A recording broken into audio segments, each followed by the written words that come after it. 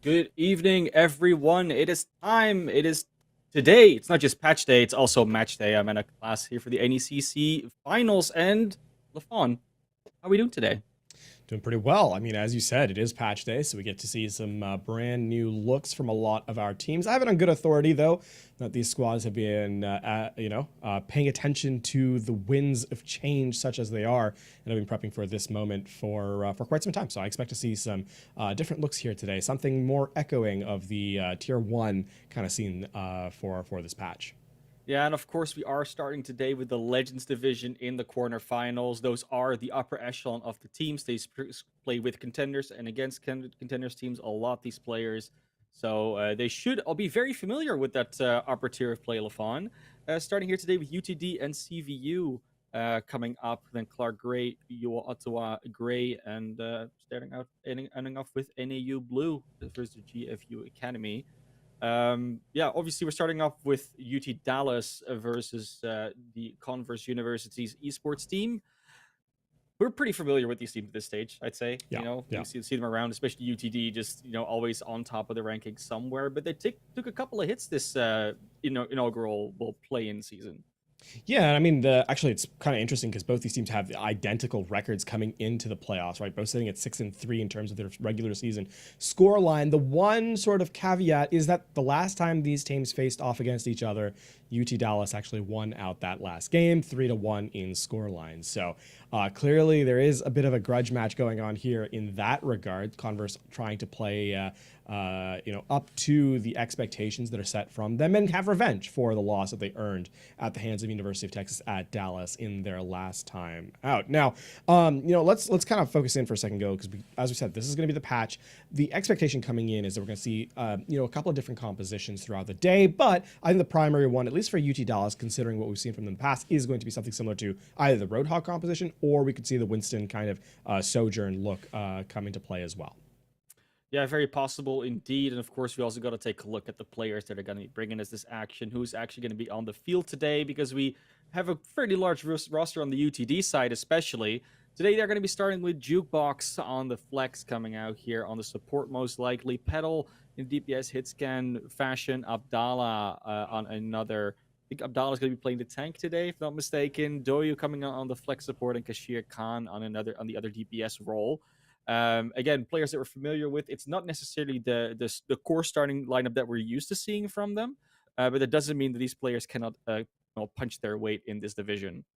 Yeah, As on we the go other over the converse, yeah. Yeah, on the other hand, for Converse, this is a fairly stable roster, only having 5 players to kind of choose from. These are the expected starting 5. They've kind of played these roles the entire time. So, I mean, I think on Quicks coming in, has had an opportunity to pop off every once in a while, looking for more of that, especially with the opposition in Pedal, who's looked pretty remarkable on the Sojourn overall in the last couple of weeks. Now, the other thing to kind of highlight is still Kiwi on the support line, who I think has been, pretty effective for a CVU in the grand scheme of things. These are kind of the players that I'm looking out for, at least in the early game, to make a mark on the match. Yeah, of course. And since we are in the playoff schedule now, we're not really looking anymore at this set map set that we come in with every single time. So teams get to like pick maps and ban maps before each round, and then the loser picks the next map. That's sort of like a more competitive format that might also impact a lot. And this is the Legend Division bracket. As we were talking, we're currently in the quarterfinals. This is the second match, as you can see. And the other 6 teams in the bracket are Redbirds Esports, Purdue Gold, Northwood, GCU Esports, Fisher College Varsities Esport, and the BSC Bobcats coming in there. That match has already been played. As you can see, Fisher College has already advanced to the semifinals, which is pretty good for them, obviously. And they're going to go up against Northwood or GCU. And then we're going to see the winner of this match that we're doing, Levon, go up against Redbirds or Purdue. Do you have any predictions for this bracket for that? I mean, Redbird Esports is the favorite coming into this, no doubt about it, right? This is a team that has been pretty long-standing in the collegiate scene, has rebuilt the roster several times after having had their players move up to the Tier 1 division in all of Overwatch over the last little while. So Redbird, a very strong program overall, and I have high expectations for them. Yeah, for sure. And the winner of this most likely going up against them, but we'll see what comes out of that later tonight. But let's get into it, Lafon. Let's see what these teams are going to be bringing us, because of course we're going to be starting in control. That is what we're doing here. Yeah. And these teams are going to be selecting their control maps this time around. Like I said, no longer the whole we select a map for you this week. No, they're going to actually get to pick.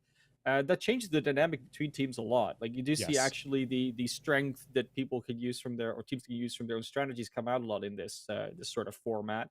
So yeah, a 3-1 might turn into a 3-2 in the situation.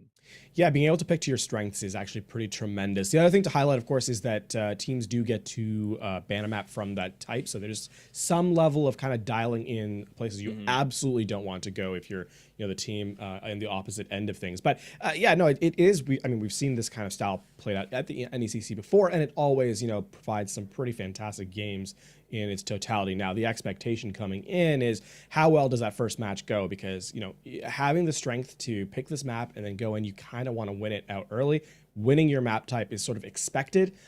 If you steal the map away, that's where issues kind of come into play. And you start to wonder, how does the rest of the series go when we start losing our own map picks rather.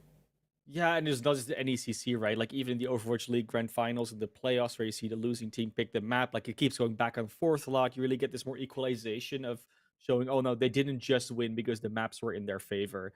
Then we actually get these closer matchups because teams can select those a little bit more. But like you said, with the bans coming in for the map types as well, you might come out in these more neutral games. Then it might not even matter anymore. There's so many predictions we can do, so much speculation. In the end, the only thing that really matters is how they play the game. Which is what we're hopefully going to be watching soon.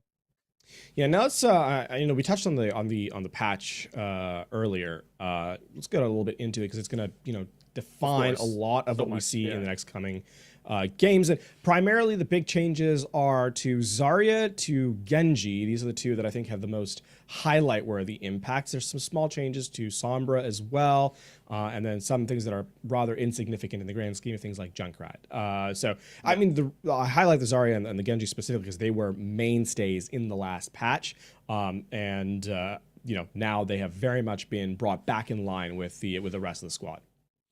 Yeah, very much so. And of course, we see certain tanks that were already pretty good definitely take the forefront of that. I mean, Winston is a very big proponent of just being in your face now. Was already pretty good against the Zarya before, but now he's pretty good against most things. And like you said, the Roadhog has been coming back into it, which I didn't really think I was going to be saying the words Roadhog meta anytime ever. But it's here. It's happening now. Ever since we had Quad Tank, I think it's never really been a thing anymore. Maybe in the early Orisa days, you had some Roadhog Orisa every now and then. But now that he's the sole tank, still being the main focus of a team sometimes, it's pretty exciting. Well, critically, the two missing characters from those patch notes are Sojourn and Kiriko, right? And there is a very good, there's a very big reason as to why Roadhog is firmly, in contention for playability, and that's because Kiriko is available, right? A lot of the shutdowns that you would apply to a Roadhog, namely an Ana with the Sleep Dart and the Anti-Nade, two things to kind of slow down the Roadhog's utility, those are almost directly countered by the protection Suzu of Kiriko, and with how fantastic Kitsune Rush is as well, Kiriko gets played a lot. So the combination comes through, Roadhog kind of rises through the ranks, and you play more of a pick comp style, right? Where the Roadhog hook ends up being the primary defining factor for the composition, where you're playing off of, having the ability to get the one shot with the Roadhog, having the ability to get the one shot with the Sojourn's railgun, and it becomes a more resilient, more reliable composition than just relying on an individual cooldown. Well, speaking of Roadhog metas, I think we're going to one of those quintessential maps that even if he's not meta, this is where you're going to pick him. Because this is the Sanctum on the Paul with a huge gap for Zenyatta's treasure to be found. And we do see at least UTD Esports coming out on that Roadhog comp instantly. This is the other look here. The Orisa is being used as somewhat of a, not exactly a hard counter, but at least something to slow down the ability. And of course, as you can see, the two Sojourns in play. Other than that, a fairly mirrored out style. Torbjorn rather, and Soldier, the other two DPS. Yeah, I've really been liking Torbjorn. I saw it yesterday, actually, where they used the Torbjorn turret and the turret himself more as like a backline protection. Even extra semi-DPS support. Never a bad idea, but this time they're going to be starting to duke it out. It is UTD Esports that makes the first aggressive move, going straight on the Torbjorn. Quicks eliminated by Jukebox. Has to be careful for that turret, though. Like you said, it's an extra DPS, just straight up will be taken out, but Kashir and Abdallah will fall in return. So unfortunately, they couldn't get to the turret in time, and now it's just this Orisa on the point, pushing everybody back, and this control after the first fight goes to CVU Esports. Yeah, the big problem there, of course, is that UT Dallas can't get Abdallah online, right? The Roadhog does not get into position to get hooks consistently. I mean, it's a lot harder to hook targets on this composition, right? The Orisa's not really a viable option. Neither is Orion on the Kiriko, and Quicks will likely play out of range. So, you know, there isn't really a whole lot to kind of get those one-shots, and meanwhile, Garchomp can kind of just stabilize and hold position on the objective. Yeah, and now Abdallah going underneath, going next to the small room, next to the point, of course, will be very close to a cliff where you can just hook people off the map, don't even need to shoot them anymore. We'll try and go for this Orisa, but they have the Javelin spin out, and that's just Abdallah in your face. Unfortunately, is an Orisa.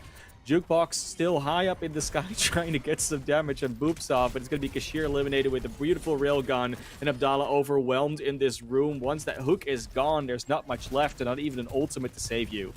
That's just cleanup.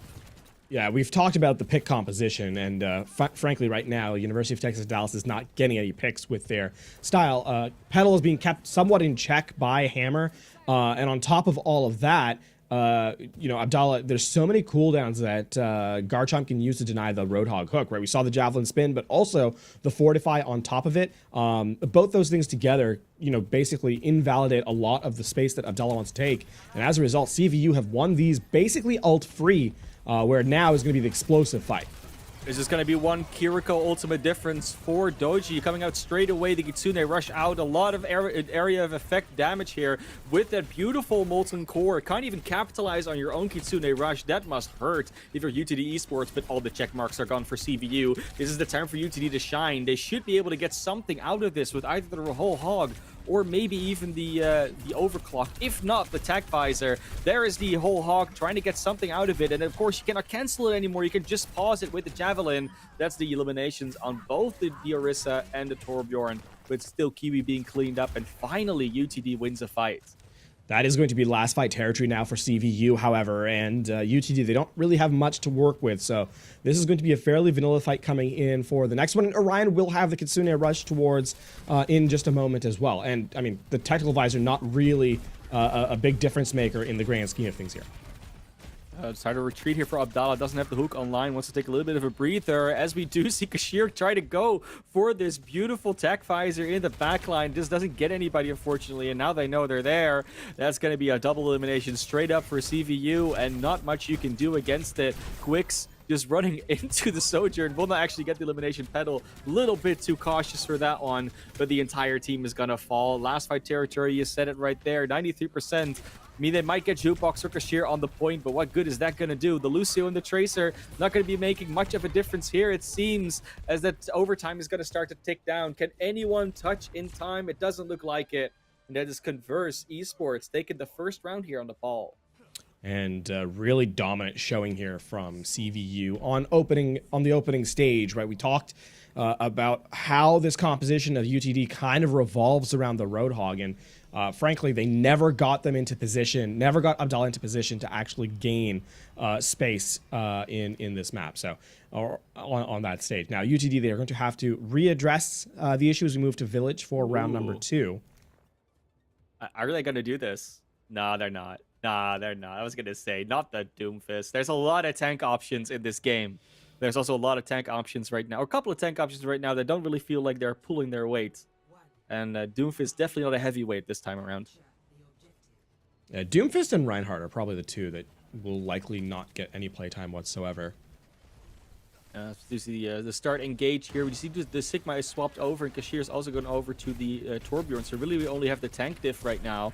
A lot of damage coming out from Garchomp instantly, but we'll be taking some licks of their own, going after the Kiriko. That will be teleported away, and now you're stuck away from your team. Does get the kill on Abdallah. In the meantime, we have this upper room just being completely cornered off, and that is going to be just another isolation here. They split the team apart so effectively, LaFawn. Yeah, it was a nice little cheeky play there from Garchomp, actually, ignoring Abdallah and chasing down Doyle instead. I mean, once that comes through, there, you know, the Kiriko's forced to teleport out, and Abdallah's caught all alone. So a really nice play there by Garchomp of CVU. They do take the point first. Only 10% ticked up, though, so there's a nice opportunity to start a fight here and get it back quickly. Garchomp is just shooting away with that fusion charger. We'll be able to get Petal into that with the Kitsune Rush early build up. Of course, they got a little bit more damage on them, get a little bit more healing with the Kitsune Rush. Orion is also online. Does not choose to invest it just yet, but there it goes. We do see a lot of damage flying around on the point. Turret is taking up position here as the extra teammate for Kashir, but there's the Terra Surge. Doesn't quite get the elimination on anybody, but that doesn't need to. It pulls them together, and that's the eliminations following right up. As he Converse is going to clean up another fight. Point did flip, so there is still some percentage ticking up for UTD. And that's time bought. Yeah, it is a slight win, but overall, I mean, Converse will trade that 26% for the actual gain here, which is going to take a firm lead on the map. And I really like that commit by CVU. They use the Terra Surge, as you saw, not as a damage dealer, but rather to get everyone back in line of sight, back in close quarters, so the Kitsune Rush wasn't wasted. Orion getting a ton of value out of that ultimate, and now UTD forced to reset, coming in hot with the overclock. They're going for the Petal carry. It is time. Put them on your back and take them home, but it's not happening just yet. They're hiding very effectively behind this corner. There's not really any pressure to get them out from behind it. It's Petal going for the, unfortunately not getting any value out of that overclock, as Hammer is now looking for the same, but there's another obstruction in the way for them as well. Team's getting really good at denying that overclock getting value, as it is Kashir with the Molten Core that is setting up for the kills here with extra area denial. And that is a team kill right there. Quick cleanup at 69% is all that Converse gets. Yeah, Jukebox getting more value out of the sound barrier. Slightly later sound barrier, but also one that, coupled with the Molten Core, allows UT Dallas rather to gain control of the objective, gain presence on the point, and then there's nowhere for CVU to really contest, so they go down one player at a time. No ultimates online for UTD at the moment, but they do take out Quicks, who had the Molten Core almost ready. Early kill is going to be a quick re-engage or regroup here for Converse, unless UTD just chases them into spawn. Doesn't seem like they want to go for that this time. There's a really nice boop from Jukebox to catch Quicks out of, in the middle of the open, and there was no one who could really defend against it. So really strong play there by the Lucio of UT Dallas. Trying to speed boost the team in there. Garchomp almost ready with another Terra Surge. They're most likely want to go for that, as there is a surrounding motion coming out here from UTD. They try to get in the circle around them, but unfortunately the Terra Surge plus the Molten Core is almost guaranteed to get an elimination there with Quicks taking out Jukebox. Meanwhile, Kashir is doing a lot of work on that Torbjorn on the side, with Abdallah taking out the counter Torbjorn on the other side. And there is a lot of value coming out of this Sigma. It just might not have enough teammates left in order to secure this point. And as I say that, of course, Bell comes back in. The Disruptor shot finishes it off. And it's going to be UTD staving for the final fight in this round. Yeah, the point did flip temporarily, so there is going to be a small window of opportunity here for a recontest for CVU. Really quick. Yeah, you expect Hammer to be the one to possibly touch. There will be, I think, unless a brilliant... Ooh. They do get the overtime. Almost. They came in with the May, trying to block off anything that tried to keep them off the point. It's going to be Kashir with the Molten Core doing a lot of damage here, and that is just cleanup right there. They didn't have time for a proper engage, and with the power of the Torbjorn, as we say, just deny them too much, or you do too much damage to them, really, to really get a proper engage off. The UTD draws it up. It's a 1-1. Yeah, UT Dallas also had a lot more ultimates coming to that final fight, right? They had the Yeah. overclock, had the Molten Core, had the sound barrier, right? Those CVU had nothing. So yeah, very, very strong showing there from UT Dallas on that fight. And I mean, close round overall though, because CVU got up to like the 80% mark. I think it was 84%. Something like that, 86, something in that area. Yeah, so very, very close round. And I mean, it does come down to the fact that, that 20% ends up being just enough at the first opening gambit that they were able to generate to just barely give them the lead. So UT Dallas playing by inches, but good enough for the round. But she's back in the game, and she's been really being played by Converse, going straight up on it. Let's see how much these walls are going to matter. It's at least a good wall off to deny them an early aggression. But that Sigma's still going to be making it onto the point. Dominant position from Converse, though. They're going to be able to fight as a defensive team, which is really nice to do with the Orisa and the Mei. Not any value just yet. Of course, you can't freeze people anymore with Mei. She's been out of the game for a while. Let's just remind everyone of that real quick. But going to be able to do a lot of damage with the fire hose, as we call it. They're quite a pyromancer, which I've been looking for. But in the meantime, they're just going to run over both the Mei and the Orisa on the side of Converse, and UTD taking position on that point, going to take first point control. Sojourn, one of the strongest characters in the game right now. We see it there. The railgun comes in to deal a ton of damage, and then the cleanup from the rest of the squad. So CVU have to reset now. That being said, with CVU taking so much damage, Orion is so far ahead of Doi on the Kitsune Rush, and I mean, expect CVU to open up with this as their engage tool to try and get to the point. Need to be quick about it, but also careful to don't engage too early before it is ready. There it is. Kitsune Rush down to center. They can't really use it. The center sort of blocked off. They do take out Abdallah, though. That's exactly what you want. The tank out of the way so you can free fire. No more shield, no more rock, no more gravitic flux. And that's Kashir trying to come in with the aggressive overclock. Doesn't quite work here. And that is going to be the flip coming in for UTD Dallas. Pretty good, you know, pretty good engage. Like you said, just with the Kitsune Rush, nothing else needed. Yeah, now here's where CVU has to be a little bit careful, though, because UT Dallas has the same win condition established. Yeah. The only thing is still Kiwi does have a sound barrier in response. So you want to kite away the first half of the Kitsune Rush, ideally, and then use the sound barrier to extend your life through that. A reminder, Kitsune Rush lasts 10 seconds, an eternity in Overwatch time. It's wall hacks, but worse, right? Both Sojourns getting taken out, not by their counterparts necessarily, but just getting taken out off the field. There's a lot of damage gone for both teams. No overclocks either. The Terror Surge does come in, only takes out the turret. Going to be seeing if that Blizzard will come out next to the Molten Core, because they both have area denial tools. They will both be thrown out. Will anyone get frozen? Doesn't look like it, as Quicks gets taken out on the side by Kashir. The Torbjorn winning out against the Mei, and Petal coming back straight in with the overclock, taking out one, taking out two. Is going to go on a killing spree with Kashir cleaning up the leftovers. What a explosive fight there, Lafon. Every ultimate that was on the board was used, right? Saving for the next fight, not found. And I mean, now CVU has an opportunity to flip the point right back. The Kitsune Rush realistically going to be the only thing available here in this next engagement. So, yeah, I don't doubt the coin flip nature of this round to continue in this next fight, unless there's a miracle from UTD. Yeah, they need to be able to get that off quickly, though, because otherwise you're going to get those ults charged back up. There's the Kitsune Rush right down the center again. Will be blocked off by the pillar on the mid of the point. Could have maybe gone a little bit further. They're still going to find their value. As I said, of course, Garchomp is going to go down. They might trade it for Abdallah. Abdallah going very low. Will be taken out together with Jukebox.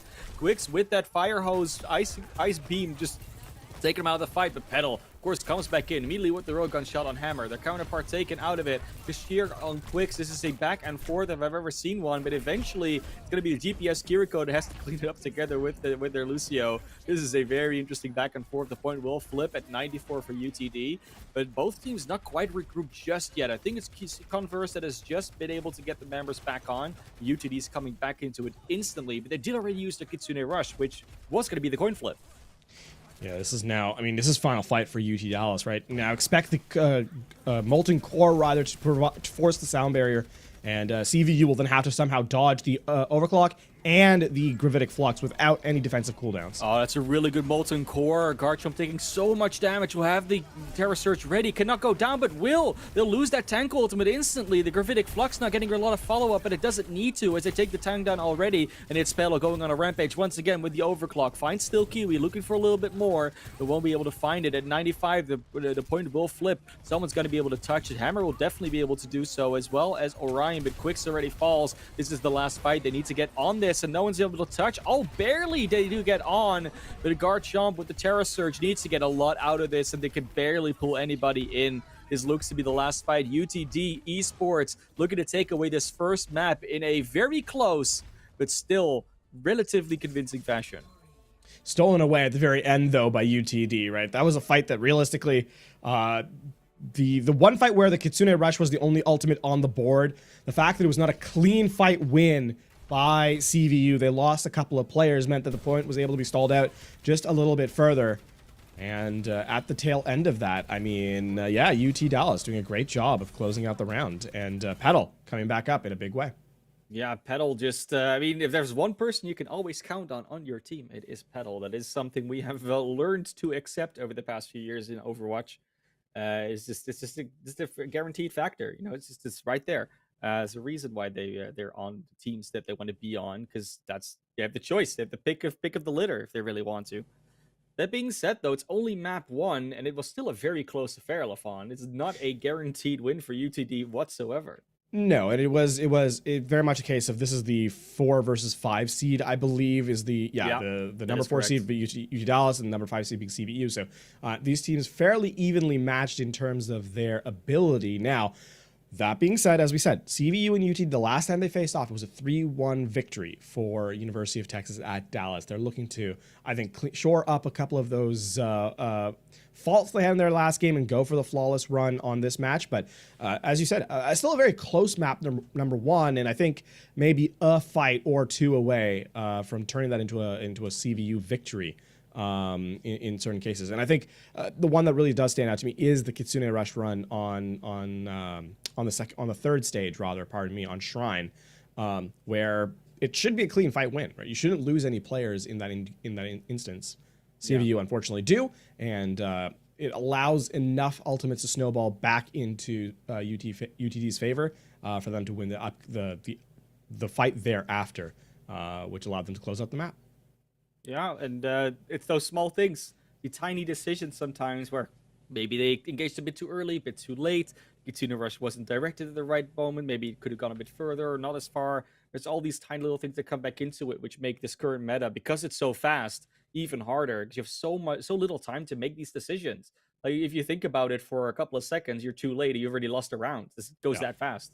Yeah, and I mean, the other thing we're already seeing that rock paper scissors come into play as well. Now that we've had more time on the patch, teams are noticing certain things that work better. Sigma obviously coming in as sort of a I don't want to say a soft counter to the Orisa, but more of if the Roadhog gets fully shut down by the Orisa, then you kind of need to go something else. And mirroring out the Orisa doesn't really give you a ton of value because you're playing into a team that has likely already won a fight, where the Orisa is more likely to find success.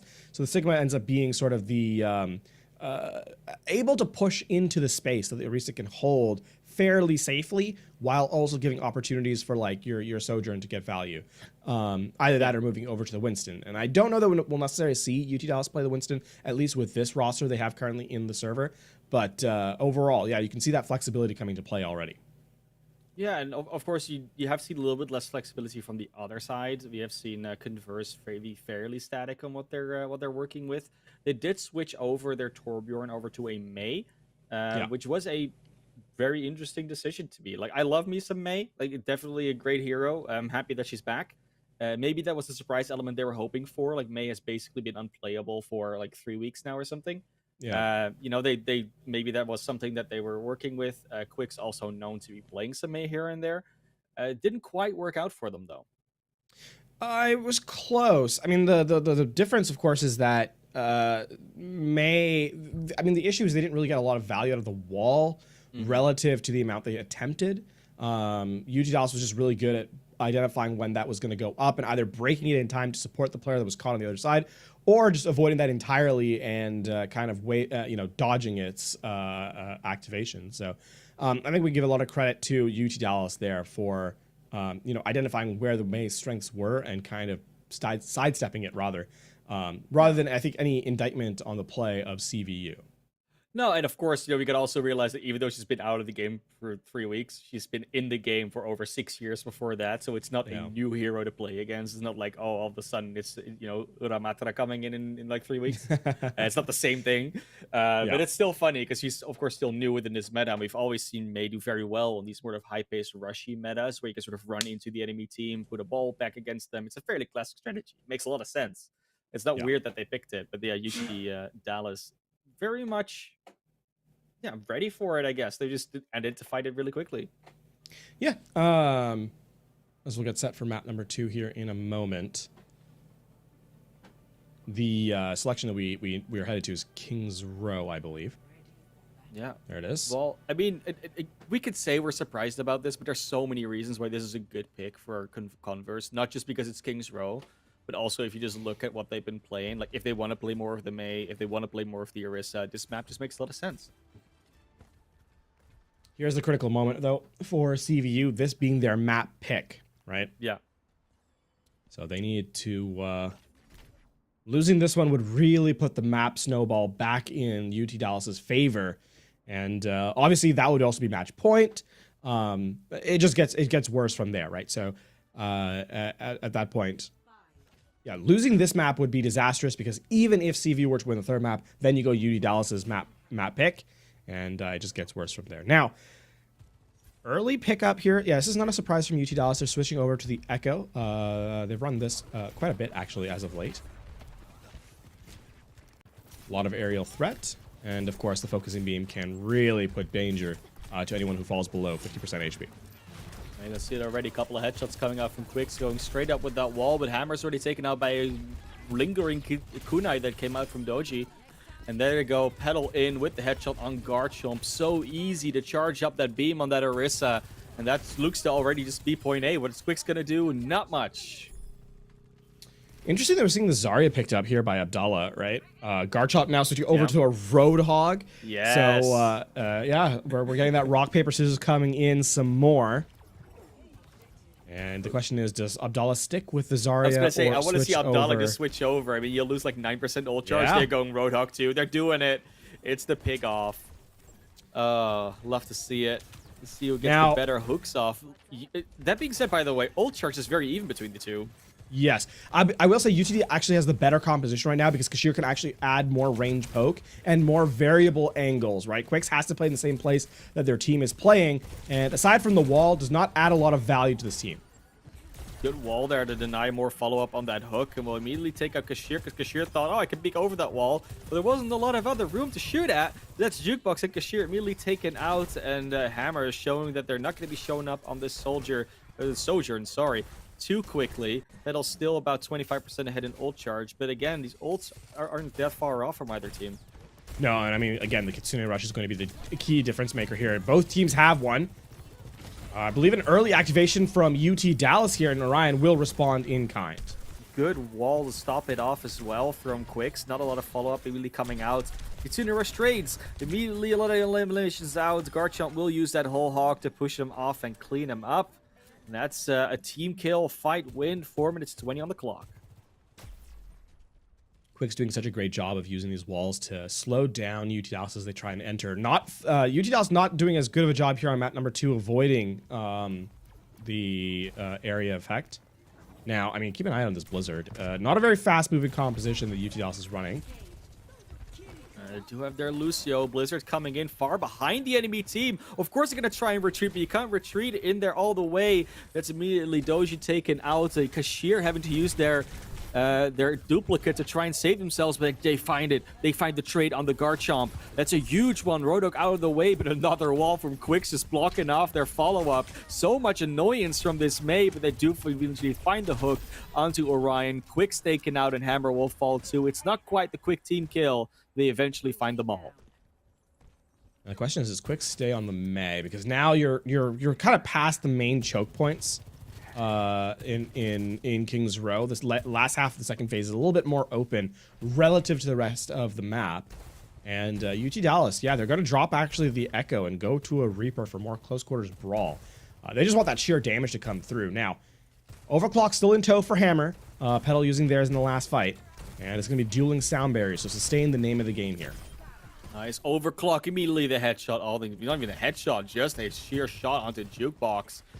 Hammer looking for a little bit more. They're all on the stairs. Don't want to die to that Pedal high headshot at least. Not going to. Quick's going to be taking out the Sojourn with a 2 down. Going to be just Kashir trying to push his fate a little bit further. Still buys a little bit more time and ground.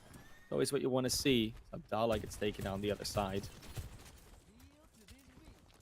Nice quick reset there. Actually really cheap for CVU too, right? It was just the Overclock that they kind of played through. Still, time is, I mean, even here. CVU needs to win this next fight to really drain the time bank. Yeah.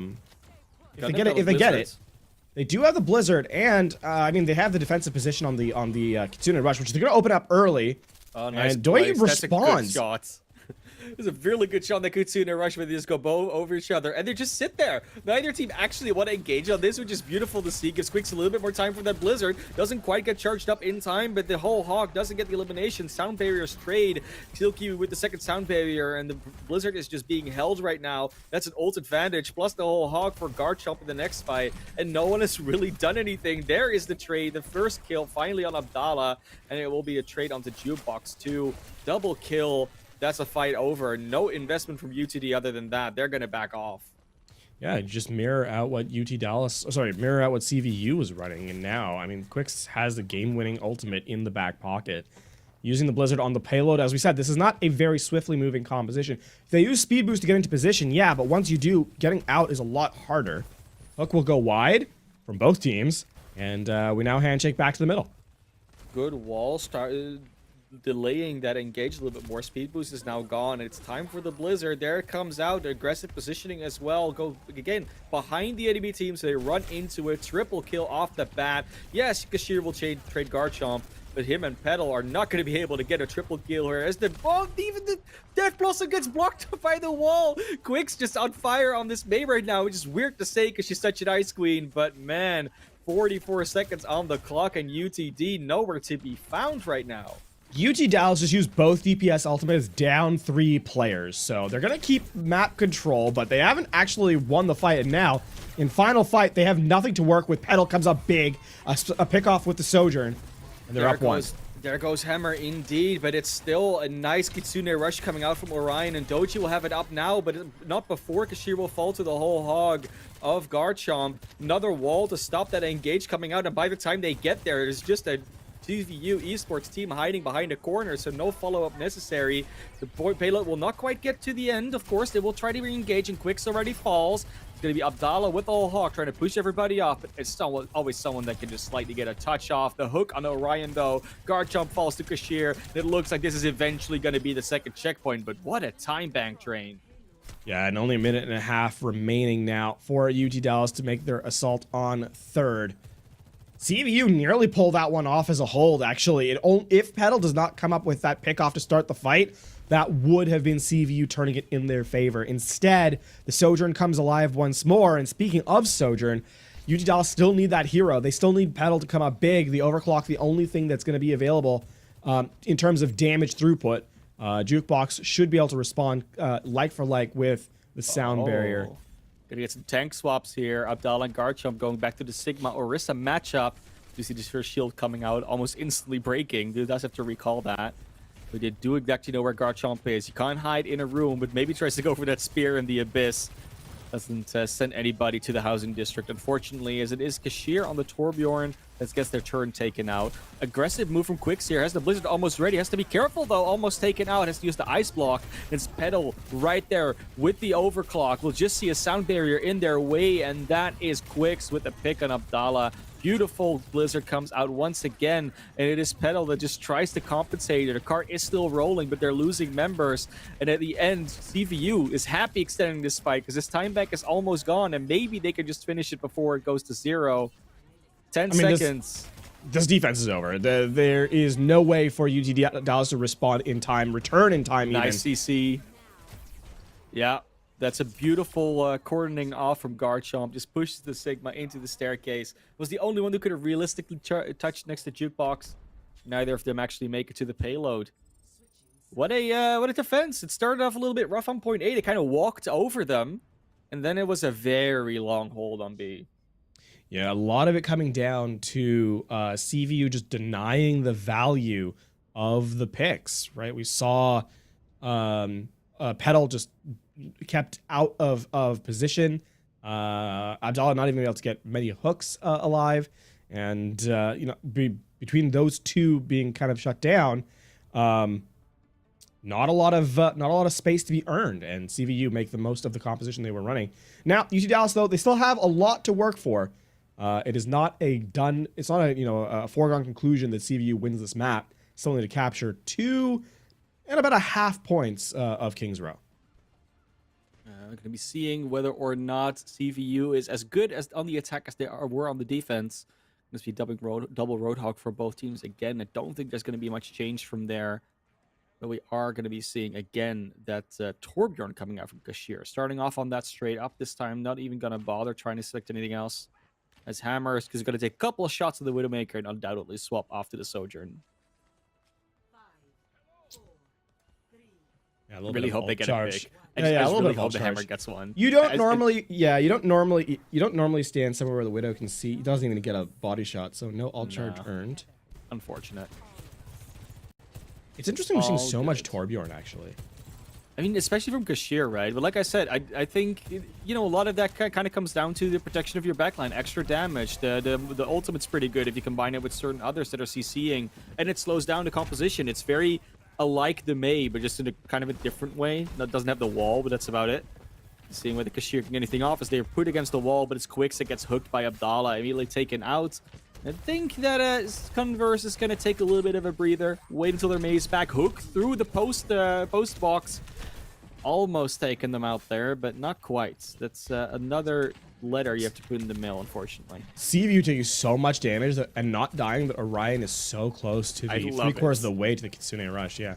Doi kind of catching up, but still, I think this is a very real opportunity for an early Kitsune Rush here for CVU. They're looking for. They've been doing it all series as well. Like Orion keeps being first with the Kitsune Rush, and they might even get the pick on Abdallah and on Doji. They don't even need the rush, but they're going to use it anyways. Just walking straight over them. Kashir taken out, and that's a 5v2. Only Jukebox and Pedal alive. Pedal is very close to that overclock, though. You can always be careful for the Sojourn trying to go for the ace. But I don't think even Pedal is going to risk this one. No, that's going to be the reset here from UT Dallas. They get a little bit of time off the point, about a minute and a half, so it's not the worst case. Oh. Hello. Flanking Garchomp. Roadhog. Oh, they saw him. I mean, it could have tried to go for the hook, but there wasn't really any follow-up. It was just been very dangerous. Yeah, now UT Dallas has an uncontested Kitsune Rush, though, right? This is the one downside to having to use the Kitsune Rush to open up the fight, or open up the point A, is that now there's no way to kind of respond. The goal here for CVU is to try and get as many ultimates away as possible. Quicks baiting out the hook, gets hooked, but goes immediately into the ice block, and now it's Abdallah with the ultimate. Doesn't get any eliminations, will push him away. Unfortunately, that means their team can't really follow up on the Kitsune Rush.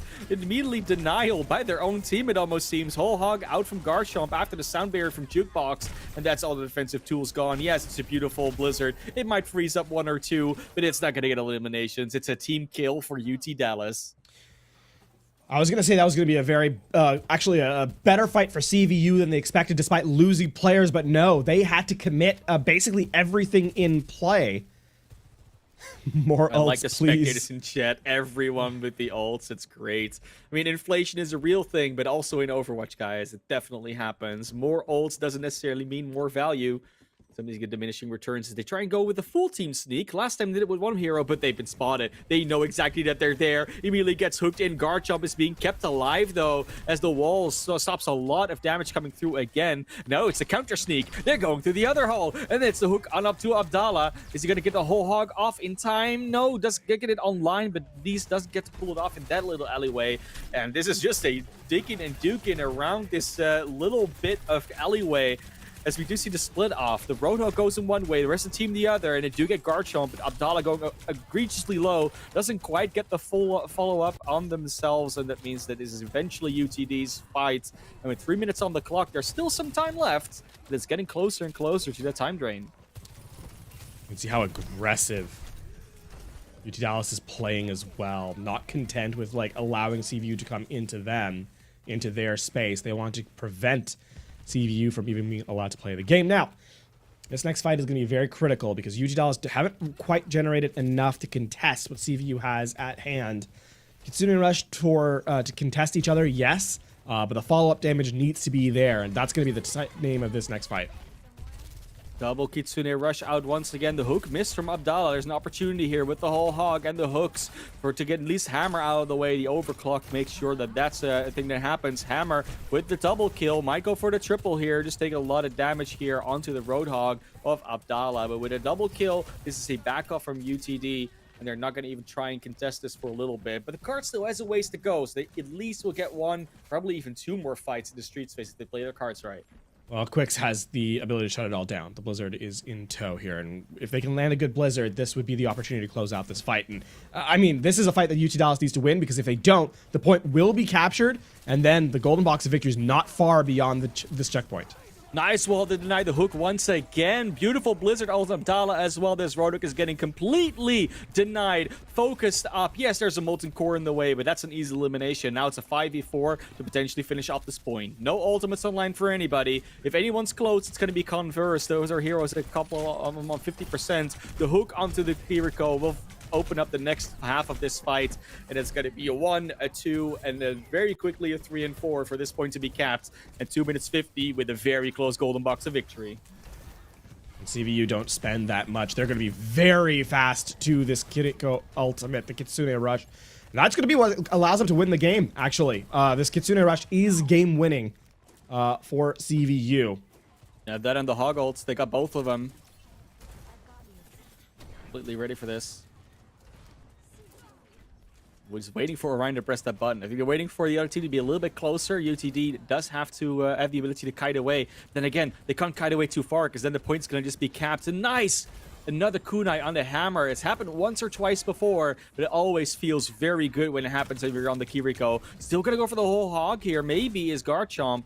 Doesn't quite get the hook off, but at least is trying to keep it so that UTD can't push it to their spawn. Nice hook on Abdallah. They find it. They find the opening on the hog. There's the rush. There's the whole hog. They're going to push him away. That golden box of victory is going to be very close in no time. The wall to push them off. Who is going to actually be able to contest? The Kitsune Rush comes out on the other side, but they don't even make it in time.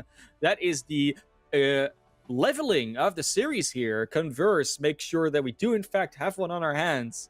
I'm going to make sure that I don't grab the soap and wash it off too soon, Lafon. Abdallah's looking for a play there, trying to be the playmaker to try and close this, the map out, right? In the final moments, just looks for something and unfortunately goes a little too far. A big hook by Garchomp baits Abdallah into play, and once the Roadhog's out of commission, a big Kitsune Rush to run down the remaining members, and yeah, the whole hog to keep everyone off the payload. So a good read of the macro there from CVU as they'll equalize the series 1 apiece. And in fact, this will not be a shutout. No 3 Overwatch here today. UT Dallas is map pick up for map number 3. Exactly. And before we do that, we're going to give them a little bit of time to actually get that pick, to make sure that they got everything thought out, and as well for, of course, Converse to have a little bit of a celebration and get back into serious mode for map number 3. We're going to take a quick break, and we're back for the continuation of the series as a 1-1.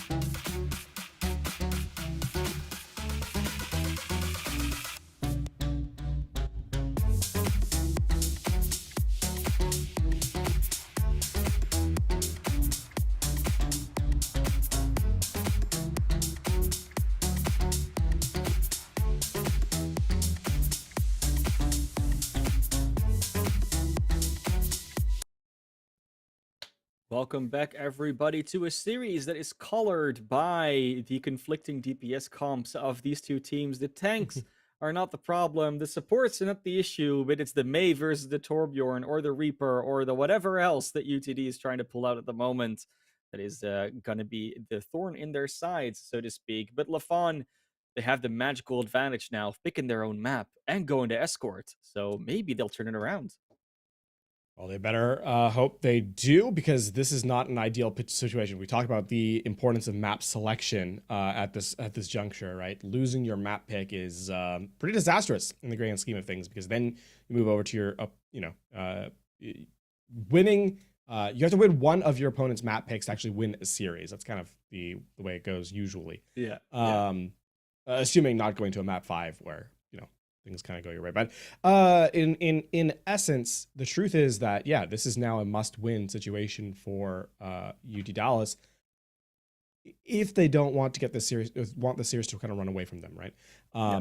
And at the very least, we have to highlight that while history doesn't repeat itself, it does echo. The last time these two teams played against each other, it was a 3-1 scoreline in favor of UT Dallas. We'll see if that kind of continues. But at the moment, I think these teams are about evenly balanced, and the score sheet shows it quite well. Yeah, so for the map type and the map itself has mattered a lot for these two teams. And of course, we have seen that, well, the past time they showed, they got the maps forced upon them. This time they indeed get to pick it. So that is the big difference with the series, other than, of course, the fairly significant patch that came in today. That's also a very big thing. And the last time, because that was in week 4, I think the May wasn't actually available as well, LaFons. We could also think about that. There's so many different factors that basically rendered that last series almost unnecessary to think about, but we're still going to mention it because, of course, it did happen. They did lose last time. Now Converse has to try and put it back the right way for them. But as we go into Escort, usually a little bit more of a fluid game type because there's no static objectives. This could be a very interesting thing to see where there is less potential for walls to block people off. So May might not be the answer. Yeah, we are headed to Junkertown for the escort map as well. And I mean, historically in the patch, and obviously we're going off of knowledge gained, via other regions. So Collegiate has a way to has certainly a style that it can kind of play to. But we've seen a lot more snipers show up on these maps, right? A lot of Sigma as well, something that UT Dallas is very comfortable running. Abdullah with a very strong Sigma in play, something we even saw on earlier maps. So are we going to continue to see that roaming pick composition that was such a prevalent showcase on the first 2 maps? Or are we going to change styles entirely heading into Junkertown? That remains to be seen, but is certainly would be an interesting adaptation coming into map number 3. Yeah, map number 3, Junkertown, the outlier of the escort maps, where the first phase is the open one that is very hard to defend, and afterwards it starts to enclose more and more upon you. A lot of times we do see this map basically get rolled all the way to point 3, and that's where people actually get the defense. This time around, that might not be the case. Both these teams will have their own ideas of how to attack and defend this. It might actually seem that UTD is going to do something that we haven't seen for a while. They might set up the aggressive maze strat in the room on the left here in your out of your periphery. And if they do that, that could be very annoying for Converse to deal with, especially if they want to play a sniper. Because actually, sorry, the sides are swapped, right? Yeah, so it's Converse on the defense, UTD on the attack. So Pedal on the Widow is not going to get a lot of long sight lines on this one to start with. White still gets a shot off, though. Still does. Yeah, I mean, it's Pedal. What can we say? It's always Pedal. Just gets the shot anyways. Goes out of the door, jumps on the roof, just still gets the shot off. Unfortunate for Hammer, but there's still a May and a Reinhardt on the cart that can just swing and spray away. Nice positioning here from Pedal to try and get some shots from an off angle, but unfortunately, if they're just in that building, the cart's not going to be rolling, and you're not going to be able to get shots off on anybody. They do eventually find quicks, but it's already 35 to 40 seconds bought without even breaking a sweat. So that is an entirely uncontested team kill. CVU generate nearly no damage from that. Only Orion gets any amount of healing, realistically, so... CVU, sure they get time off the clock, but was it the most efficient look? Not really sure. Garchomp also switches over to the Orisa, loses ult charge based on that. Yeah, tough Not too start much, here a for little UT bit. Dallas. Yeah, I'm gonna see the Orisa come in indeed. Gonna be able to hold on the card and actually shoot a range also a little bit, which is what you were kind of missing from that Reinhardt naturally, because they just swing with a hammer and have a shield. A good wall again to try and stop this card, but they kind of don't really have the close proximity to stop the card with that wall. Just to try maybe wall somebody in. Yeah, you might thought that the Sigma was close enough. Goes for the Gridic Flux, only really touches the Orisa, who has the Fortify up, so doesn't really get anything out of that ultimate. All the ultimate charge accrued. That advantage immediately gone, as we do see the Kitsune Rush come out from Orion. Once again, it's a very early one. They know where Petal is. Petal alone is the Widowmaker. No one's going to be able to save them. And that is going to be the attack onto Sigma in order to try and clean up this fight.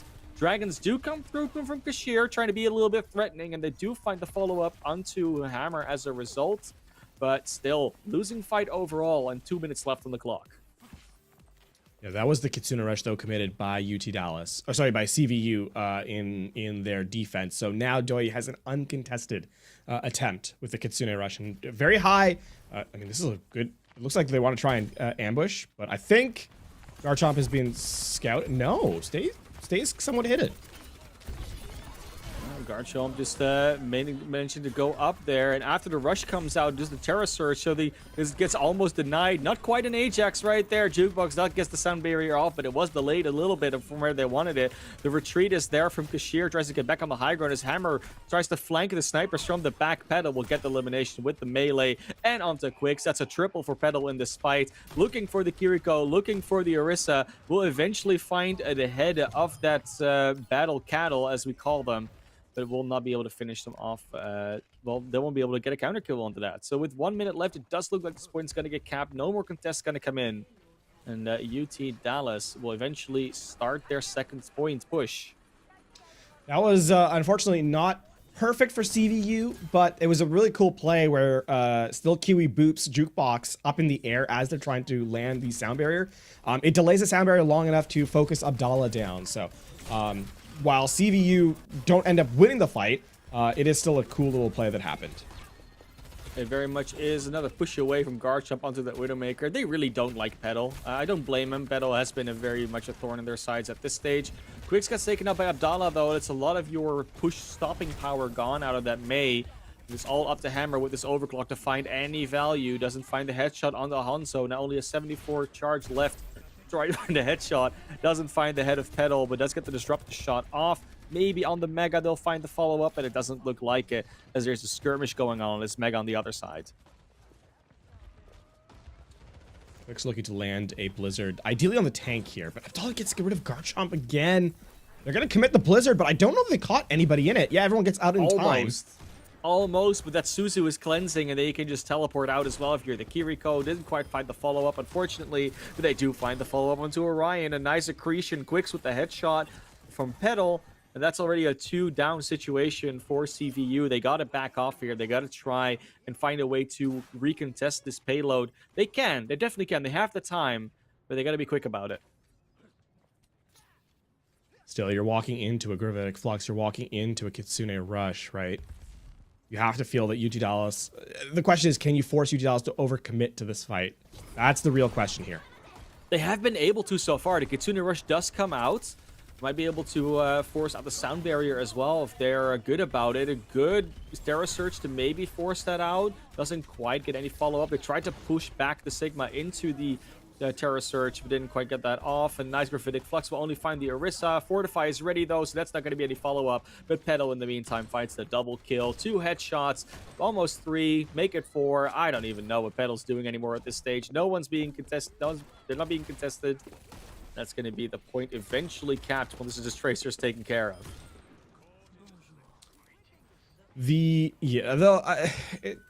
still a fairly cheap fight for CVU, right? They get the Gravitic Flux and the Kitsune Rush away. So, yeah, good stuff there from CVU. It's not perfect because they do have to worry about third now. Now we're seeing the Winston come through. This is, and the Genji as Hammer makes a switch over. That's a very interesting swap as they do go over to a comp that we've seen these heroes plenty of times in this setting, especially in Junkertown last. A lot of high ground to contest, a lot of little corners to peek and throw shurikens behind, throw some right clicks with the Winston. They do rush onto the objective, but there's no one there. They're not fighting anybody right now. There's no one of UTD to be found. It is just Garchomp on the high ground with the Sigma. They do eventually find the Hanzo and the Kiriko. There is going to be going down Abdallah too. Pedal has not been found, but there they go. There's 4, and there's the 5th. They finally round up everybody, but that rush was a little bit preemptive, maybe. I mean, it was a good kite from UT Dallas to kind of escape. Unfortunately, Jukebox also uses a sound barrier. They don't wait long enough. And now CVU, you can see hiding in the corner. Quicks looking for an opportunity to wall someone out. The wall blizzard combo potentially, because Sheer goes over to the Reaper. They spotted out the Winston and thought, haha, we bring some shotguns to the fight. As Quicks gets eliminated with the headshot. They were so sneaky, but apparently not sneaky enough for Pedal. Pedal just having wall hacks in their brain, it looks like. Garchomp with the Primal, trying to buy some more time, buy some space, but it is going to get burst down by the Reaper and the Soldier. And as the sound barrier is a little too late to save their Winston. The nice blade comes out there from Hammer. Will he find anything? Does find the dash on the Jukebox, but that's about it. They still trade back and forth. The card has barely moved to the 3rd.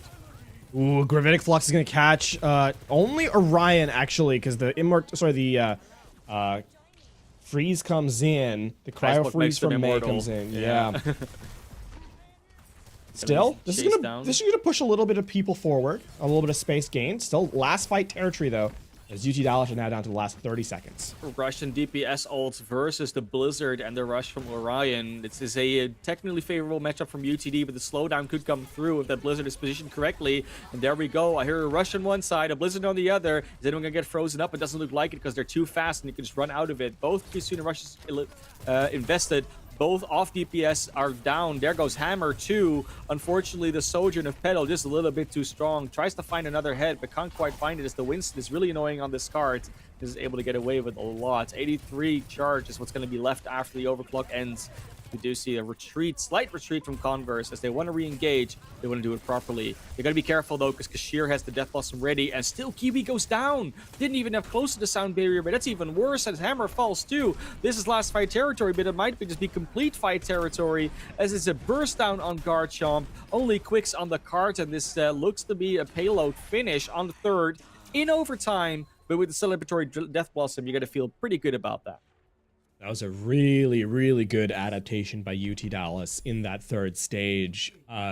Just identifying, forcing a lot of skirmishes, even as they lost fights, to not lose map control.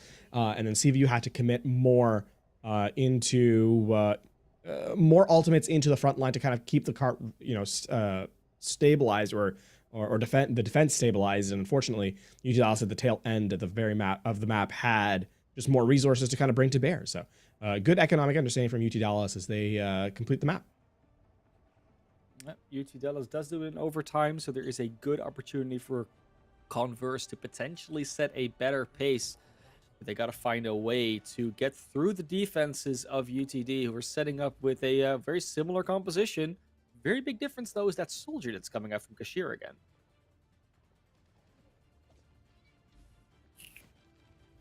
Kashir really does like the...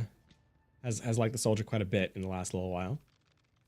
I mean, interesting that we're seeing the Soldier and not the Hanzo. Switching over back to the Soldier. Going to be a little bit late for this defense, maybe? Nah, Soldier's fist fast enough. They're going to be setting up. Again, the Hanzo. Yeah, I mean, it's not going to be a fast one. Jukebox has to ferry them back, and with those switches, CVU is going to have a fairly easy time getting out of spawn. Won't be.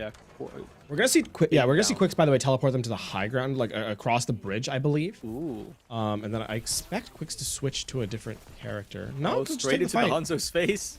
Hanzo does try to escape here. Kashir does get out, and Pedal finds the headshot onto Hammer. Fortunately, the teleport not working out quite as well as they wanted to, as they fell off that high ground as soon as they got through it. A lot of damage coming out from Kashir on this Hanzo already. Tries to find the head of anybody. Doesn't quite do it, but at least finds a lot of damage. The bubble of the Winston is also, gone. the experiment is over. I was going to say the experiment was over for the Tracer as the Sojourn comes in now for Hammer. A little bit more long-range options now for CVU.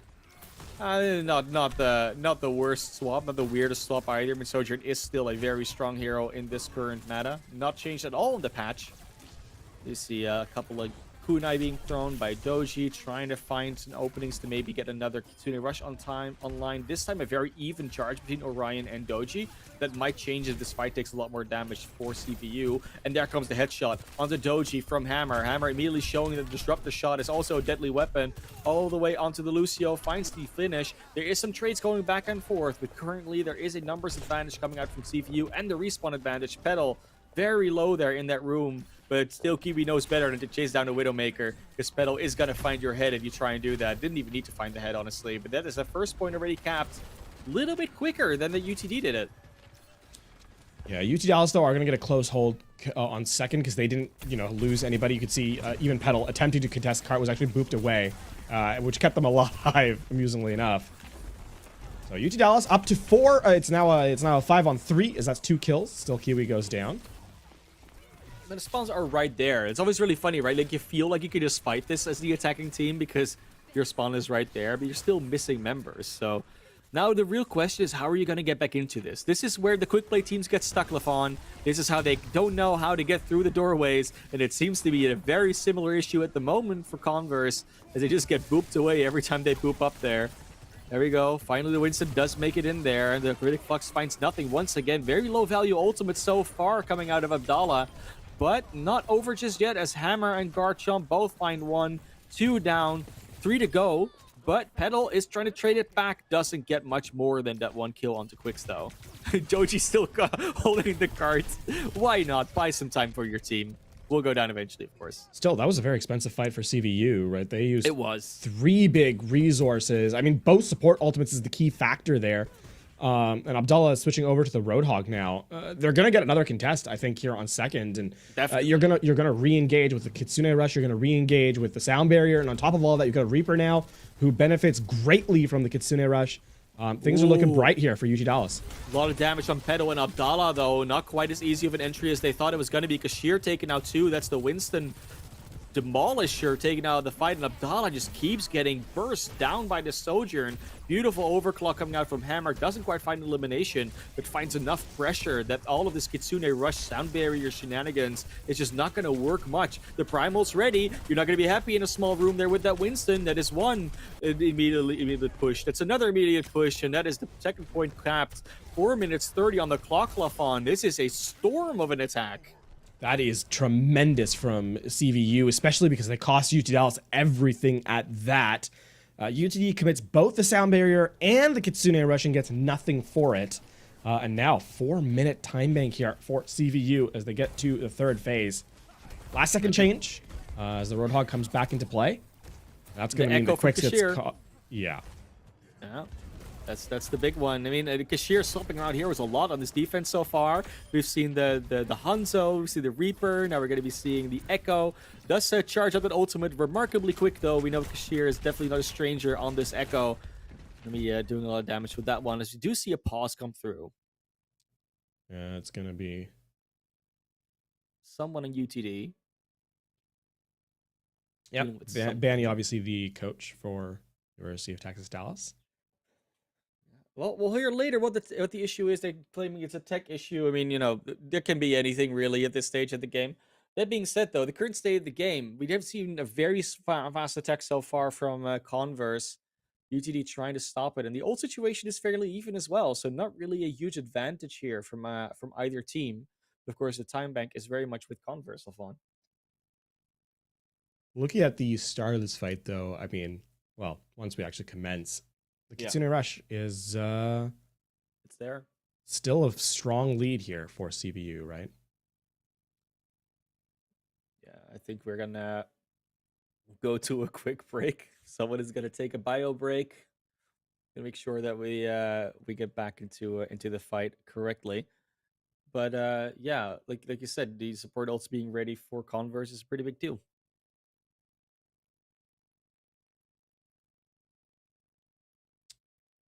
Indeed, as we get the flyover.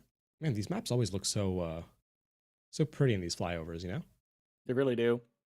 I really like this particular map as well, like City Center with the cars, like that road. Have you ever played the game where you have to get to the end of the road and then try and get really dodge fun. the cars? It's so good. It's so good because people keep innovating it and giving different heroes different options. Mm-hmm. And it's because it's not just, oh, you have to try and get to the end. No, you have to try and get to the end and stop others from getting to the end. Or at least that's an option. You can stop others. You don't have to. But obviously, if you want to win, that might.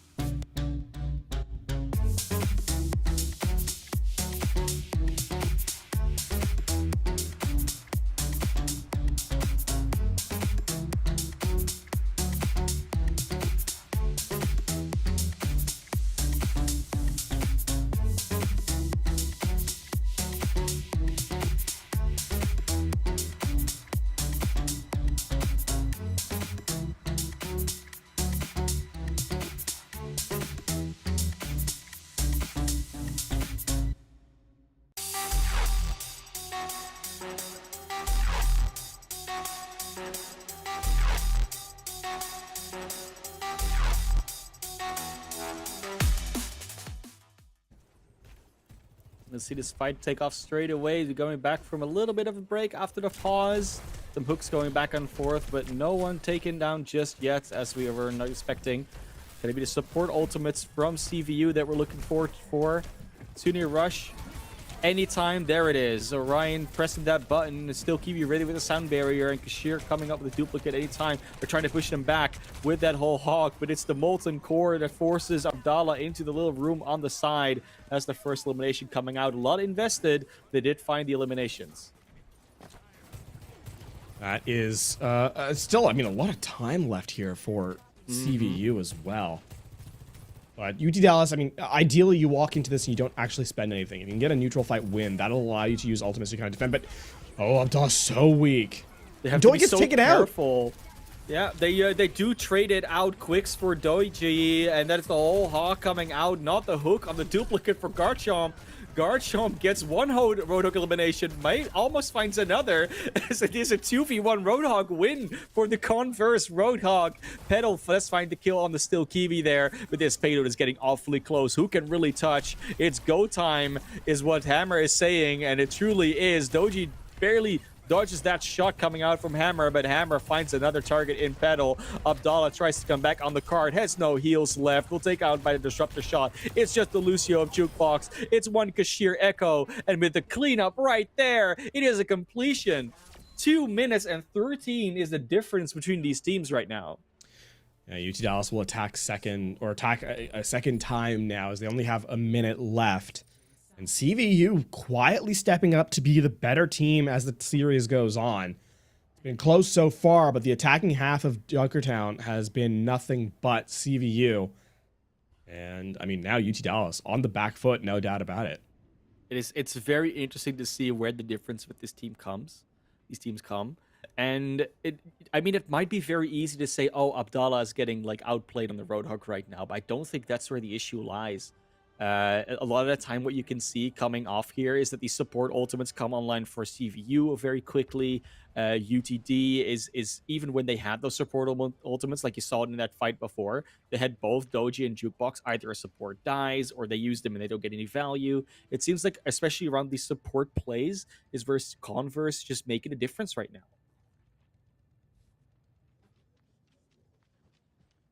Now is the crunch time for UT Dallas, right? This is where they have to perform their best out of any of the maps they've had. And I mean, the attacking half has been a struggle for UTD at this point, right? This has now been multiple maps, Kings Row and Junkertown, where they have not quite been able to, force the payload to move through multiple phases. But at least they finished this one. There's that. They get the second attack, which it didn't get on Kings Row. But already, it's so quick that the time goes down. Payload's barely left spawn, already 15 seconds down. They really realistically have one good fight for this. And then it will be back to spawn. Try again on the defense. But for now, just a little bit of poke, a little bit of prodding. See Abdallah trying to look for one of those hooks, the patented ones that they have to hit. 700 HP in a dream. Oh, Quick's caught. Not gonna go down though. Petal not able to find the railgun shot there. That's what the turret is for. Taking a bit of distraction before you go after the dwarf himself. Now though, turret on the payload, just blocking a little bit of that progress. Hammer taking out Petal. That's the first shot down. 5 seconds on the clock. They need to keep touching here, otherwise this payload is going to tick away. No one's on it, and there goes round 3 complete. Lafon, is that a certified one? Are we going to be able to call it that? Or no, I think there was 3 players dead. There's no way you're really getting that fight. I mean, even contesting it's really hard. I don't think so. I'm not gonna do it. But now, I mean, but I mean, what is going to be a big issue here is now 3 minutes 13, and the payload does not have to go very far. I believe it's about halfway through first. We call this like the default thing. It's like one of those where, like, unless you fight on that first door, this is pretty much where the payload will sort of by default go. Yeah. It's like it's barely an effort to get the payload there. And we'll see. I've seen crazy holds up until that point. It is very possible, Lafon, but I have a very hard head in this one. Well, UTL is hoping for a miracle. Hoping to make a miracle in that sense. But CVU definitely have the upper hand available here. Yeah, if anyone can do it. Setting up this time the defense with their patented Torbjorn Cashier. A little bit less of a map-specific strat that they're going to employ, more of a universal thing that they can kind of play everywhere. But Hammer is going to potentially come out of spawn on that Widowmaker, so they do have to be careful about the sidelines.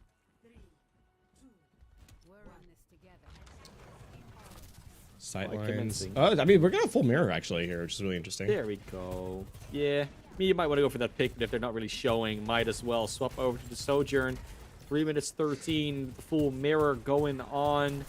Turrets behind them. They're gonna take that out eventually, but that's a lot of extra damage that Cashier is getting kind of for nothing. You see the 10% difference, 20% difference almost in ult charge, just because a turret sits in an interesting spot. That's the power of the Torbjorn. Yeah, the cart is now, like, on the precipice of completing the map.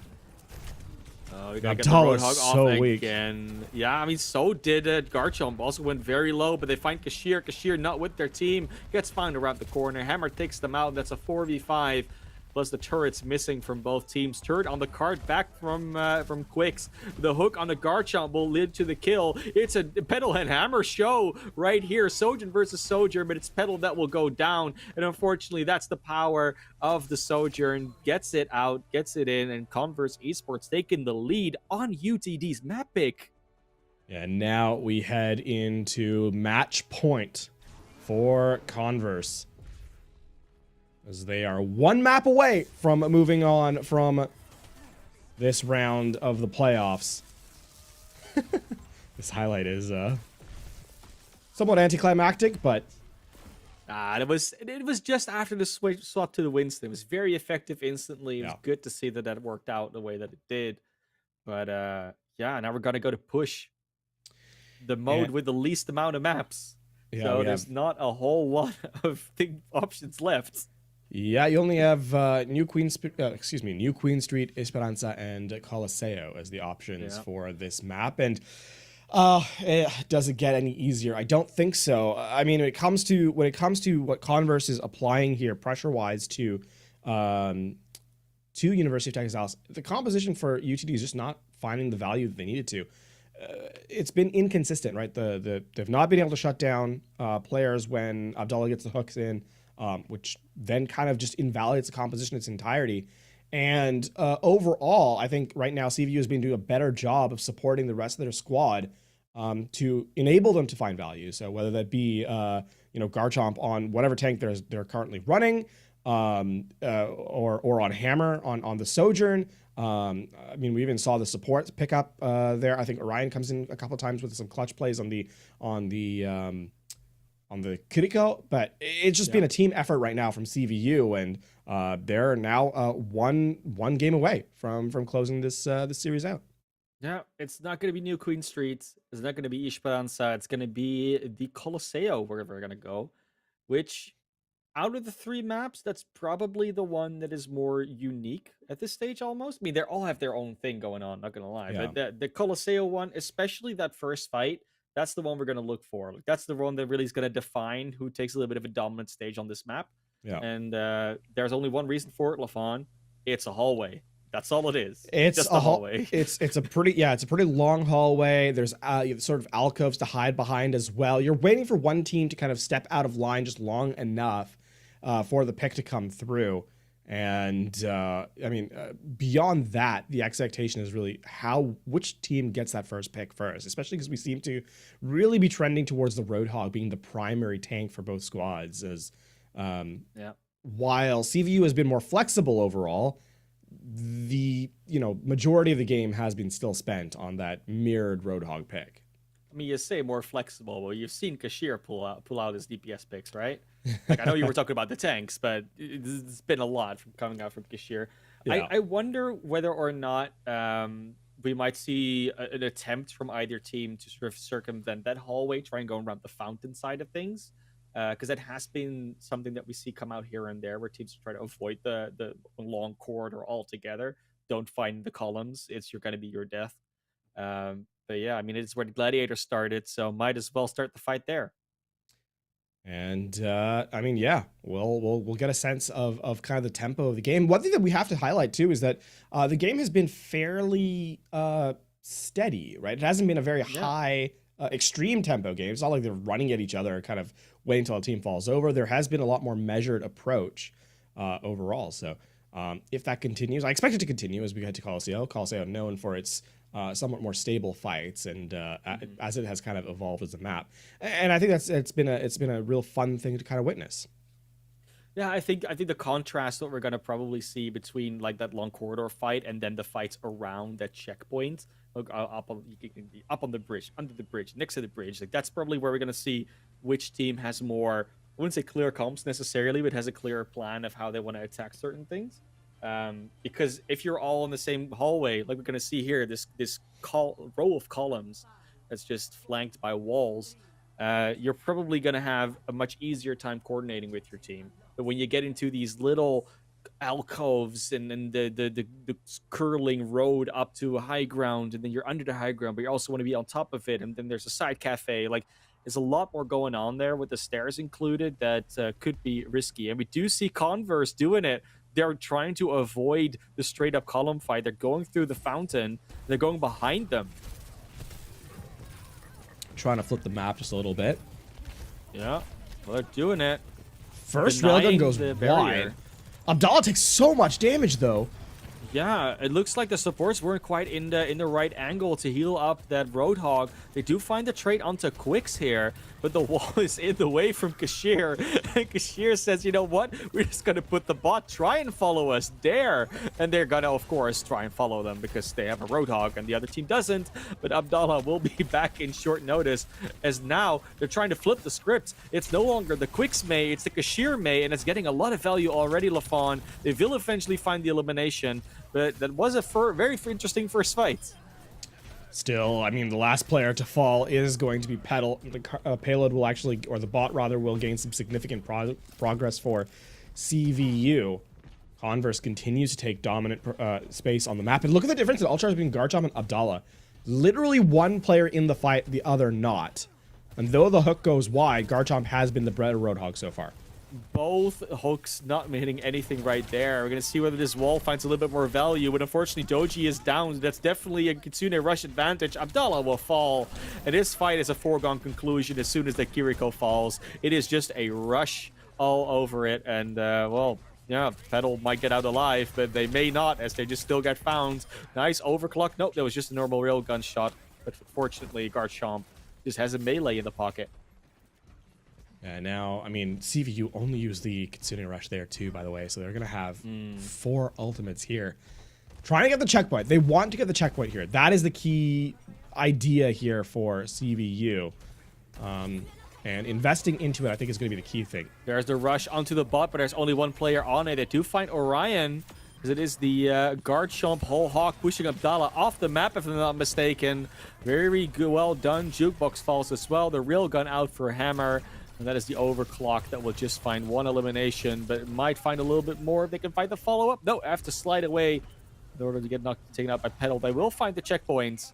That's what they wanted, but they did lose a couple of players forward and used a lot of ultimates. Yeah, but getting the checkpoint is actually very, very important in push, right? Because now you can reset to the middle, you'll get the forward spawns for everybody, and you'll be able to retake a fight. It forces UTD to have to overcommit to even get that the first ultimate, right? The first fight here. And yeah, there it is. Petal having to use the overclock and the whole hog. And the sound barrier. They do get a very quick fight win out of this, it looks like, though. 2 kills down, 3 kills down.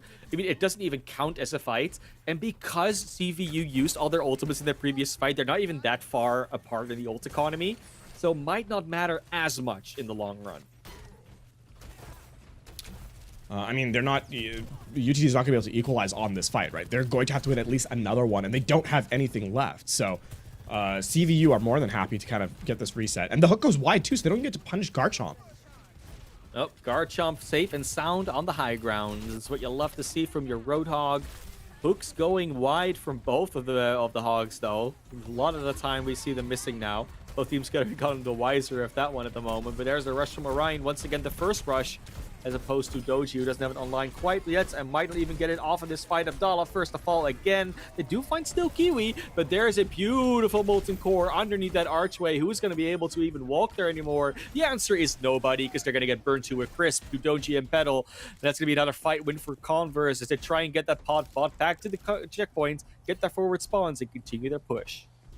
This is the problem now for UT Dallas, is that every opportunity where they don't win 2 fights in a row means that they have to reset their progress, and the likelihood to be able to win a fight outright without any resources is very slim. Another hook goes wide. Abdallah caught out in no man's land. What a play by Garchomp there. Yeah, they do find a Molten Core out of Kashir. Doesn't get any eliminations, but at least slows down the progress a little bit for CVU. It doesn't seem to matter all that much, though. Garchomp just in time to take a breather. They've really gone to vape school as his Petal being pushed into a wall. Not Petal to the metal, but Petal to the rock in this situation. Is it going to be Garchomp? Finally hooked in by Abdallah. But once again, no follow-up elimination, Lafon. Yeah, that was also ultimates used. That's gonna be a nice kill. That's gonna be a nice kill. It's the problem is with the cart being hit on the checkpoint now, they have to reset the cart back to neutral. And the fight's gonna be able to happen again before UTD can get to the checkpoint. And on top of that, CVU force UTD to use ultimate. So now, I mean, they're too much. Yeah, you're gonna have to. The likelihood of winning this next fight is very low for UT Dallas. And CVU still have the Kitsune Rush. They have the sound barrier as well. Again, Abdallah getting hooked in has to take the breather. The Suzu has to be used, and it's just a guarantee that no one's going to be safe from anything for 20 seconds or something. Going to be UTD trying to push everyone away with the whole hog as the rush had come out from Orion, but still Kiwi and Jukebox both. That sound barrier to invest, still Kiwi with the second one. Once again, a lot of saves coming out there on the notifications for Jukebox, but will it be enough as they see Abdallah fall again? There goes Doji, and it looks like all that investment, all that effort, all those plays get absolutely 0 eliminations from UTD. They have to back off once again as this bot is just going to keep pushing, and Calvin is a happy bot pushing for blue. And then the point resets again. Not a lot of ultimates used by UT Dallas. They're going to have the Kitsune Rush. Nice hook there. They get hammered down.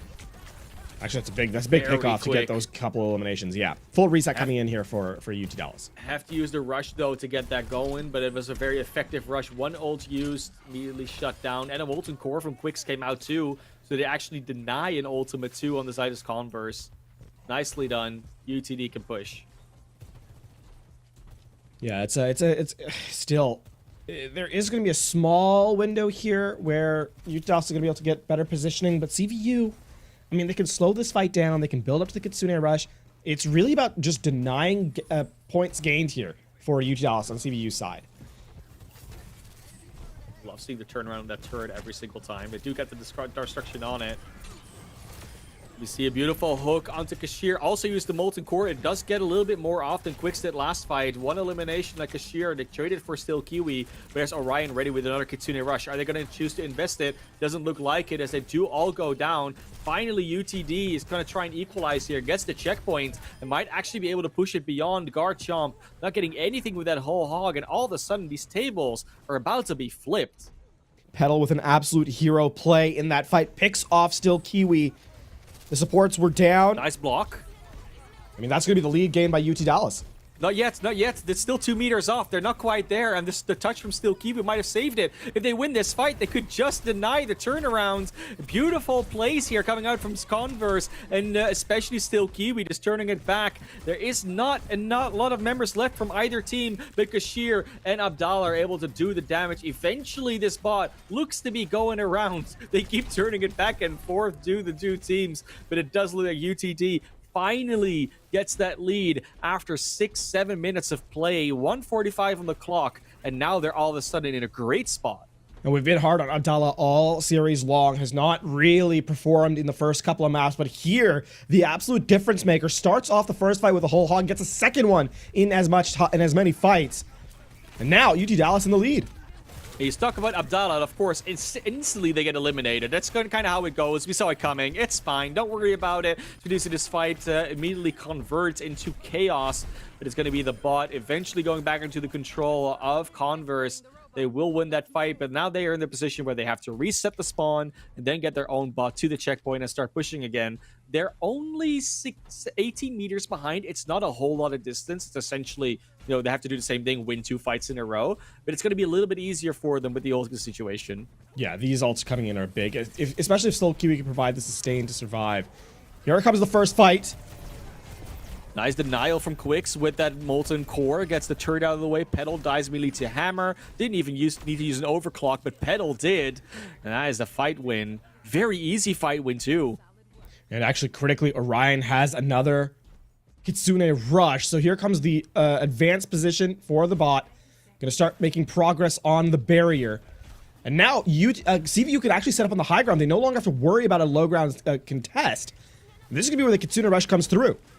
There it is, right there, the Molten Core to stop the follow-up on it, though, from Kashir, but Quicks doesn't care, gets the elimination. Garchomp, though, will be pushed into that beautiful Molten Core. Another player going down to it, which is Still Kiwi, and the advantage is denied here. Converse has to come back and try again, but they don't have time. The time bot's going to tick down. Overtime is already ticking. Who's going to touch? It's going to be Quicks, but only for a couple of seconds, and that's about it. That's done and dusted, and UTD looking to cement their 2-2 position in this series. Yeah, they're going to even up the scoreline here as the last player is eliminated. UT Dallas will give themselves another victory. We head to a map number 5. Going the distance does this series, Converse versus University of Texas at Dallas, and that will be Coliseo, the map pick of UTD, being earned by them. They do finally win their map pick. I mean, it had been a couple, but now they're going to obviously be in that position where now it's going to be Converse getting to pick the last map that is going to decide the series. This is what the map steal does to you. We said it all series. We've been warning them, don't lose your map pick, and they did it anyways. So yeah, we can't really do much more than that. The warnings had been given. Unfortunately, though, well, fortunately for UTD, they did actually win the second map pick that they got. Now they're in 2-2. They have a chance to come back into this. And as map 5 approaches, I'm going to give them some time to take a quick break, get the strategy ready, and get ready for that final map of this series. It's quarterfinals in the Legends division that has been heating up all the time, and it's not just the Molten Cores. We'll see you in a bit.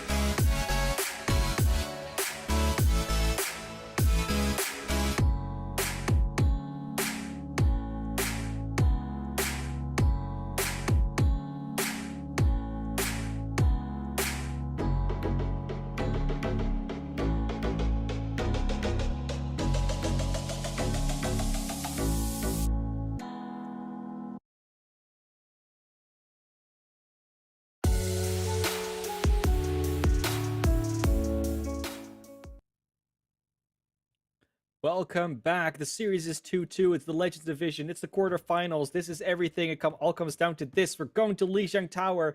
It's been 4 maps since the last control map. The download has been started then. They might not be at 100% Lafon, but they're getting closer to the end.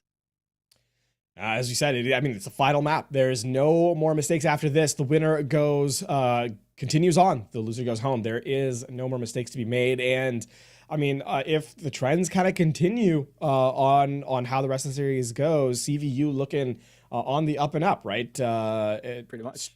It's been a rough ride overall, and where both teams have kind of had their strengths. I think the biggest thing is that Abdallah has come online for UT Dallas in the last map, in map number 4, where not necessarily, like I said, as I said in map number 4, was performant in the previous part of the series, but I think was a difference maker on Colosseo, especially when UT Dallas took the lead on that map after the first checkpoint. So if Abdullah can keep it up, and very much a possibility here for UT Dallas to close it out, close though it is. But CVU, not out of it yet. Still an opportunity for them to take the series away. Very much so, and we saw the 3-1 come in from a couple of weeks ago, and we were like, maybe UTD Dallas has a little bit of the edge here. But after this series has been going, after these 4 maps, I feel like UTD Dallas are the ones that have to prove they can still win this. CVU is very much up there right now, and they're coming out with the mirrors. No excuses. The better team is going to win this round. The adaptation in real time. Torbjorn comes through, as we've said. There's that hook, but doesn't get the kill. Both Roadhogs will step away, pedal down first, and UT Dallas at a disadvantage. The pathing difference from Converse really paying off. Pedal falls, and they're going to try and chase the kill down a couple more kills. A little bit of delay because they want to take out the turret first, but there goes Abdallah. Kashir not able to protect their tank, and that's going to be the first point cap for Converse. Really, really nicely done there. And of course, Hammer's been a little bit quieter as the series has gone on, but again, takes a great angle there. Pedal can't even see the other Sojourn, and the headshot comes in with the railgun. CVU will accrue percentage early. Still, a slowdown here of sorts as, both teams kind of just posturing, looking to try and heal up to get their their Kiriko towards ultimate. Both hooks go wide, actually. Significantly Abdallah so. almost getting it, but didn't quite. The pedal going down very low, but it's going to be Hammer that falls first. Another hook from Abdallah and from Garchomp. They're going to find the kill on their DPS. This is a very, very dominating fight here for UTD. No DPS at the start. Kind of means you just outdamage them. You walk all over them. Nice, clean fight win there from UT Dallas. And they're starting to get the composition to work as it really is intended to, at least in that fight, right? Get the hook through, the damage is dealt, and the pick composition kind of steamrolls over. Now, we get to the first ult fight of the game. Here are 2 fights in. And you look at that hook. Oh, actually catches Pedal out. That's a big pick as UT Dallas are down to a player now. Dallas trying to hold on with Molten Core. Not going to do much. They just get rushed over. It looks to be a quick team kill if they get the Lucio on time. We don't get the gong. Unfortunate. They took too long, Lafon. They were too slow. No weekly challenge for you. Pretty much. CVU. I'll still take the fight win, and it's a very cheap fight for them, too. They shut down the Molten Core, and they get the Kitsune Rush out of the... it just cost them the Kitsune Rush. Now nice hook. Doesn't get the follow-up, but there was a good hook onto Kashir. Tries to go in with the whole hog here. Does Abdallah. That gets counter whole hogged into a corner. It's going to be Garchomp going very low, though. They get taken out. And now it's a full tank advantage here coming out from Converse.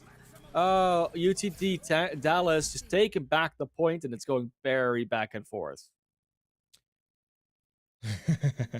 Yeah, mid-fight pauses aren't allowed, guys. That's we're in chat. Now they're all good, so we're gonna just keep going. They won the fight anyways, so it didn't really matter. But pauses, not mid-fight, guys. It's not how we do here. UT Dallas in the advantage here, though. Well, they hold the defensive position now, right? That being said, it's gonna be overclock v overclock. So Hammer and Pedal on full display. Of course, the Roadhogs will come up big anytime with a well-timed hook. Ooh, Garchomp playing with fire. I like how they wait a little before they actually use the breather. That is going to be a trade, though. Jukebox for Garchomp. Not really any ultimate advantage they can get out of that, but both overclocks have been used now. It's gonna be Kitsune rush advantage for Orion coming in once again. They charge it up so fast. It's probably because Garchomp gives them so much ult charge, but who knows?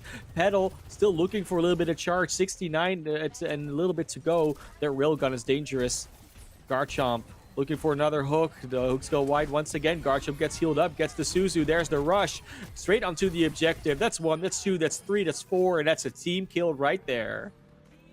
This time you will get your wish. We do get the call in from the game.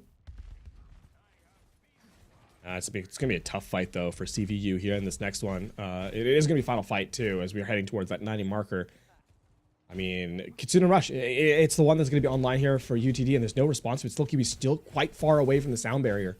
Doesn't matter if you hook Petal out of it, though. That's a really good start to the fight. Whole Hog ready too from Garchomp. The Molten Core to just slow them down, but it doesn't matter. You're the one that has to attack UTD. You got to get to that objective, and currently they're not there. 5% to go. 4, 3, 2, the rush comes in. They do manage to touch, but the Whole Hog, it almost pushes Abdallah off the map instead of the other way around, but they get the counter. That's a beautiful double kill elimination. I said before the map started, no environmental means no Lijiang Tower, and they get to 2 straight off the bat. It's just the supports back on the point, but Orion doesn't want to give up. Gets a double elimination. It is Jukebox that has failed to keep their DPS alive. Petal versus the 2 supports, and the turret is helping them out as well. Still Kiwi has to heal up on the side. They gotta take out this turret. It's doing so much damage on the side, but there's the Garchomp Doomfist. Comes back into it. Petal with the overclock gets Still Kiwi out of it. This fight is going always but north for CVU. The south is gonna win, but there's Garchomp. Gets the double kill, gets taken out as well. This is such a back and forth as Quicks on the Tracers, the last member alive for CVU. It's gonna take out, not go straight into overtime. We still have a couple of percent someone can touch, and we see Still Kiwi looking. They're on the side. Orion as well has the rush ready on that Kiriko. They got to touch in time, though. There they go with the Doomfist. The rush is going to come out here instantly almost. Garchomp just gets deleted on the Doomfist. See right now why they don't run that tank all the time. There's the sound barrier from Jukebox. Not much they can do, and Converse seems to be fighting a losing battle. Unfortunately, Quicks, as quick as you are, not going to be quick enough. Yeah, the final moments there. I mean, I think we saw Torbjorn Tart do so much damage to Still Kiwi. CVU could not get it down, and on top of all of that, the teleport from the Kiriko in to keep Petal alive for the overclock to deal just enough damage. And UT Dallas will take the first round. 1 round away from eliminating CVU. What a tremendous final fight that was in overtime. We talk about the turret. What about Abdallah once again showing up with the double Whole Hog environmental? That was a crazy back and forth between those 2 Roadhogs, because that was Garchomp and Abdallah just facing off against each other with the Whole Hogs. Unfortunately, shorter end of the straw, or rather the longer end of the hook, was being drawn there by Abdallah. Now we're seeing, an Orisa come in here from Garchomp. So a little bit of a different look. They want to try and play counter, but Orion steps into the disruptor shot for too long. Shot from Petal. They do get the immediate elimination on the Petal back, though. The elimination on the Garchomp. This is a back and forth between these teams. They do need to watch out for this Abdallah Roadhog, but they did take care of one of the bigger damage dealers on the side of UTD. Unfortunate. So that the hook actually breaks there on the wall, but they got the stun mid slide. But the stun mid slide, so it cancels the animation. Yep, you can see the comms come through. Low outplayed. I mean, yeah, outplayed to be fair. I mean, either the hook pulls you in or you get stunned. It's not enough anyways. There you go. They go through White Room. Obviously, you don't want to get booped off, hooked off, or whatever off by that Roadhog or the Lucio on the side. So they're going to choose to go here. What a shot from Hammer. You see the tiny speck of red, hits the right click, and instantly Petal is deleted once again. It's not the first time, probably won't be the last, but there is another spear, javelin spin, and Quicks, the only member that really goes low on the side of Converse. Going to be a point flip in no time here, looks like, for Converse. Still, it's all about how much UTD can stall away, right? I think get to that 50% marker, things could get pretty dicey for CVU because then they would have to actually keep several fights in a row.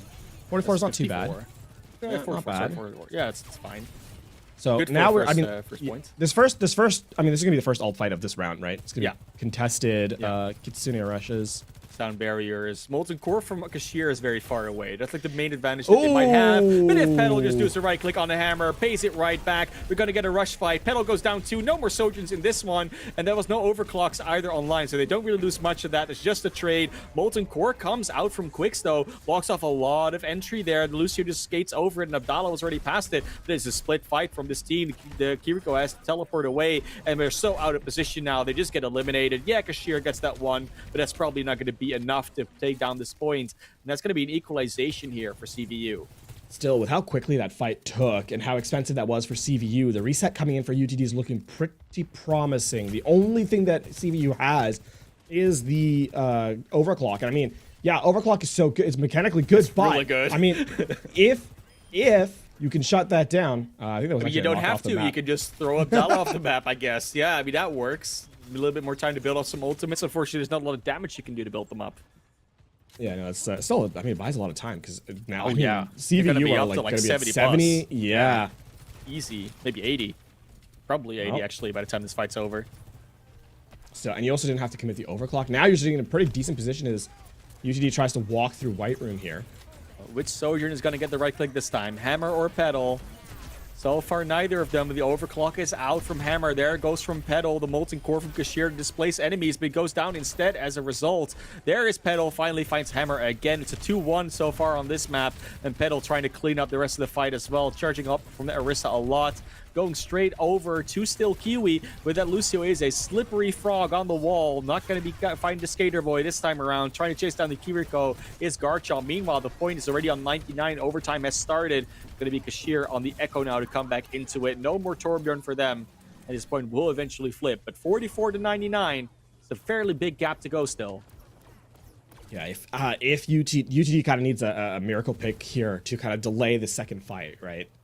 So they can pull up a similar style to what CVU did. CVU, I mean, it's looking pretty promising. They're going to have an early sound barrier. They're going to have the Molten Core, which has been used in this series so far to defend against the Kitsune Rush. You can't stand the Kitsune Rush if it's covered with Molten Core, right? Which is what's going to be the starting battle here in this round. There we go. Both Kitsune Rushes out there. It's indeed the Molten Core straight up. Abdallah taking a bunch of damage, but he's going to charge up the whole hog with his breather. There it goes. The Suzu out as well to give them the extra little bit of punch. It's a 1-for-1. Garchomp for Doji, but there goes Abdallah. The advantage is there for Converse, and they're trying to get down this Lucio. Get away from our point jukebox. Don't keep jipping and chopping around on it with your little skates. Point's going to flip in overtime. It's going to start ticking down. 88% for UTD. They still have a chance to come back into this, but they're losing members. They're losing not one. They're going to lose more here. It is the Kiriko in to disrupt the shot, and the Echo cannot touch. It's a 1-1. We're going the distance, Lafon. Map 3, round 3, well, map 5, round 3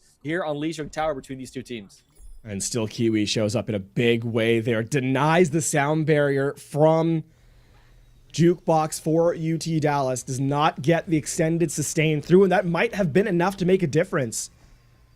But instead, it's going to be the final round here as CVU tries to steal away a series from University of Texas at Dallas. The number 4 versus the number 5. Yeah, it's always the closest one. You know, when you look at tournament brackets, this is always the game you pick because you know it's potentially the closest one, and it looks to potentially also have been the closest one. Don't have an eye on the current bracket, but I'm sure that this is it has to be. It just has to be the closest one between these two teams. Right now, though, they're going to come out. It's not a mirror. Kashir on the Junkrat. This is the map where you pick the Junkrat on. He did get a nerf, if not a big one, but it did get a nerf, so maybe the traps won't be as effective. Ooh, Doi's down. That's a lot of the healing gone from UTD. Also, Garchomp gone though. Abdallah egregiously low. There you go. Finally gets the breather cooldown back online, but had to be out of the fight for a little bit. Will now be able to get back in, try and find a hook on somebody. But this is not the easiest fight for either team to win, really. You're missing your tank. You're missing your main source of burst heal. You could almost call the Kiriko. On the other side, point control almost slipping to UTD, but they do try and recontest with Garchomp returning. Find Jukebox for Quicks, another support down. And so far, it's CVU that is trying to find some support at any point of the map, as both still Kiwi and Jukebox have been eliminated. The Sojourn off. Who's going to get that kill? It's going to be Petal. Of course, it's going to be Petal. He takes the head off of Hammer with the railgun, finds Garchomp, and that's the first point control going over to UTD. But that was a back and forth if I've ever seen one. What a tremendous, and I mean, that was the first capture as well, right? That Yeah. was such an extended skirmish. And, oh, Quicks. I like it. Flank. I He's like gonna set it. the turret Quicks. up on top. I Yep. really hope so. I mean, where else are you gonna put it, right?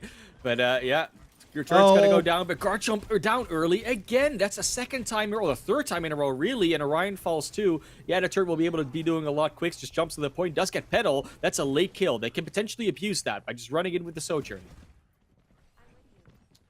Still, I mean, even with Pedal going down that late, though, you can't really force this fight.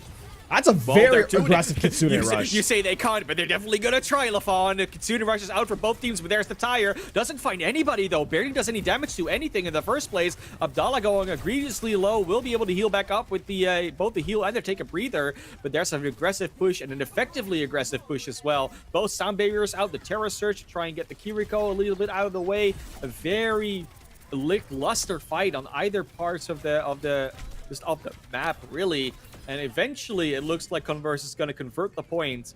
But 67%, 66% accrued for UTD is a very good start. Yeah, they are a fight and a half away from taking the round, taking the map, taking the series. CVU, the long road to trying to capture the control point. Really good places to put the Molten Core down, though. It's a really good spot. Quicks is A lot of looking choke for points. it. Yeah. Oh, look at that. If they're all in there, that's a Molten Core bonanza. Goes straight forward, gets Abdallah in that corner with a lot of lava. But it's Kashir with the mines, with the nades, just taking out members left, right, and center. That is two, and Pedal takes down a third. This Converse has nothing to do against this Junkrat. It's ridiculous. And then Pedal has come in for the last two kills. It's going to be the flip over. 70% up here for UT Dallas. Last couple of changes for CVU. They go over to the May at this juncture. Still, it's going to be final fight now for UTD.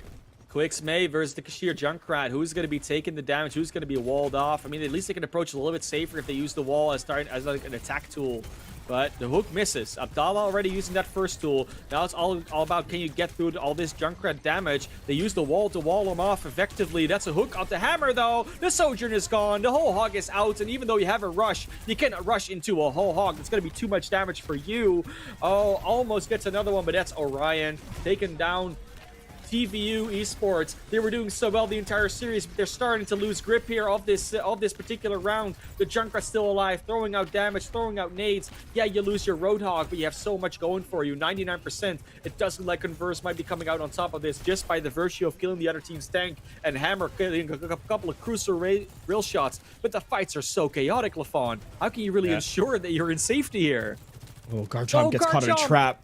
Gets caught in a trap, actually. That's going to be fast. I mean, the trap lasted half a second longer. How can you still be killed by it, Lafon? Overclock from Hammer. Yeah, that's a really big pick. Really needed that pick as well, yeah. And Pedal didn't have the overclock themselves. Oh, gets another one. Keep delaying it. Keep staggering them out. Be the hero your team needs, Hammer. Oh, that's really... And it gets another 100% shot almost. Ooh, that would have been really good. Okay, now CVU have bought enough time for Quicks to get the Blizzard. The Blizzard can also hold down a ton of choke points. It's going to be really tough. Sound barrier and a rip tire for UTD, though. Goes out it. Quicks already down. Quicks is out. Blizzard this fight. Is the tire gonna find anything? They go for it. Gets the double kill. Kashir, the hero they needed, the hero they deserved, finally found the pick they can shine on after swapping so many times. 99%, no one touches. And according to the new rules of Overwatch 2, that's the round. That's the map. That's the match. That's the series. And the quarterfinals won for UTD. The University of Texas at Dallas going to take this quarterfinals away, and with Abdallah environmental kills, we're going to close out the series. What a tremendous showcase here. We expected this one to deliver, and it did in absolute dramatic fashion. We get to the 5 maps and get the completion there, down to the 3rd round even. And University of Texas at Dallas, they eke out a victory here. They stay alive in this bracket. And they'll continue their journey forward as they win again, a 3-2 scoreline. That last round in particular, it almost had no logic anymore to it. I mean, especially when you bring a Junkrat into the mix of the map like that, it's always like, oh yeah, you're just gonna get hit by something at some point. That's kind of how it works. That's what the hero's good at. I wouldn't call it, an unfair win because they definitely could have both picked it. the cashier showing up in the end, the tire, the kill on the quicks, it just made all the difference that they needed. They didn't see the Junkrat behind them, and their ratting strats are always powerful. But Converse, they showed up today. They They did. almost did it. They did. It was such a close game. I mean, coming down to the final fight, right, in certain instances. So, a team that really lived up to their placement, I think, and made University of Texas Dallas play it really close. Played it really, really close. But alas, it was not enough. And they will drop here. A 3-2 scoreline once more as University of Texas Dallas takes a victory over Converse University. And of course, that was not all we have for you tonight. There's 2 streams going on, plenty of teams playing, but that was it for this series. So stick around. The next series is oh, sorry, what? We will have an interview even. Wow, we're not done yet, Lafon. We get to ask them how sore their throats are from all the chaotic calls. Indeed, indeed. So that's coming up here as a quick before we head on to the next series. As you said, though, a lot of fantastic Overwatch happening over the next little while here at NECC. And you saw just the Legends quarterfinals here at the victory or between University of Texas Dallas at Converse University Esports. So overall, a pretty fantastic quarterfinals match. And we look forward to kind of seeing what the next couple ones as well. Yeah, so gonna get the interview in here real quick, so don't go anywhere. Gonna get a couple of questions out to our victors.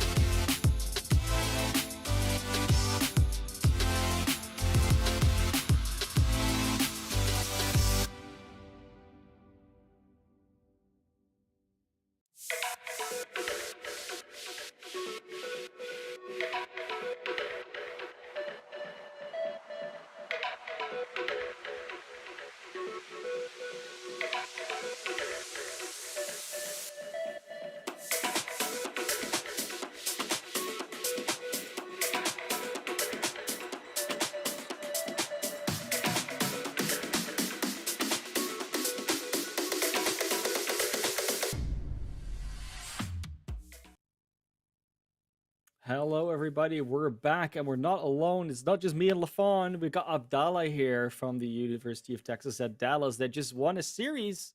Congratulations! That was some Thank, fun 5 maps. thank you. It was very fun.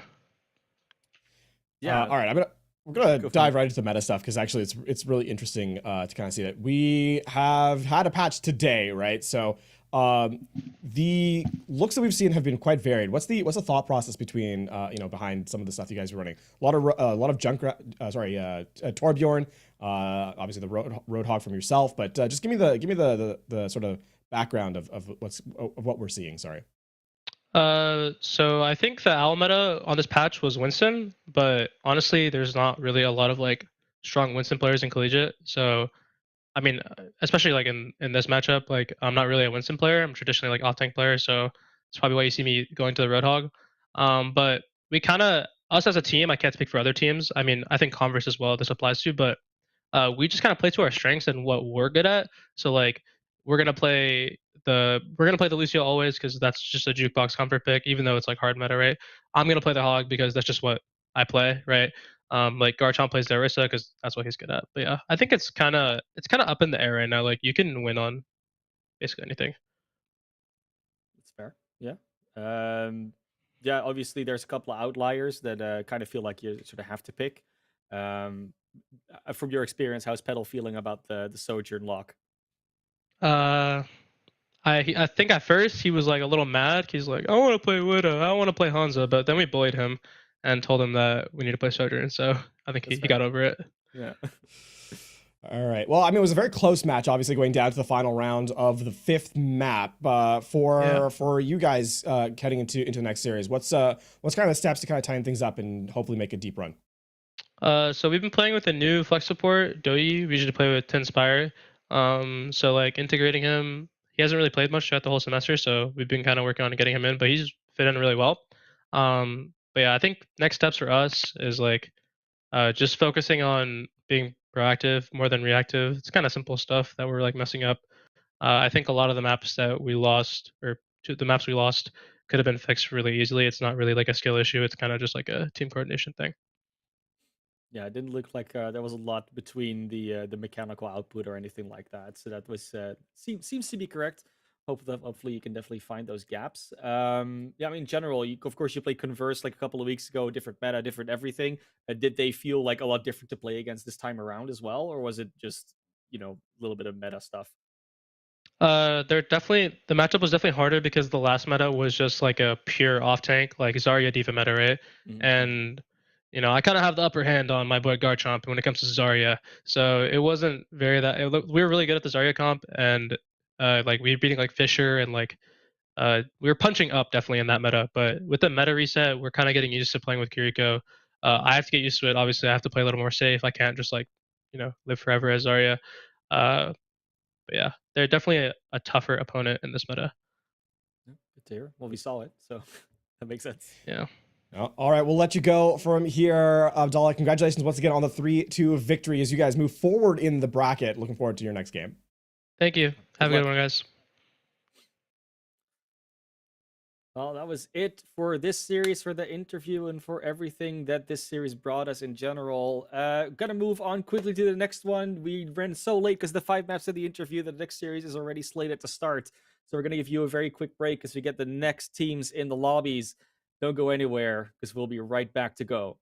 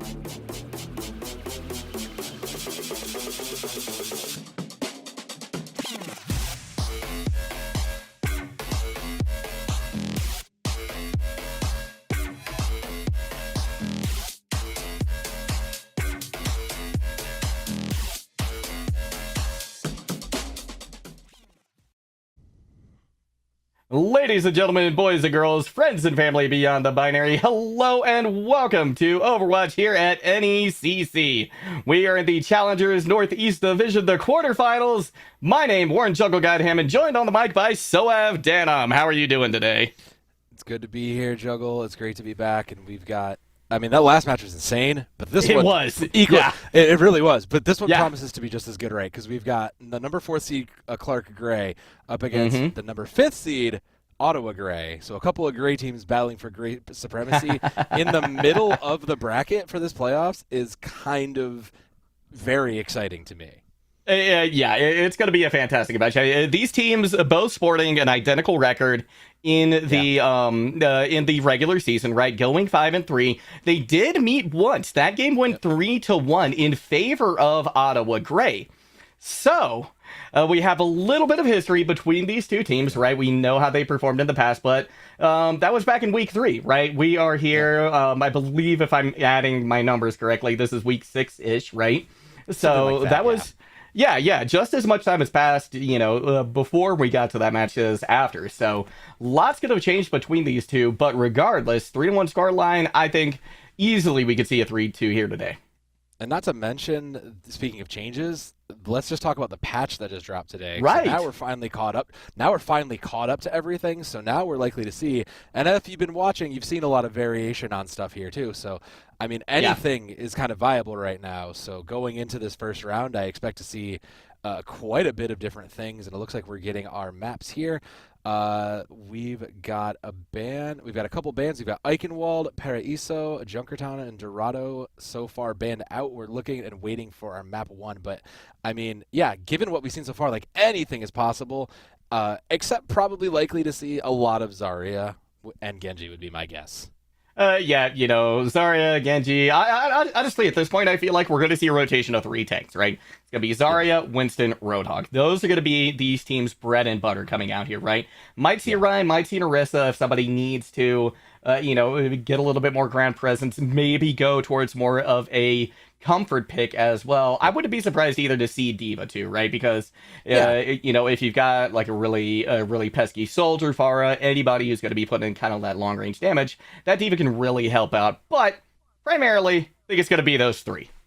Yeah, and I think the other thing to keep an eye out on, and depending on how you feel, you might have strong feelings about this, but Sojourn is still really good. Yes. Sojourn's still really good. This is Challengers Division, so how much value we'll get out of the Sojourn may vary based on your mileage, but I think it's safe to say that, like, there's still not a bad choice in picking the Sojourn and pairing it with something else. You put it with a Tracer, put it with a Sombra, put it with something else that still gets some value or creates some space with it. But I think we've kind of nailed it as to what is it going to be. But we've got map 1, and it is going to be Nepal for map 1. And I think that invites a lot more Winston, kind of like you're talking about. I think we're looking at a lot of a return to dive here on Nepal. I think you're absolutely right. That'll likely be the case, even if we end up going to Village, right? Village also being kind of historically the brawl sub-map for Nepal. But Winston has been played there so much recently that I wouldn't be at all surprised if we see that Winston. Maybe a bit of more of a brawl Winston than a dive Winston, but a Winston nonetheless. And you know what? I want to call this out as well. Lijiang Tower got banned. That's a move right there, right? That was. I'm kind of relieved. I mean, I think we all know that, like we've seen everybody loves Lijiang Tower. That's usually the number 1 go-to. So, I mean, I'm fine to see Nepal. I think that's going to be a very good barometer for what these teams are bringing, given that it's been a couple weeks since they've seen each other. You're absolutely right. But we are headed into the game momentarily. But let's take a quick peek at who these teams are going to be sporting on their starting roster. It will be Chromadon, Gel Jam, Doppelsold, Lab Monkey, and Loon Gara starting things out for Clark Esports. And again, my mind, I'm going to be looking right there at Gel Jam, that tank. On the other side of the equation in gray, once again, we have University of Ottawa Esports. Yo, Chrissy Boy starting out. V Striker, Achu, No Today, and Impress. Gonna be the starting lineup here. Apologies, that's Nobody, not No Today. Yeah, Nobody. Both of these lineups have a little bit more. It's very interesting to see kind of the older squad of the Clark Gray there, a lot more juniors. So a lot of more maybe like those teams have basically kind of put in a little bit more time. They've seen a couple legs of this NECC event before, so they may just be a little more battle tested going into this. And you can see it here. This is a pretty, like, of all the matches, this one's arguably a pretty important one, especially going into you can kind of predict here it's going to be RPI going into the next round. So I mean, this is arguably one of the toughest roads you could have to fight, and to come up against a team that is as equally matched as you are is a great way to kick it off going down the line.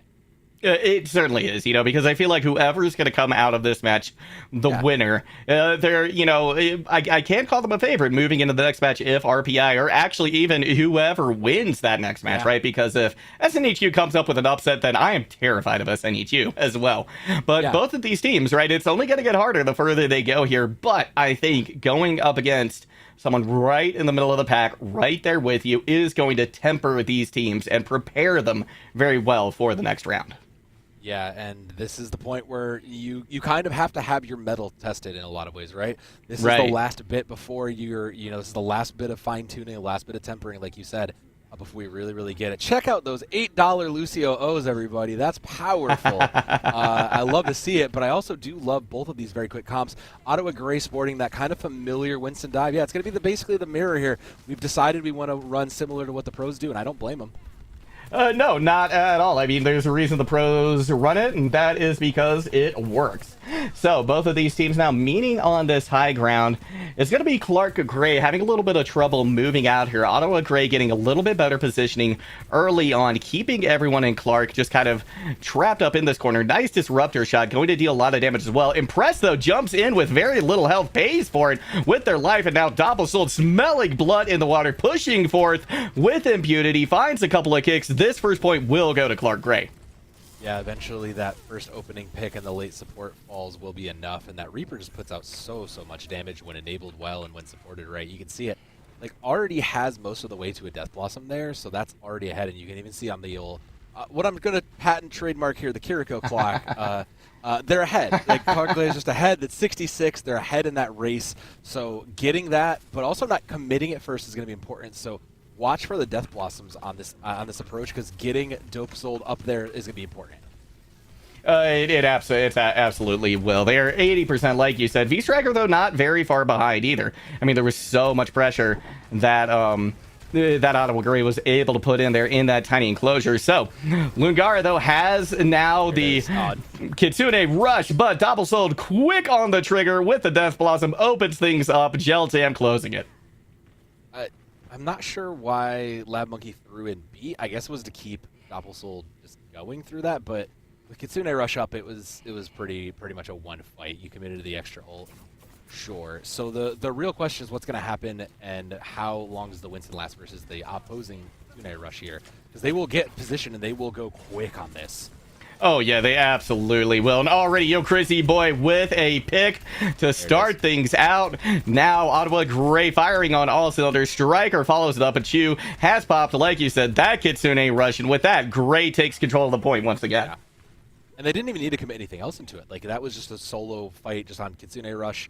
It didn't really need to take anything else into it. V-Striker still holding the Death Blossom. You still have 3 ultimates, so I mean, it's just kind of whatever one they feel needs to commit the value. It's probably going to be the Blossom since there's nothing on the other side. But if Impress can find some value with that Primal, that might be the way to open it up and keep their defense strong here. It certainly could be, but Yo Chrissy Boy going to open things up instead with the overclock, trying to chunk out as much damage from Gel Jam. Lab Monkey, though, and Lungara fall. No more supports left for Clark. So, Ottawa going to be able to continue to hold this point. Yeah, they committed all 3 into it, and you didn't really get the value you would have liked out of the overclock, but I guess that's fine. You're not too upset with it. It does make your defense a little harder, though, because there's going to be an overclock on the other side, and if you're tracking this well and you're paying attention, there should be another Death Blossom coming up from Clark Gray, so trying to get no nobody's beat Sound Barrier up as quick as possible is going to be important into this fight.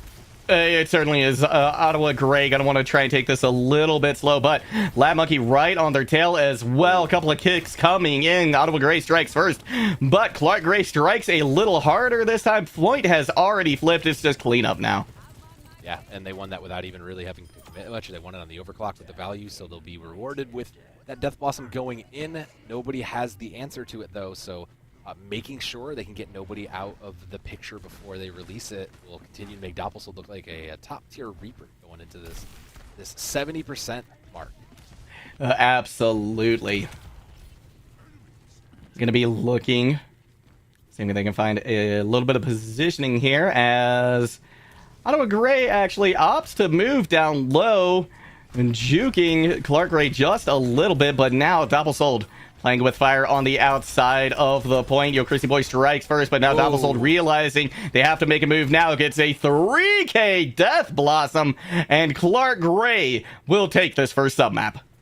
Clark Gray just baited out that Sound Barrier there, so there's not going to be anybody there to make it, and they will deservingly take that first map here in Village. So, I mean, looking good at the celebratory B also. Yeah, they're just reading the situation very well and trading their ultimates efficiently here and getting value from everything too. Not really allowing Ottawa to come out and really find any value other than the Kitsune Rush, which is hard. It's hard not to get value with that, right? Like, just kind of slap that down and let your Reaper go to town. As long as there's no Winston in your face, you should be okay. But the changes come in. The Hog is here. We've decided that we really want to...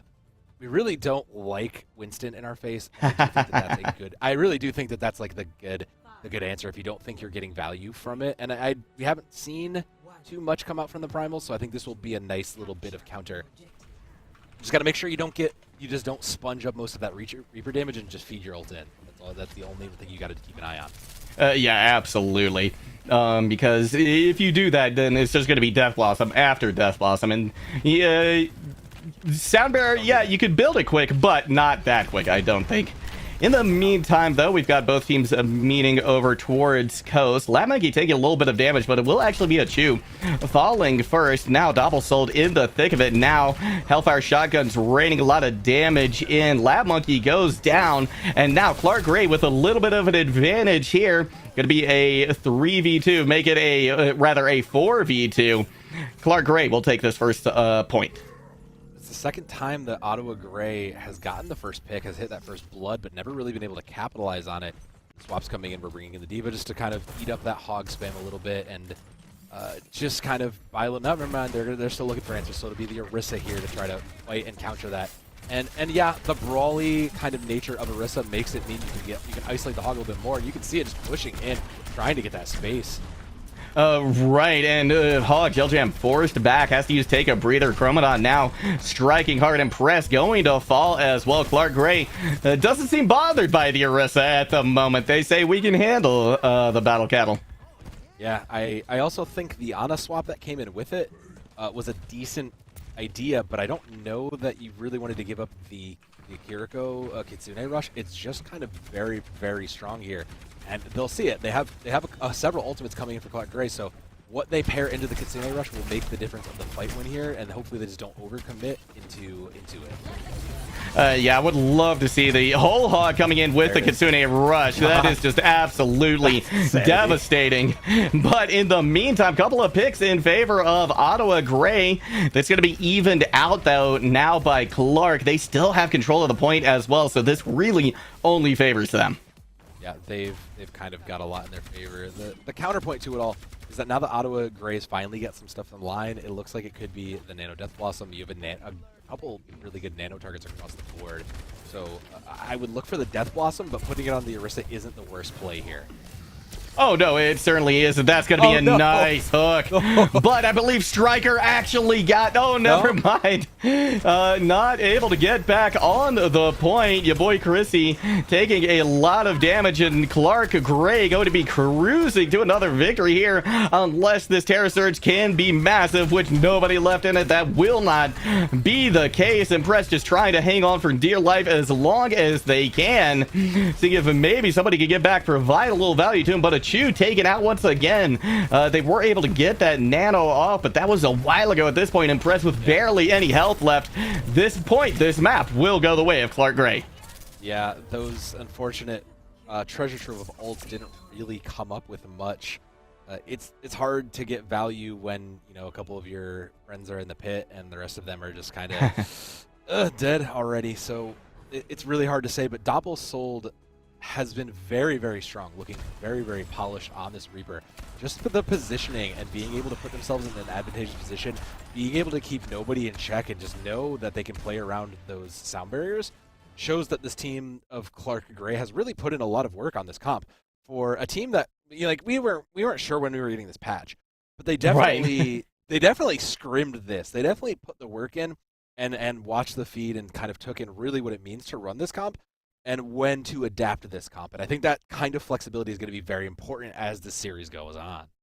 Yeah, I think you're absolutely right, because we're gonna start to see the counter picks, or at least one would hope, right? Yeah. We already saw Orisa trying to be used. It didn't have necessarily as much success as I'm sure they wanted, but you have to commend Ottawa Gray, because you want to see these kinds of adaptations, right? You want to see these swaps early to try and figure out your opponents so you can be on the best foot forward for the rest of the matchup. Yeah, and the adaptations that came through, the Orisa, the Ana, they were good ideas, but I don't know if in the long run they really pay off as much. Kiriko is just in such a strong spot when it comes to that ultimate that even if you can almost win fights without anything paired with it. So yeah, giving that up might be a problem. So this comp is a little bit of like a weird spot. So fine-tuning these on the fly is going to be a difficult endeavor to manage, but I think it has to be the most important thing, because clearly we're learning we're not going to win the mirror. And we're not really winning off of that, but it is going to have to be an important thing you figure out as you go. That it will be. Now, so Afghanim, we dodged the bullet that was Lijiang Tower, but King's Row is going to hit hard. We are headed back there for our second map, so... hate to be the bearer of bad news. One or the other. It was kind of one or the other, right? Yeah, exactly, exactly.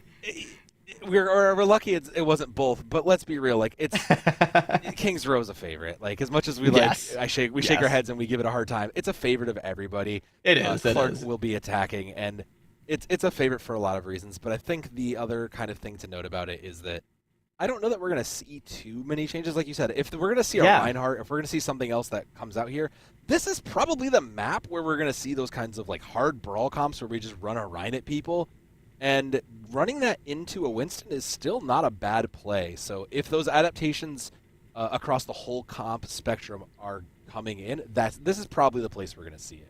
Yeah, I think you're absolutely right. In addition, the Zarya, I think, is likely to make an appearance here. You know, maybe not a starting character, but, you know, these players, right, they have been practicing with these Zarya comps for a while now. They're, you know, if they need to fall back to a comfort pick, I could very easily see that being the case. But I kind of agree with you. I mean, it's like King's Row, you know, it's like peanut butter and jelly. King's Row and Reinhardt, right? They just go together. You got to put them together.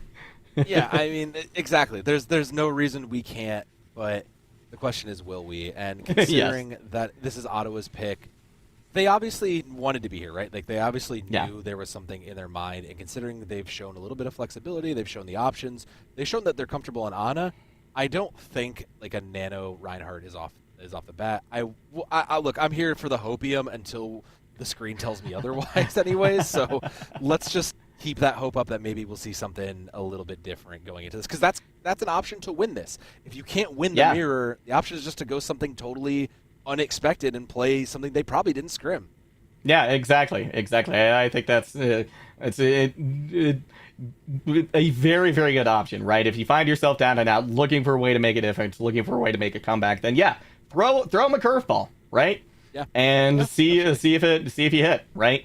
It will be Ottawa Gray starting on defense this time around. So I'm anticipating, right, like here, to me at least, it feels more likely that we're going to see a Reinhardt, maybe that Orisa come out as well. Yeah, I would feel a little more confident saying that we're going to see those heroes on defense, maybe more so than attack, right? I think the Winston's still a great option on attack, right? Fantastic at taking space, putting a lot of pressure on, and if you get one of those early picks as well from, a dive into the backline or whatnot, that's a long walk back to point. You've probably won the fight. Yeah, all it takes is one, especially on this capture point segment. And given that there's still a lot of high ground that needs to be contesting, that may be the kind of advantage you play for the attack. And, I mean, on the defense, yeah, like you said, like it's a long walk back. There's not a lot of tricks to get back faster, short of it being like the Sojourn pick or something of that nature where you're incredibly mobile. Yeah, it could just be a one-and-done moment. So going into King's Row, it's going to make it's going to be very, very important for these opening moments, right? If Ottawa struggles on this defense, on their pick, this is going to kind of set the pace for the rest of this series. Yeah, it certainly will. So now I think they really need to make a statement here on King's Row. Right? They need to put their foot down, show us that they can slow down Clark Gray, because while it wasn't necessarily a blowout in Nepal, the second sub-map was not very close, right? So Clark Gray looks to be playing very, very tight, very, very well right now. And at the moment, Ottawa Gray, it looks like they're still trying to figure out exactly what they want to do. What is their identity going up against Clark Gray here? Yeah, because it's very easy to just pick the meta things and say, well, this is what the pros did, so here we are. But it's different when you actually try to apply it and have to apply some of the higher end, like micro skills and things like that. Sojourn is, despite how easy it looks by some of the pros, Sojourn is not an easy character, and playing the Reaper into some of these comps is not as easy as it is. Kiriko still requires a lot of skill to hit those headshots, and hey, I think we're onto something here. I do like that Reinhardt. It's a little bit of a different look at this, and the Baptiste to go with it, I do also like. Again, I'm still a little hesitant for the lack of Kiriko, simply because of how much value she can get between the attack, between Kitsune Rush. I wonder if that is worth... I wonder if that is something that may come back to bite them down the line, because Clark Gray has a very good grasp on this composition. Yeah, no, you're absolutely right. But I think one thing that Achu is going to provide is just that immortality field, right? You don't have to build up to it. You don't have to get that ult like you do with Kiriko. But big rush coming through the hotel, going to result in a couple of kills in favor of Ottawa Gray. So already they're off to a good start, but Clark Gray still putting in some pressure, not content to be done just yet. Lab Monkey and Lungara do fall. So color me impressed, frankly, with the Reinhardt pick so far. You made the joke before I could. Yeah, I mean, color. Yeah, you got there before me. But yeah, impressed. Absolutely putting in a lot of work on that Reinhardt, and already halfway to a shatter. But more importantly, getting their DPS up to those important critical halfway points to give them the swinging motions in this fight. So I love the Reinhardt here for just being able to enable the DPS to take the space on this rotation. They'll get the high ground, but the Reinhardt shield can still just buy space for the DPS to take these angles and continue to pressure. Yeah, it absolutely can. And right now, Ottawa Gray knows exactly where Clark has posted up. We're getting actually a rotation through the hotel on the low ground. I think one player from Clark Gray potentially caught out. My guess is Lungara on the Kiriko. But right now, Ottawa Gray burning off a lot of time. Right now, just putting this pressure on, convincing Clark Gray that they don't want to drop down here onto the point just yet. And now, with the protection Suzu out of the equation as well for Clark Gray, that's either more time or Clark Gray dropping in at a disadvantageous position. I mean, they're just going to build up towards the Kitsune Rush, right? Like, that's the play here, is just try to build up towards that, because that's your fight win con. Like, no matter what Ottawa Gray has, you probably have an answer for it, but there's the overclock to kick it off, and there's the dive to follow it up. Jeltam's bubble goes down very rapidly. Striker doing exactly that, finding them out of options, out of life. And now, once again, Ottawa Gray holding on beautifully to this point with a pair of picks, probably a third in the mix. Yeah, just didn't really have the ability to kind of land the Winston jump and then survive it. There just wasn't enough follow-up. And again, if you're jumping into a Reinhardt, that hammer hits really hard. Anybody who's played against him knows that. The ultimates are online and coming across the board, and again, it's hard not to favor the team with the Kitsune Rush, right? Like, Clark Gray has spent so much time building this, and that has to be the ultimate things. And Jeljam swap over to this Hog. I absolutely agree. Jeljam looked phenomenal on this Hog on that first point, first sub map. This looks very, very good to just get in their face and run through this Reinhardt, even with the Shatter. Right, I mean, that's exactly what you're looking for, right? If you're Clark Gray, you're just looking for one pick, one unanswered pick to start things off, regroup a little bit, then push back in. And Gel Jam perfectly positioned to do that. But right now, there's a window in the way. V-Striker goes down low, though. Achu forced to use the Immortality Field. Now we got the Death Blossom out. But in the meantime, Doppelsold has taken out the main tank. The Death Blossom doesn't find the value he needs. Yeah. But Doppelsold strikes with a fantastic one. Beautiful capture here. Clark Gray should get this point. There's a slight chance they recontest, but I doubt it, considering they already bled most of the time off the clock. Yeah, I don't see it. There's possibly a chance, but they'll see the Reaper there just kind of met, and they'll see the space being taken to buy it. And I think, yeah, that's probably going to be point captured here. No, we're committing Sound Barrier Juggle. We want in. Oh my gosh, yeah, because they stopped capturing the point, but the Whole Hog going to be able to keep them away. So great heads up play coming out from Gel Jam. Impress will get a consolation Fire Strike kill onto Doppelsold, but this fight firmly in favor of Clark. Gel Jam has been deadly on this Hog. He has struggled on the Winston, but has absolutely just put up phenomenal numbers in the kill feed there. But this Chromadon is trying to find that shoe on the way out, and will eventually get there. Yeah, again, the Kitsune Rush is just so high value. You could see that everybody was just able to get out of the way of V-Striker's Death Blossom. So again, with that coming through, and again, Lungara is already almost at another one. Yeah, that's ridiculous. Basically built another one. That was insanity. And if they can just continue to win, they don't even need to commit other ultimates. The Kitsune Rush might be enough on their own. And considering Ottawa Grey has no real response to it, maybe the overclock, they need to pop it early and get value, but that may not be possible here, Juggle. Both overclocks online right now. Chromadon going to use theirs first, but Yo Chrissy boy says Yo go back to spawn Chromadon. Beautiful shot to negate any effectiveness that was going to have. Clark Gray finding a couple of kills. Ottawa Gray now on the retreat just a little bit here. Card has made its way almost up to this final corner, so Ottawa Gray, they're going to have another chance, especially with V-Striker finding value on Lungara after popping the Kitsune Rush. But here comes a Whole Hog supercharged as well. The hook lands, and that is all they wrote for Achu. They pulled it back from that late fight again, and Yo Chrissy Boy just died with the overclock in hand, found value, but didn't without it. So if they can hurry back and get some space, they'll have to use it here. Overclock through the window is going to have to be their win con because the Reinhardt doesn't have much more to live with in front of the cart. No, the shield almost down, probably expired as we were speaking. And with that, Clark Gray will get to see third. But again, Ottawa Gray has burnt off a good amount of time here, right?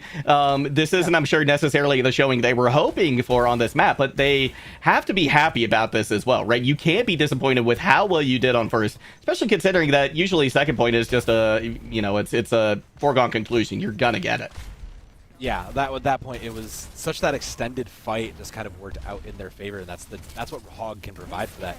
The survivability and that the overclock is wow. Oh, beautiful. Oh. Wow! Oh my gosh! Gel Jam and Doppelsoul just get it all done right then and there. That was beautiful. Wow. Yeah. We'll leave that there. That was a very effectively fun fight.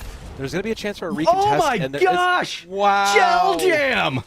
What is this? It builds the Whole Hog as well. They can just keep everyone in spawn with this. Yeah, I don't know that there's going to be a touch here. I mean, there's just so much in their way.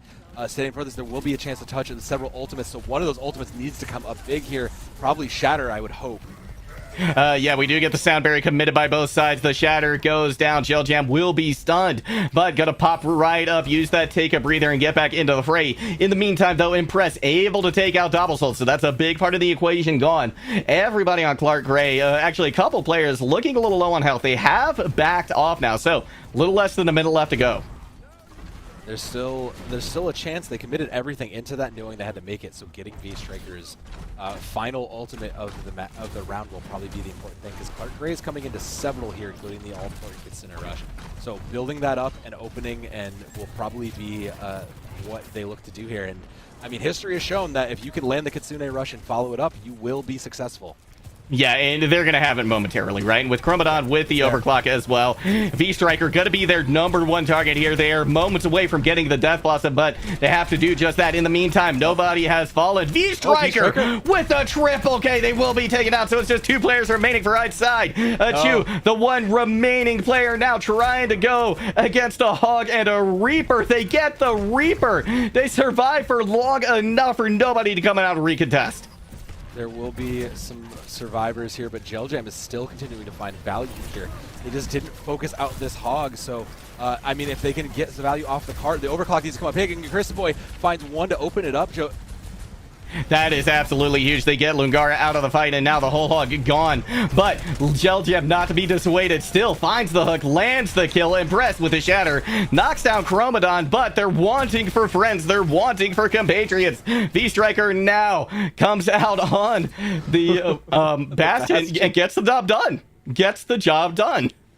I mean, yeah, that's sometimes all it takes is just a Bastion and some spam to get it there. But, man, there has just been so many moments that have shown each of these players' strengths. Jelljam has looked phenomenal on this Hog, and that's been a lot of where the I don't want to call it failure, but the lack of success comes from, right? Is that Jelljam doesn't get hit by these ultimates, doesn't get taken down in the Death Blossom, doesn't get focused out, and then suddenly is able to hit a hook, start putting out shots, and is suddenly just turning the fight back, even if you hit 2 or 3, and V-Striker hit 3. This Hog continues to live and then continues to be a menace, whereas Impress has been, I would call him effective. He has been good on that Reinhardt, but the counterpoint is that Jelljam has just made themselves more of a nuisance in the presence and as a threat, and that threat needs to get neutralized quicker, a little bit quicker for Ottawa Grey. Otherwise, they're just going to continue to struggle, because I think Jelljam understands it now that they can't deal with it.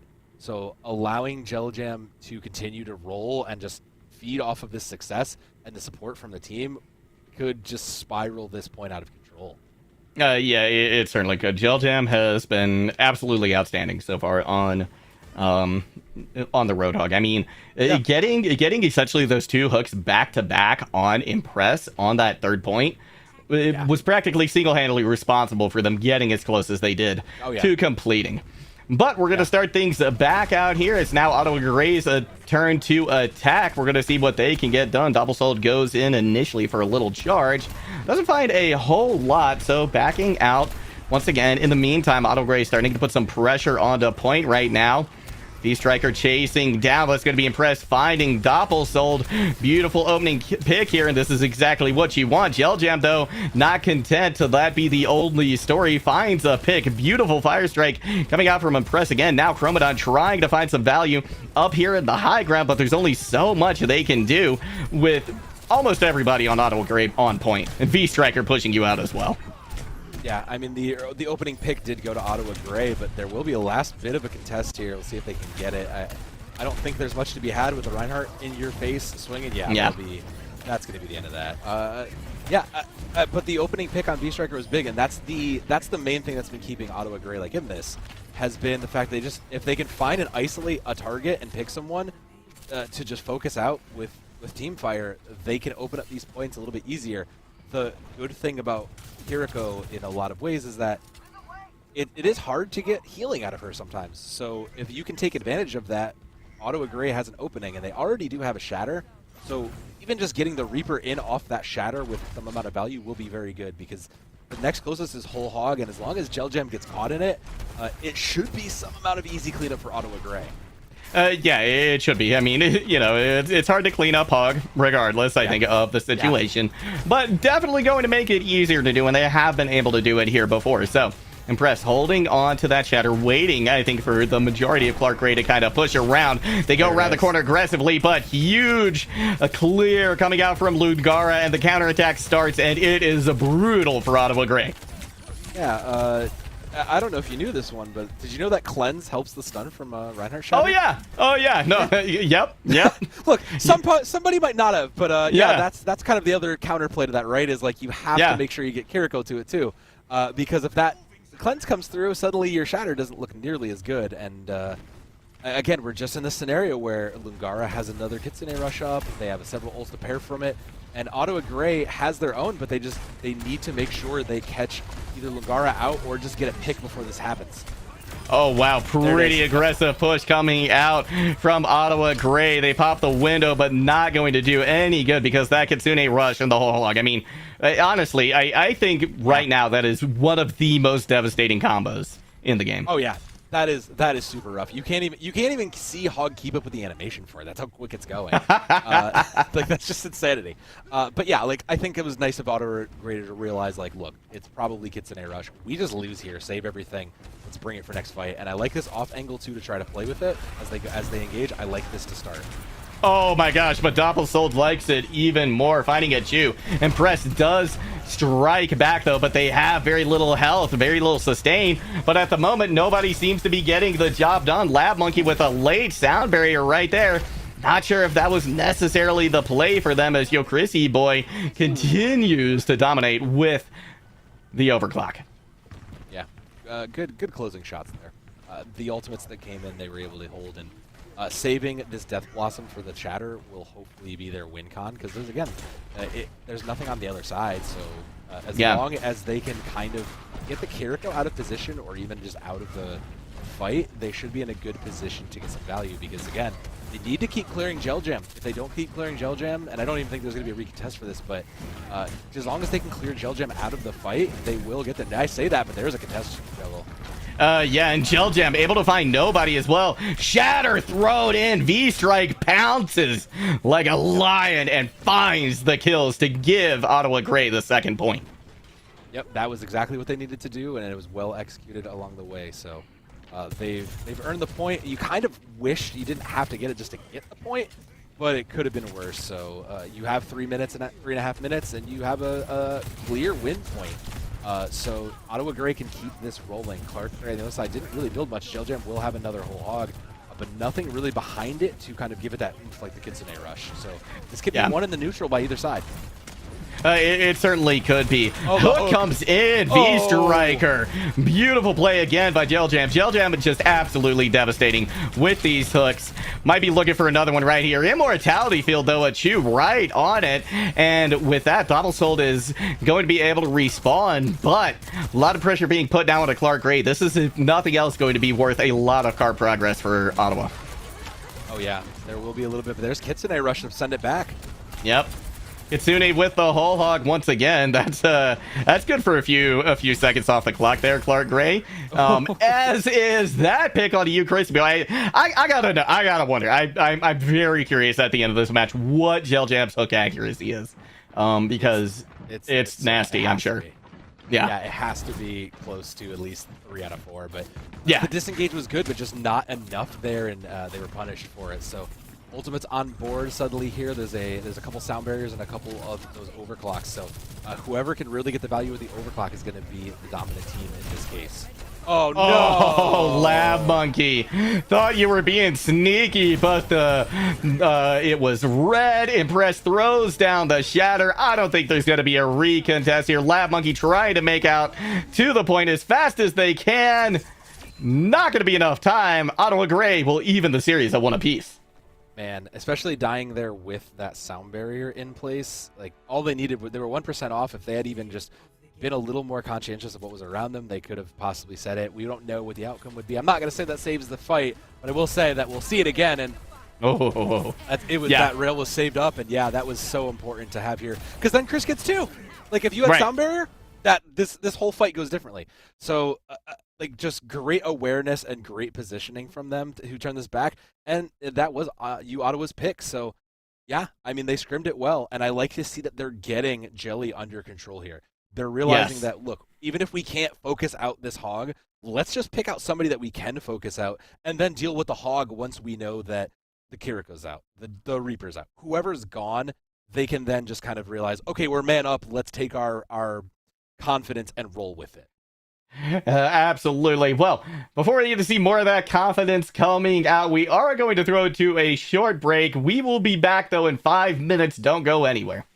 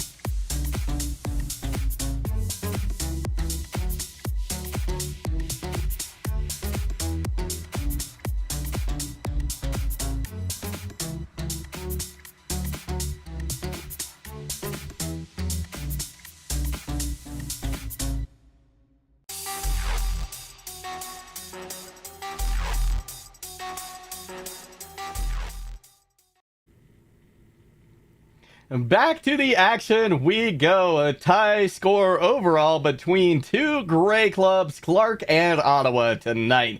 We're going to be headed into our third map very shortly, but already I think we've had a very exciting matchup tonight, so Ev.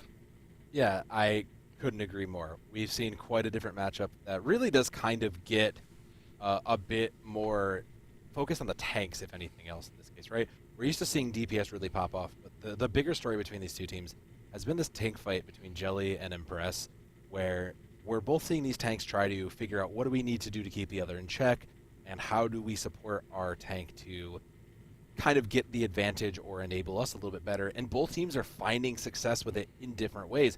We saw Clark Gray find it on map 1, and we saw Ottawa find it on map 2. So now with it being Clark Gray's pick, I would expect the pendulum to swing back in another way, especially if we go to a map that favors this kind of Winston Reaper Sojourn kind of banana bash comp. As I've decided to call it right now. Yeah, absolutely. Well, we do have the map pick in, actually, just moments ago it came. So Clark has opted to take their test to try their mantle at Circuit Royale. So again, I think, right, this is one of the more dynamic, maybe not dynamic, but one of the more different maps that we've seen in Overwatch 2, right? To me, it harkens back to like Havana. Which, out of rotation in a moment. But the big thing is, really going to favor these long sidelines, and would love to see some Sigma come out. Oh, yeah. I mean, for those of you who may have forgotten, this is one of the first maps they previewed for Overwatch 2. And the point of it being, like, look, you can't really sit. Look at all the high grounds and the long sight lines. So, I mean, the question is do we see this Sigma? Do we really favor those sight lines? Maybe on attack we do. But I still think the defense might favor kind of a Winston dive. And then again, Jelly's just had an absolute field day on this hog that it's hard to say, like, go to anything else. He's put some fights on his back and just carried in this team kicking and screaming sometimes. But we will see Ottawa defend too. So that kind of works in their favor. They'll get to set the bar as to where the fights go and how long, hopefully, where it ends, hopefully. Yeah, absolutely. And I have to agree with you, right? I think Gel Jam, you keep them on the hog because to me, the reason they didn't win that last map, the reason they lost that last map was not because of Gel Jam's performance, right? Yeah. I think Gel Jam showed up in a tremendous way. Now, two of those were because of, again, just these absolutely massive hooks onto Impress, right? Not gonna see that happen here, most likely. I mean, I think there's one coastal area in this map. Well, I suppose there's more if you count third point as well, but you're not gonna find that same kind of like insta-pick value on a tank that you did previously. So they're gonna have to look for something else, but, like we said, they got the job done in a great way back on Nepal. Yeah, and like you said, also we don't have the numbers. I really want to see the numbers. I know, so do I. Like, those have to be so high. Those just have to be so high. And most of those, I would say almost 90% of those hooks then converted to a pick, which worked in their favor. So if you can just continue to enable Jelly to get picks, even up against the Sigma, you still have a pretty good chance of getting around him and getting around that value. So this might actually be a good test for Ottawa to figure out, what do we do when we have to come up against this hog and there's not really a way to play around it, or it favors maybe a Sigma or these slower based comps? You're not going to get picked by Widow. The hog is going to stay there and is going to hold ground even against the Sojourn a lot of the time. So they may have to try to check the old brain for some more answers here. Well, honestly, though, I gotta say, the Sigma, I think, is a great choice into the Roadhog as well, right? Because you can stop and take a breather with the accretion. You can use the kinetic grasp to just eat up as much of that, which will probably be a Kitsune Rush and Whole Hog, right? Yeah. So you're going to be able to eat most of that, or at least a lot of it. So I think, Ottawa comes out here with the Sigma. That could be a very good look. The real question, right, is that in Impress's wheelhouse? Yeah, and that is going to be the question there, is because, and I have to assume at this point, we're a couple months in, like, if you're a tank player for a team like this, you've either got someone who's covering this, and we haven't seen any changes come in, or it's at least enough in your wheelhouse where maybe you feel it, or you have someone who's comparable. You can kind of put the Rhine out there. It does similar things, but just not as well if that's not in your wheelhouse. But I do think that is going to be a big question mark going into this, because these tanks have been arguably one of the more important parts of these team fights. Is which tank tends to get the opening pick, or who tends to put the pressure onto the opponent backline has just been kind of a lot of the story to see here. Yeah. One person I would like to add to that conversation, though, is Yo Chrissy Boy. Right? Yo Chrissy Boy came up in a couple of very, very impactful, very, very crucial moments, right? Being able to take out, I believe, Lab Monkey, right, on the Lucio for that very, very final point, right? That was just a huge heads-up play, and, they were present. They weren't necessarily, I think, the they weren't front the shining all the star. time. Yeah. Right, they weren't front all the time, but they were contributing every single fight, right? In a pretty significant, in a very impactful way. Oh yeah, I don't think many of the overclocks didn't get value, didn't at least have one pick out of it, and that's already really good, considering there are plenty of Sojourns who, myself included, give me Sojourn, I'm not going to hit a lot of heads with an overclock. Guilty. So. Yeah, I agree with you. I would like to see a little bit more out of the DPS on both sides, especially Gil Kersey, like you said. I think that is a point where just enabling Yo Kersey to get some value out of the back range, this would be the point where you could do so. So loading in, I do expect to see those Sojourns, but I think the question mark and the playstyles will be denoted by what tanks go with them. And hey, we got the Sigma, so there's that. And the other thing I wanted to shout out here is that Ottawa Grey is doing a very, very good job playing around not feeling comfortable on that Kiriko, right? We've talked about kind of how Kitsune Rush can just win fights. And Achua has looked very good on this Baptiste. Those Immortality fields have been important, have been clutch, and they've looked very, very good. So shout out to Ottawa Grey for making those comfort picks work in a scenario like this. And Clark Gray, I mean, they looked good on this Winston. I do kind of wonder how long they're going to stay on this Winston. I mean, it worked and they found some value, but we saw Gel Jam get punished on the Winston more often than not. So maybe they see the Sigma and just rotate right back through. But the Zen to kind of fight into what is probably presumed to be a hog is a great option too. It certainly is. Yeah, having that Discord orb to really dissuade mostly the tank, right? We see Gel Jam go in, but gets picked off, misses the jump, and that Discord orb, just resulted in Yo Crazy Boy being able to delete them from the equation. So, nice Discord orb as well. And the Lab Monkey, they go down low. Yo Crazy Boy doesn't get the kill, but Gel Jam, at least at the moment, sticking with the Winston. I'm not sure how many tries. They might give it like one or two more tries, but I do think there's a point where, again, you might just run it to the hog and just say, look, I'm not getting the value I want out of my dives, and we're trying to approach on this, but he already falls dangerously low there. So again, like, at what point do you just kind of go, yeah, I'm going to give this up, and we're just going to go back to hog here? Yeah, and I think one of the big things that we want to see from Gel Jam is putting pressure on Yo Chrissy Boy, but don't need to do that anymore. Now we're seeing Impress have to drop back very, very quickly. Immortality Field is out. Chromadon, I believe, responsible for all 4 out of 5 kills there for Clark Gray. Yeah, we were talking about wanting to see the DPS step up. This is absolutely the map. They have responded that, and Ottawa Gray gonna decide that, all right, we don't want to play what we expected, so we're going to match you again. And again, the first time we tried this, it didn't quite work out, but maybe this time is the charm. They're a little bit behind. There's already a Kitsune Rush up. So I would consider this first fight already a loss and just keep playing to build charge. Yeah, absolutely. A point will be captured, which is just fantastic for Clark Gray. Ottawa unable to get back to point, but they're striking back now. Initially Clark Gray with an advantage, but Ottawa able to kind of maintain presence, maintain pressure. They'll push them all back to spawn. Okay, I think the team play that really came together from the last map is stuck here, because quickly we see the ultimates starting to stack up, and Clark Gray will have several going into the Kitsune Rush, depending what they need to throw into it. It's probably going to be just the overclock, and maybe when we dump it, gets the Death Blossom that'll be, but there's the overclock to kick it off. Christian Boy needs to hit big here to make this one stop. No! Oh, wow. Yeah, Chromadon going to come in clutch again. Stops that overclock in its tracks. Has one of their own if they need it. We see V-Striker jumping in maybe a little bit too early because they were just moments from getting that Death Blossom. So a little bit of greedy play from Ottawa Gray going to result in Clark Gray getting this fight for their own. Yeah, and only needing to really commit one ultimate in that Kitsune Rush. We'll have everything else going into the rest of these rounds. We say that, but Ottawa Grey is back, and they will, eventually they'll get out of dodge. Eventually the pressure will fall there, but Gel Jam, yeah, not to be outdone, will find 2 of their own on the way out. So winning with just the Kitsune Rush was huge. They'll have Sound Barrier and the rest of the ultimates on board for pretty much everything else there. It's just kind of come down to what happens with these Lucios, right? Or whatever happens with the Chu. If a Chu uses the Kitsune Rush effectively, they can win the fight right out.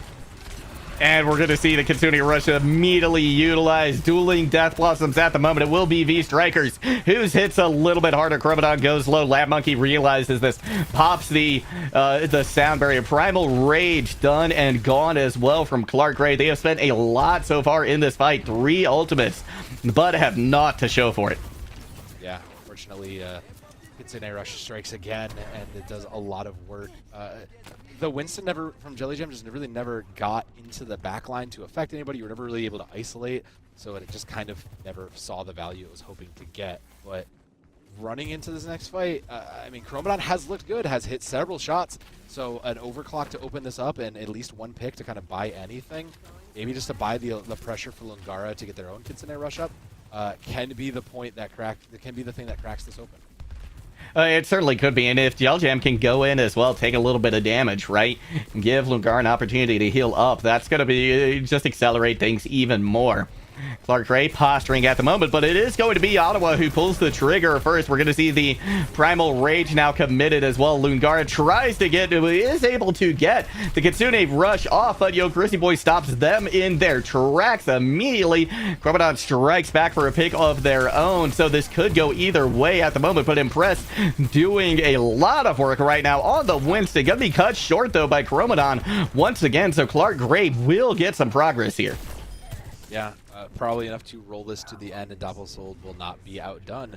Yeah, they'll roll this through, and it's just going to be a reset here. It costs pretty much everything to get it, but it's worth it to keep it rolling. Yeah, with Field just to try to buy the last of the space. There might be one last moment for a retouch. We'll see if they opt into it. Nobody does have Sound Barrier to fight up whatever's left if they do. And they are going to go for the last minute contest here. Immediately, the Lab Monkey removed from the fight. Ottawa Gray has an opportunity for a big hold here. If nobody can hold onto the Sound Barrier as well, they're going to be beautifully set up for what could be Clark Gray's last fight, as Impress just goes all out with the Tesla Cannon. All right. I mean, I don't know what happened on this first map with this comp, but this comp out of Ottawa Gray looks suddenly very comfy. Maybe they're just more practiced on Circuit Royale. Maybe there was any number of circumstances. Maybe just needed maybe it's not a control team. That happens a lot, but it does actually. Yeah, a lot of times it does, right? Like frequently, I think we see the team that wins control just kind of fall short, kind of fall flat during the rest of the maps because they do play so differently. Yeah, and I think with that in mind, Ottawa Gray is set to win this with these ultimates. There's the Kitsune Rush to kick it off. Yeah, everybody goes down very, very low. A Chu does fall. Sound Barrier out from both sides now. GLJam going in, trying to create a lot of disruption here, keeping people out of the way. Death Blossom for V-Striker does strike back, so it's going to be a pair of picks for both sides. Doppelsold with their own at the moment, only finds one, but a pretty crucial pick at that. 3 seconds left to go. Impress using the Primal Rage. Nobody back, finds Lugara, and that is huge because if they'd stayed in the fight, we might have seen another Kitsune Rush here. That could be the pick that closes things out here for Ottawa Gray and stops the cart moments before getting to third point. Yeah, a tragedy just because there wasn't quite enough to get the fuel across the line, and the car will stop a little bit short. Just kind of some smart picks, getting some key people out of the way on the side of Clark Gray really just put their foot down. So with the bar set, and now with Ottawa Gray looking as strong as they are and comfortable with this comp, it's hard to say what is going to be the outcome here because no real team really needs to change. And GLJam showing their no slouch on the Winston also, I still do think that they might show this hog again, right? It's very easy to just let the hog kind of babysit the cart, hold the presence. Winston can't dive it. Even if you go back, we've seen GLJam hit hooks here. So that wouldn't shock me if that was the only change we saw and Clark Grays did that. No, they're going to try and meet it. Okay. We'll see if that holds, but I think that might be the only change you make, simply just because Jelljam looked so strong on that, and you need a little bit more something to prevent Impress on this Winston from getting value. I guess that's just, I guess they still feel confident in it, and given how close this match has been, I see no reason to doubt it.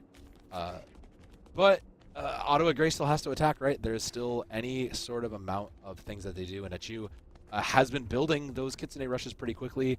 We initially saw them struggle on it, so given that they're kind of getting it together, and they've shown that they're in fact pretty comfortable on this. I guess I doubted them a little bit feeling like that, but they are looking pretty comfortable on this Kiriko, so with that in mind, they stand a chance to maybe push this and take the map here. They absolutely do. Lingara going in for a little bit of early charge. Trying to get ahead in that Kitsune rush. Here comes the dive now from Impress. Going to be a soft dive. Both bubbles have been dropped, so neither one of these Winstons going to look to want to stay too terribly long wherever they do find themselves. But good amount of car progress already for Gray, and honestly, Impress doing a good job putting pressure in, staying alive, and crucially building up practically twice the ult that we see so far from Jelljam.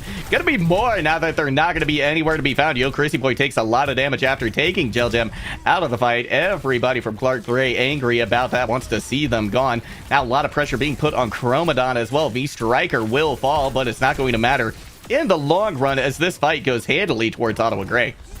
I mean, they'll just walk it right across the line, and it's worth noting that, I mean, they just kind of rolled cart for free, right? Like, they did. When they were fighting, there was never a contest about it, and they're just going to get this without really much of a problem. Disruptor Field just buy anybody there. There's going to be a last-second touch, but I don't think they're fully a team here. Oh, wow, Jelljam is back on the Roadhog, so what we were expecting come to pass has, in fact, happened. Lungar going to be taken out by Chrissy Boy right away. V-Striker finds a kill, so Clark stops the card from moving for a moment, but it's not going to last terribly long. No, the rest of the team is there. Again, the fight just wasn't quite taken with enough numbers, so the cleanups will hit, and the rest of the pieces are there. Yeah. And Jelljam, like, shout out to Jelljam, is already 80% to a whole hog, as obviously that's ridiculous. That's so fast. Oh my goodness. The problem with that is that all those ultimates coming on board are just a hair behind Ottawa Grey right now, because everything is going to come on board all at once, and it's going to kind of come down to who commits Kitsune Lush a little bit later or a little bit first. If they can get the aggressive and play it first and get the ultimates out in a pick, that's a win. Or if you hold it and just disengage from it, that's your other win con. So who's going to recognize the win con here out of these two teams first? It's going to be close. 5 ultimates going to be online for each side. Achu pops first with the Kitsune Rush. Impress going to be able to ride that to 1 kill, but now Jelljam with their whole hog.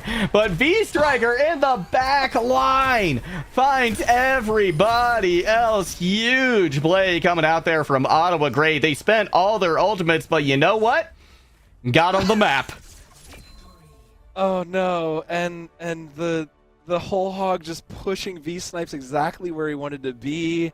Yeah. Was probably the icing on the cake of all that. Just being able to just accidentally send it. I mean, there was a lot of factors in that, but just that was tragic. And I mean, Chromadon looked, as we're seeing, we're just going to see it, but they looked very, very good here. They'd been quiet the first couple maps, but really came to life here on the Sojourn. This is that 3-piece. Just looking very, very strong. But yeah, that fight just kind of never really went the way that it was going to. No ultimates on one side kind of got popped. Everything got popped on the other side, and there was just a lot of factors to that. But I think the other thing that was very important was that so much space was just given up. Most of A was given up for free. There was never really a contest. Even most of B was kind of given up for free. We were trying to wait and play for the end like you're supposed to do.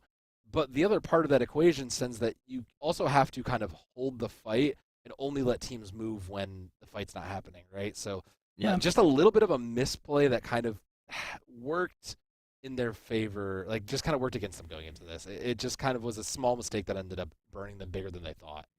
Yeah, and I think as well, the, because, okay, so both teams actually got first point relatively quickly, right? Like, both of them were able to get that, but I think one of the crucial key differences as well is that Ottawa Grey, right, they let Clark get first point without that last moment contest, right? And because they did that, they were able to come in with a full 5, right? Yep. Able to sweep everybody off the cart. That bought him 2 to 3 more fights right there, Yep. right? Yeah. And so Clark didn't do the same thing. They thought they wanted to try and get it before they got to that crucial checkpoint, but honestly, I don't think that was the play there, because then it was really just one fight that Ottawa Gray had to win to get that entire second point and take the map. Yeah. No, I agree completely. Like, even if you send just the hog in, you're still down your tank. It wasn't a full 5, and it wasn't. It felt like just a miscommunication, right? It felt like someone shouting, "No, we can do this. I'm here. We can touch," and then somebody else shouting, "No, it's too late. Give it up." And it was just a little bit of a miscommunication that kind of snowballed the rest of it. And I think that's I think you've nailed it there. Is that kind of moment was where everything kind of fell downhill and the rest of the pieces didn't come together. And I think the other problem was just like I said in that last fight. Most of that Clark team was still holding ultimates. They never really spent them. Like, there was no answer. Like, they expected the answer to the kit site air rush plus other ultimates was just going to be the whole hog. And at that point, you're at the last second. You need to just commit and send. Like, you just had to. I think that was kind of a little greedy to try to think they could get away with just winning with like 1, maybe 2 ults. Yeah, no, it definitely ended up biting them in the end.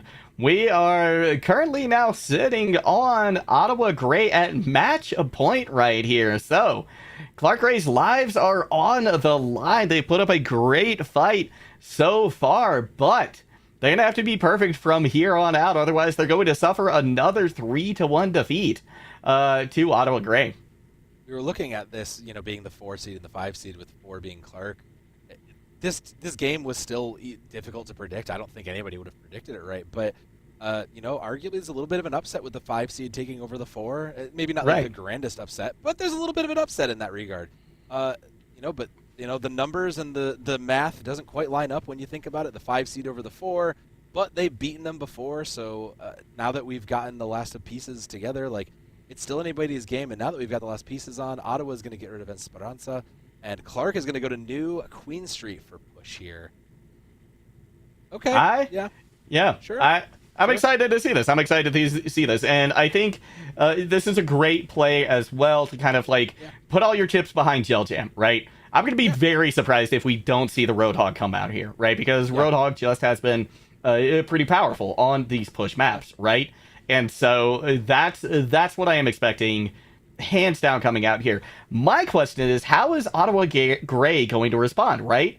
Do we see the Reinhardt come back? It would be unconventional, but that seemed to be a part of the solution in the past.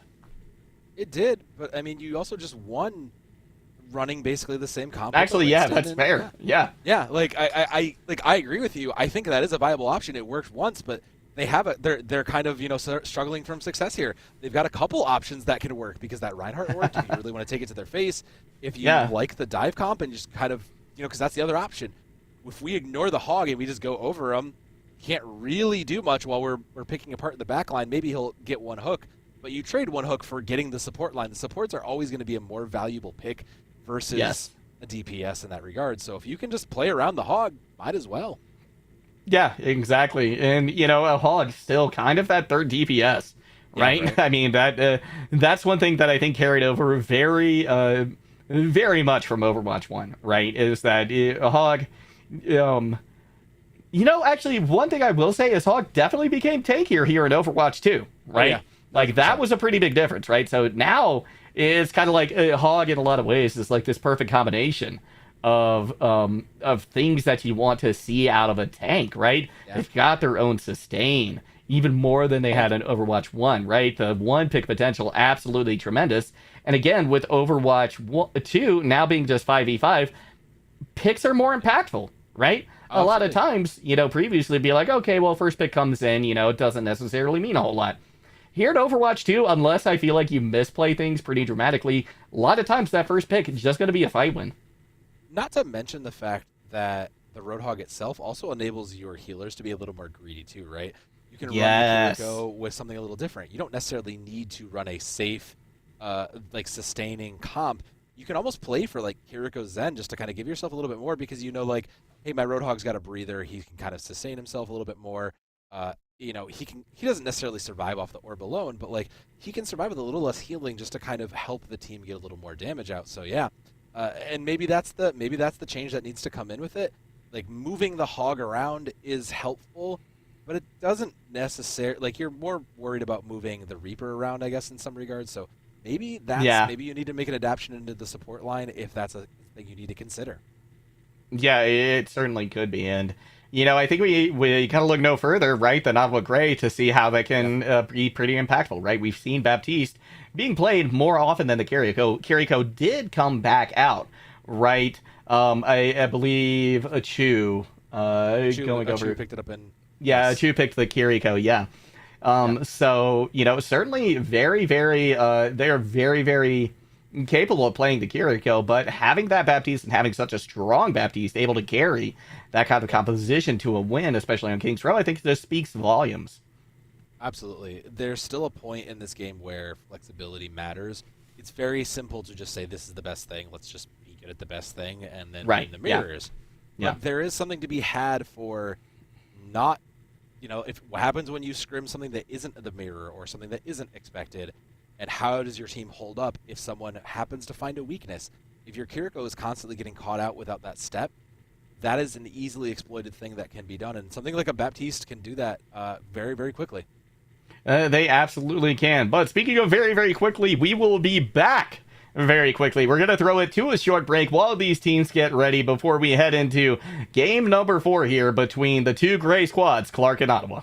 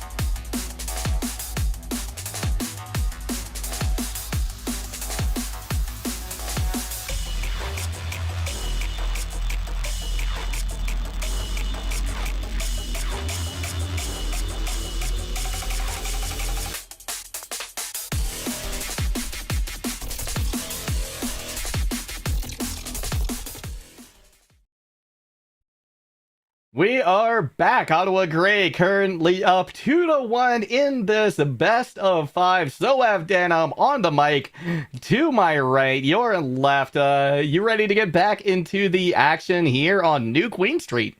Look, I'm ready to travel. I've been stuck in quarantine for 2 years. I'm ready for New Queen Street. Let's get to Canada. Let's get to push. Let's see what's going on here.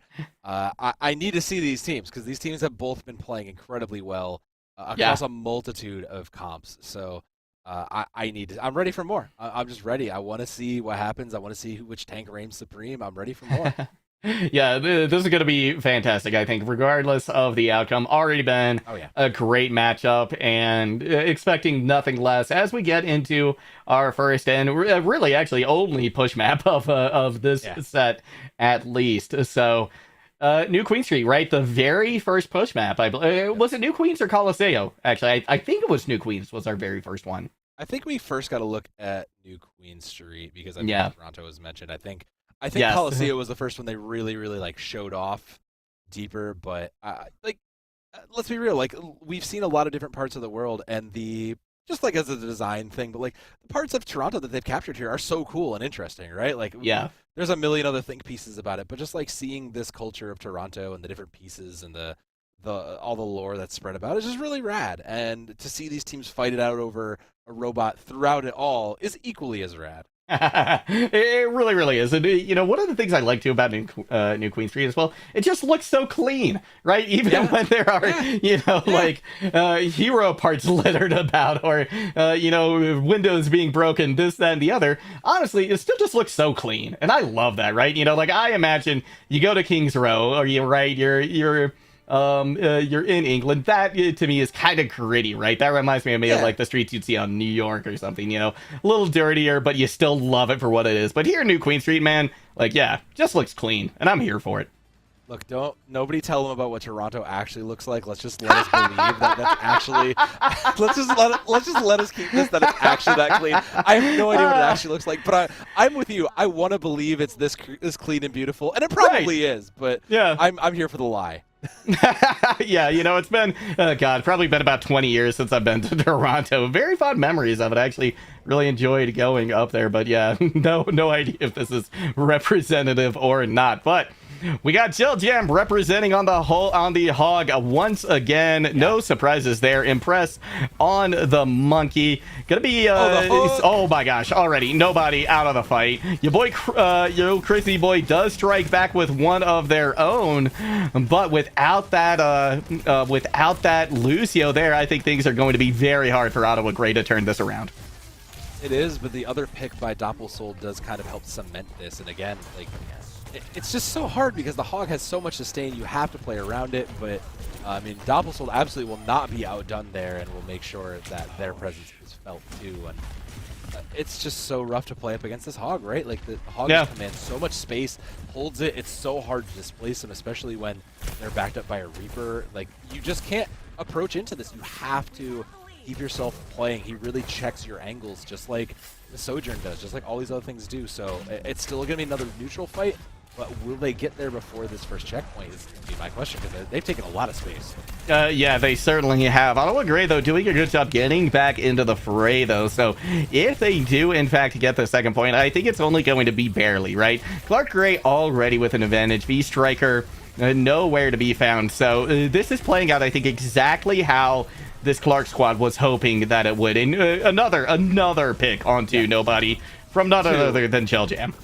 I mean, yeah, the kind of story that is kind of unfolding here is like, just put resources into Gel Jam and let him take and make the space.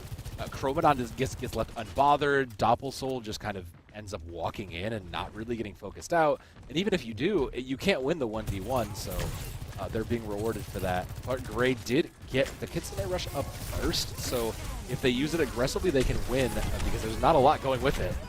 Both support ults gonna be used from Clark Grey. Yo, Chrissy Boy, despite the overclock, doesn't find any kills. We've got Lungara dropping back to point to get the push bot, and Clark Grey is on an absolute tear. I mean, we are pushing into last fight territory here, and it's only been 2.5 minutes. And there's still several ultimates on board, Overclock and Whole Hog. There's not a lot, but I mean, if there's a setup knockdown to be had here between Jelgem and Chromodon, so anybody that gets picked up by Jelgem could easily just catch a rail to the head by mistake. So Impress needs to bother in the back line and keep Chromodon busy. Yeah, they do, and that's exactly what we're seeing play out right now. Briefly, teasing that they're going after Lungara instead. That's going to be a big anti-nade that hits the Lab Monkey going down low. Impress able to find them, but Gel Jam strikes as well onto Striker. Nobody still in the fight, able to get a pick as well. The hook comes into them, so they're removed post-haste. But Clark Grey, only 2 members left on their squad, and the spawn is oh so close for Ottawa. Yeah, they were blessed by that, so they'll get it back. The forward spawn will still be there, so they'll be met with Ottawa Grey and likely V Striker's Death Blossom along the way. So Clark did manage to hold on to Overclock. Chromodon died without using it, so that's going to have to be something. They'll need to open up with it and get a pick well before they get into range. Otherwise, Ottawa Gray stands to put some damage down here. Yeah, they certainly do. And already Striker looking for an opportunity for the Death Blossom. That's going to be a golden one right there. Crippling Clark Gray at the knees. Chrissy Boy helping to finish things off. And now Ottawa Gray striking back almost as hard as we saw Clark at the beginning. Yeah, they know they have a lot of distance to go, so getting there is going to be the first start. And Anna now, about you. Yeah. I mean, did well before. Yeah, that's predicted to try to help against that Hog. So no Kitsune Rush, but they will have that Nano probably onto the Unimpressed to try to build the rest of that rotation around. So Chrissy Boy builds this. It's just going to be a duel of overclocks. Whoever can kind of get more value out of it is going to be the winner in this outcome. And if they put that Nano onto Impress as well, the amount of pressure that they're going to want to put on Chromodon is huge, but Gel Jam stops that plan in its tracks. Your boy Chrissy turning things around, though, in a huge way. That is 2 picks. V-Striker comes in for another, and Ottawa Gray says, don't worry, Impress, we got your back. Wow. Truly the martyr in that scenario, just to buy the space and keep the Hog distracted here, so... looks like they'll give up a little bit of space just to try to fly and get everybody back together. So they'll catch the new point and they'll continue pushing. But 4 ultimates for Clark Gray means that there's probably a stop here with this Kitsune Rush. The question is, how much do they commit into it? We're going to see the anti come in. Lungara going to clear it, though, from Gel Jam. Now Doppel Sold dropping in with a Death Blossom. 2 ults used for Clark Gray. The Nano does go out, presumably to Impress, but they were caught sleeping on the job. Unfortunately, that'll go to the sidelines, and Clark Gray will have 3 to continue on. Again, there's not much they can do with this tank and the overclock, so making something out of nothing is going to be a big deal here, probably with Chromodon, so keeping Chromodon unbothered will be the key here. But there's the whole Hog to kick it off, and I mean, that space made Impress falling already from it is a great opener. Yeah, I thought initially that was maybe a little bit too early, but Impress caught out in an unenviable position. And now Clark Gray, they've gotten it back under control. They're starting to push progress again. No. Huge hook onto Yo Chrissy Boy. That opens things up in a big way for Clark Gray now. 100 meters on the board. This has certainly got to be last fight territory for Ottawa Gray. They have to win here. Nobody gonna use the sound barrier. Give them an early advantage. See if they can get a couple of picks. Lab Monkey, though, counters with their own V-Striker very, very low. Chromodon chasing them down. They're going to be able to get the pick right there. Impress finds one, but it's not going to be enough. Clark Gray on the brink of victory here, bringing us back to a tie series, but Ottawa will get one more fight. They really want to close this out, and they're doing so close to that late pick, though, onto Impress. Was going to force a swap. They just need to come back faster, so Ottawa Gray does have both DPS, also one of them needs to come up with something. I would put money on the Blossom if it was me. There it is. Catches 2, and it's huge. Yeah, Yo Chrissy Boy coming in with another pick as well. Gel Jam and Doppelsol trying to get more things done, but it's only going to be so much they can do as Ottawa Gray just surrounds the squad and working on trying to delete Gel Jam, but this is ridiculous. It's absolutely ridiculous. So much sustain. Yeah, somebody hurt this man, please. Right? But the good thing for Ottawa is that it did feed them so much more. Oh, he took that breather instead of dying there, which just allows them to farm it, right? Like, so now suddenly Impress is already almost at a Shatter. They're already partway up to a Nano, and the tools for Ottawa Gray are back in place to keep this rolling. Meanwhile, Clark Gray, a whole Hog itself doesn't do a lot, so maybe you can kidnap somebody, push them back into your team, but not a lot to be had from it. Nice hook from Gel Jam. Not going to get the pick they want, but since the shield is low on Impress, they pop the whole Hog. They're going to take a quick nap, but the damage already done. Chromodon landing the shots they need to. Yeah, I mean, Gel Jam took the space and opened it up. The whole Hog was kind of inconsequential there, but that was not really it. But they'll push back here, and Doppelsold is probably going to look for this Death Blossom, and they need to be aware there's no sound barrier of cleanse can only do, there's no cleanse either, so catching this Shatter on it is going to be their only real tool to keeping themselves alive. Yeah, Impress definitely going to want to be holding it for the Death Blossom here because, like you said, just nothing else. He's going for it. Oh. Nobody is getting close enough, though, to the sound barrier, but not close enough. A little bit greedy play there from Impress, going to bite them in the end. Double Sold is down, but everybody except the tank for Ottawa Gray back in spawn, and even they find their trip there. Oh, that's so tragic. They needed to play that defensively. It was a good opening, don't get me wrong. That was beautiful, but it wasn't enough, and now the last will come through. V-Striker onto the Sombra now, just to try to buy any sort of time. I mean, Sombra took some hits, but it is still fast, and you can build EMP pretty quickly here. You certainly can, and you can shut down Gel Jam to an extent as well, right? Yeah. Moment they try to take a breather, just hack them out of it. Immortality Field now coming out from a Chew. They're back onto the Baptiste now as well. Yo, Christy Boy finds a pick. 50 seconds left here to go. Ottawa Gray gonna have to be absolutely perfect. Both sound barriers out. Kitsune rush as well, but Lungara going down low. These ults have expired now. Ottawa Gray able to pick up the pieces and find a fight win here. Yeah, it cost them a lot, but it also did give them a lot out of it. So EMP, Amp Matrix both online to keep themselves here, and the Sombra, late Sombra pick has put in a lot of work for them. Like you said, it can continue to do a little work, but I would be concerned for Chromadon. They need to keep Chromadon in check. Put that Sombra on them to help kind of keep that from winning here, because Gel Jam can do a lot, but Chromadon can do more. Ottawa Gray can't afford any mistakes here. If they are able to pull out a win, it's going to have to be 2 fights, maybe 3. Chromadon has the overclock out, but a big EMP comes in from Striker, shutting down just about everything from Clark Gray. So they're just going to be forced to regroup and try again. But ult's hard to come by on both sides at the moment. But nobody really died there for Ottawa Gray. So they're going into this with a full 5. There's no running anybody back. They're in a good position, even if they have to try to win from the neutral. The only 2 things that might get in their way is Gel Jam's whole hog, which might just push him off. Or Doppelsold here. If Doppelsold gets this Death Blossom online, it could be tragic.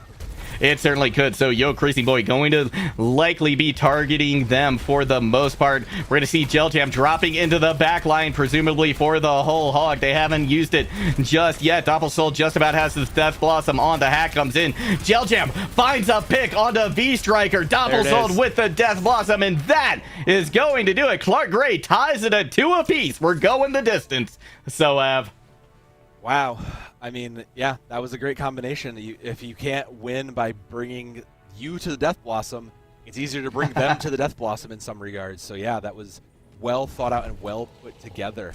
I love the tenacity from these teams, and I love the play. Yeah, this is that ending play right here. Just breaking the shield and just pushing them right into it. Just beautifully done. Yeah, I mean, just great. Well done. Great communication. You could see it come through there for Clark. I mean, we're getting the full 5. These games have been insane tonight, and we have been feasting on incredible matches. We really, really have. I mean, you know, we got the map 5 banger right before this. Yeah. We got another one coming for you. This is a great night. Great night of Overwatch 2 here at NECC, and I'm just happy that we get to be a part of it here tonight. This is great.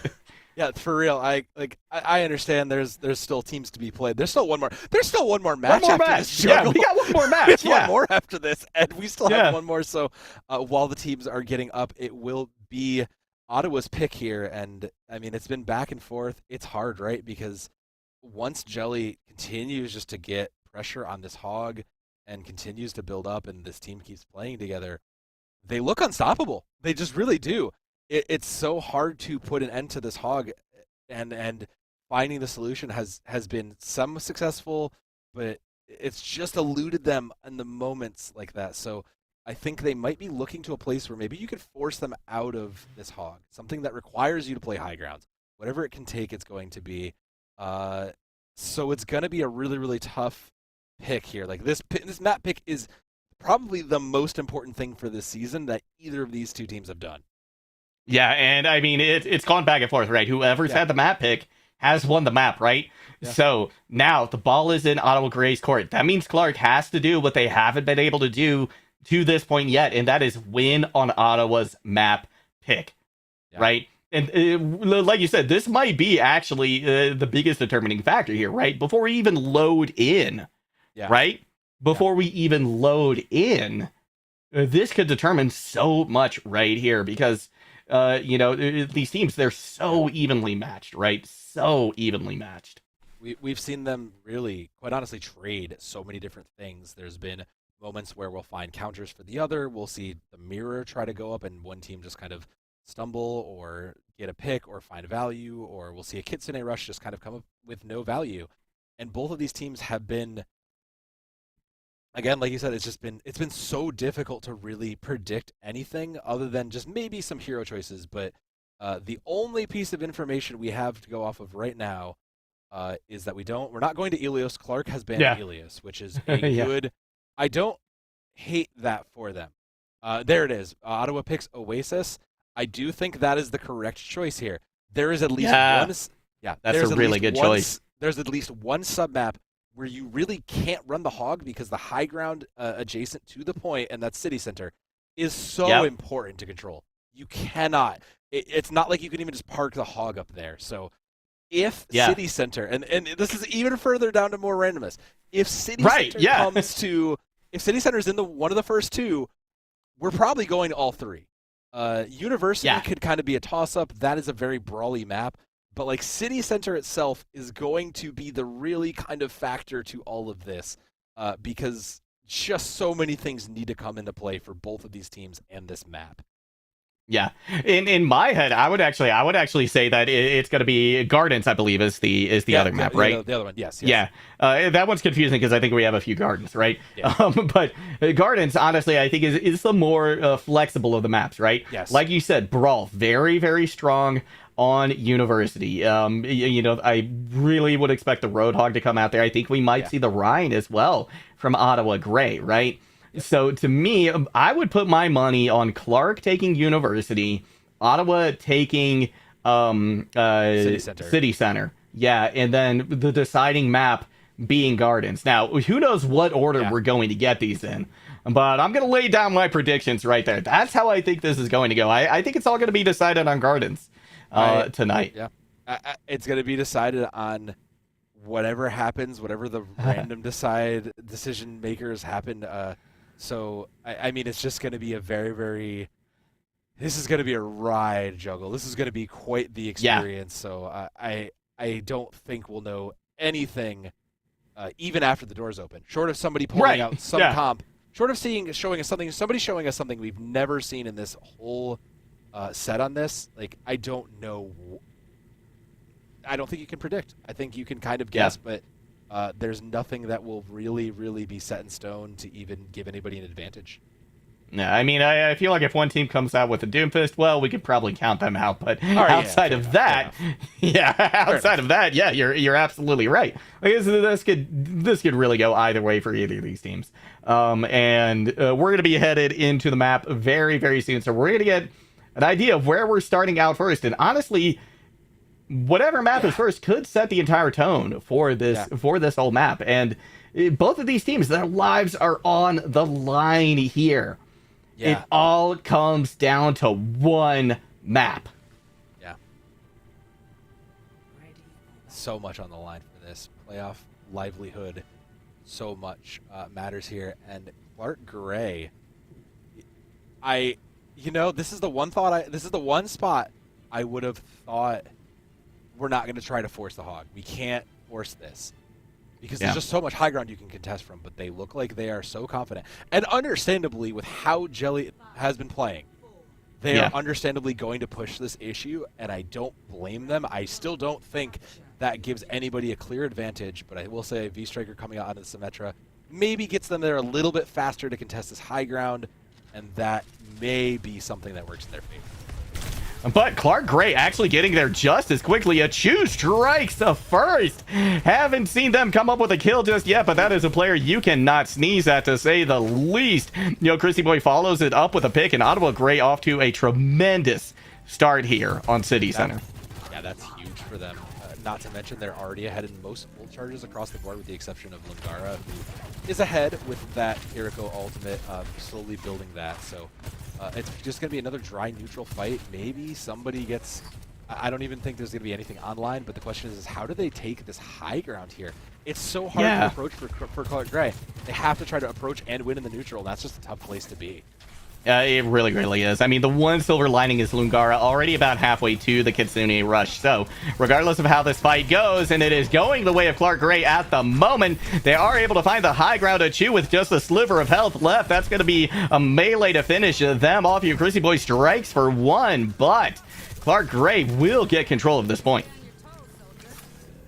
35% in climbing is still a good start, but now the hard part becomes you have to dislodge this hog, and you have the tools in the comp to kind of dive this high ground, but the problem is that anybody who's tried to do this knows it's not easy to dive a hog and force them out of the position. So this is now arguably a very, very tough spot for Ottawa Gray to be in. No ultimate's still on board. If they poke long enough, they might get overclocked, but this is still going to be a very, very tough approach. It will be, and honestly, no advantage either way in terms of ultimates. Chromadon just now barely eking out Chrissy Boy in that percentage. They have the overclock online now, but everybody from Clark Gray going down so low. Doesn't matter though, as nobody is the first to fall. Now impressed with the Primal Rage, seeing if they can get more done, but Lab Monkey able to find Yo Chrissy Boy as well. Gonna make things that much harder for Ottawa Gray, and any percentage that happens now is just in favor of Clark. Yeah, and they'll just continue to roll with ultimates on board, all 5. I think the answer is you can't reach them, you can't approach them, you can't dive this comp. This comp is too punishing for the Winston to really go into, so I think you need to force them off that high ground by just playing. It's dangerous, but I think you need to play in the streets and play street side for this. You don't really have the ultimates, you'll come into a lot of it, you'll have a nano for the Winston, but as a whole, that opening pick will be huge because that's Kitsune Rush down, so that may be the opening they needed. It certainly is. I mean, considering they got 4 ults in the bank as well. Yo Chrissy Boy gonna strike first. Nobody, though, coming in big again with another pick. So Clark Gray gonna have to be content with about 80% on the board as Ottawa retakes control. They have it for now, but their only ult being this Death Blossom. It's tough to fight. Like, there's just 5 on the other side. A Kitsune plus any of these is likely going to be the win con. So the question is can V-Striker find an optimal hit with this Death Blossom before Kitsune gets dropped? Taking Lungara out would be the most optimal thing they can do if they can make it work. I mean, they got to take out Lab Monkey though too, right? Because that sound barrier could just help sustain. So you know, you gotta try and hit both, really. But here comes the Kitsune Rush, the whole hog as well. That's gonna put a dampener on things. But Lab Monkey does go down. Slight advantage here to Ottawa Gray. No more Kitsune Rush, no more whole hog. But Chromadon still finding value. Chrissy Boy striking back. The point is still Ottawa Gray's. So both of these teams want this to finish out quickly, so they can get another fight in. Clark Gray gonna have a tough job here though, because Gel Jam still on the point, 90% and counting. Doppelsold coming back in though, able to get enough damage for Gel Jam to finish off Chrissy Boy. Big anti-nade hits both supports for Clark Gray, but the follow-up is not there, at least on the supports until now. V-Striker coming in big, finds both of them. This point is over in favor of Ottawa Gray. The trove of riches of ultimates never really got used effectively. We tried to play conservatively, and it just ended up backfiring for them in that regard. The Kitsune plus the whole hog. A win con in a lot of cases just didn't quite get there. Everything else just kind of slowly got trickled out. The sound barrier never really got the full amount of value because there was deaths, and after that it just became trying to struggle to the point. So like we thought, yeah, City Center goes the way of Ottawa Gray, and now here we are in University.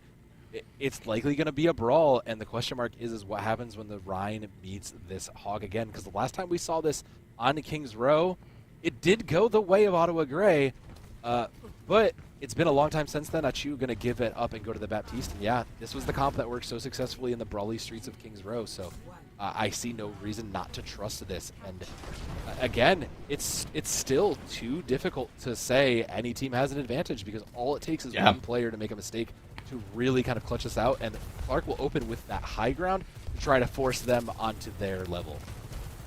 Yeah, but I do like the start as well from Ottawa Gray, right? A lot of times when you're running this Reinhardt, you want to push into this room onto the side, kind of take control of that health back. Of course, Clark Gray gonna have one of their own, but Ottawa Grey gonna have a little bit more point presence here as it does unlock. We're likely gonna see them move in. Yo, Chrissy boy lets loose with the rail, doesn't find its intended target. Nobody actually wants to touch point just yet. I feel like it's the longest I've seen before anybody actually gets on the point for a control map. Eventually, Impress does drop down to it. We're likely gonna see Gel Jam contest at the last moment. They don't. So huge advantage here for Ottawa Grey, because regardless of the outcome of this, they are building up percentage here. It's just about as good as a win, but Chromadon says don't count us out just yet. Now diving in on Yo Chrissy boy, going very aggressive, but going to be sent back to spawn. As a result, Gel Jam does find a pick, and so Clark Grey will get this first fight win, but it doesn't look like it based on the score right now. No, that was a little bit messy. Eventually, Impress just kind of got lost chasing out Jelly Jam, and I mean, did build up most of a shatter, but by the time the tanks were just kind of sitting there wailing at each other, the rest of the team was able to move in on each other, and Clark Grey was able to just kind of find the advantages. So shatter is up, and there's not too much. There is bull support ultimates coming in, but if Ottawa can find a good combination with this shatter and an overclock, it could be an early fight and an early flip here. Yeah, and it's going to be Clark Grey not going to make the same mistake they did. Shatter's going to hit a couple of players. Lab Monkey in the with the sound barrier. Striker going down low. Yo, Chrissy able to get the overclock online. Nobody forced to use that sound barrier. Chu going low, though, as well. And Clark Grey going to be able to sustain, going to be able to hold on and keep this point as their own. It cost them bull support ultimates, and that was to be expected. But again, now we're at this point where we have these two kind of, I don't want to call them inferior, but they're two less impactful ultimates, you know, as long as you hit the shots and get it. And Chromadon has proven that they can do so. So changes coming in, though. V-Striker over to the Junkrat. Yeah, we're just going to try and burst it down. Let's just make them fight us, and I don't hate that. The Hog has to come in, and the Hog is easy target for a lot of that. So watch for Chromadon to try to get some of these heads from that high ground. Achu gonna start things off with an amplification matrix, and with that, Ottawa Grey chases just about everyone off point, but Chromadon strikes exactly when they need to, and now with the whole hog pushing everybody else away, Ottawa Grey in a very bad position. This is final fight territory. This is what we were expecting, right? We were expecting the Hog comp to be a little bit of an advantage just because they know how to brawl a little bit harder. There's the overclock finally getting used to open it up, but the Death Blossom throws it out. Doppelsoul barely survives that. Wow. And then ultimates come in, and Clark Grey will clean it up here. Wow. Juggle, wow. I know, right? We're going the full distance here, right? Oh it's goodness, yeah.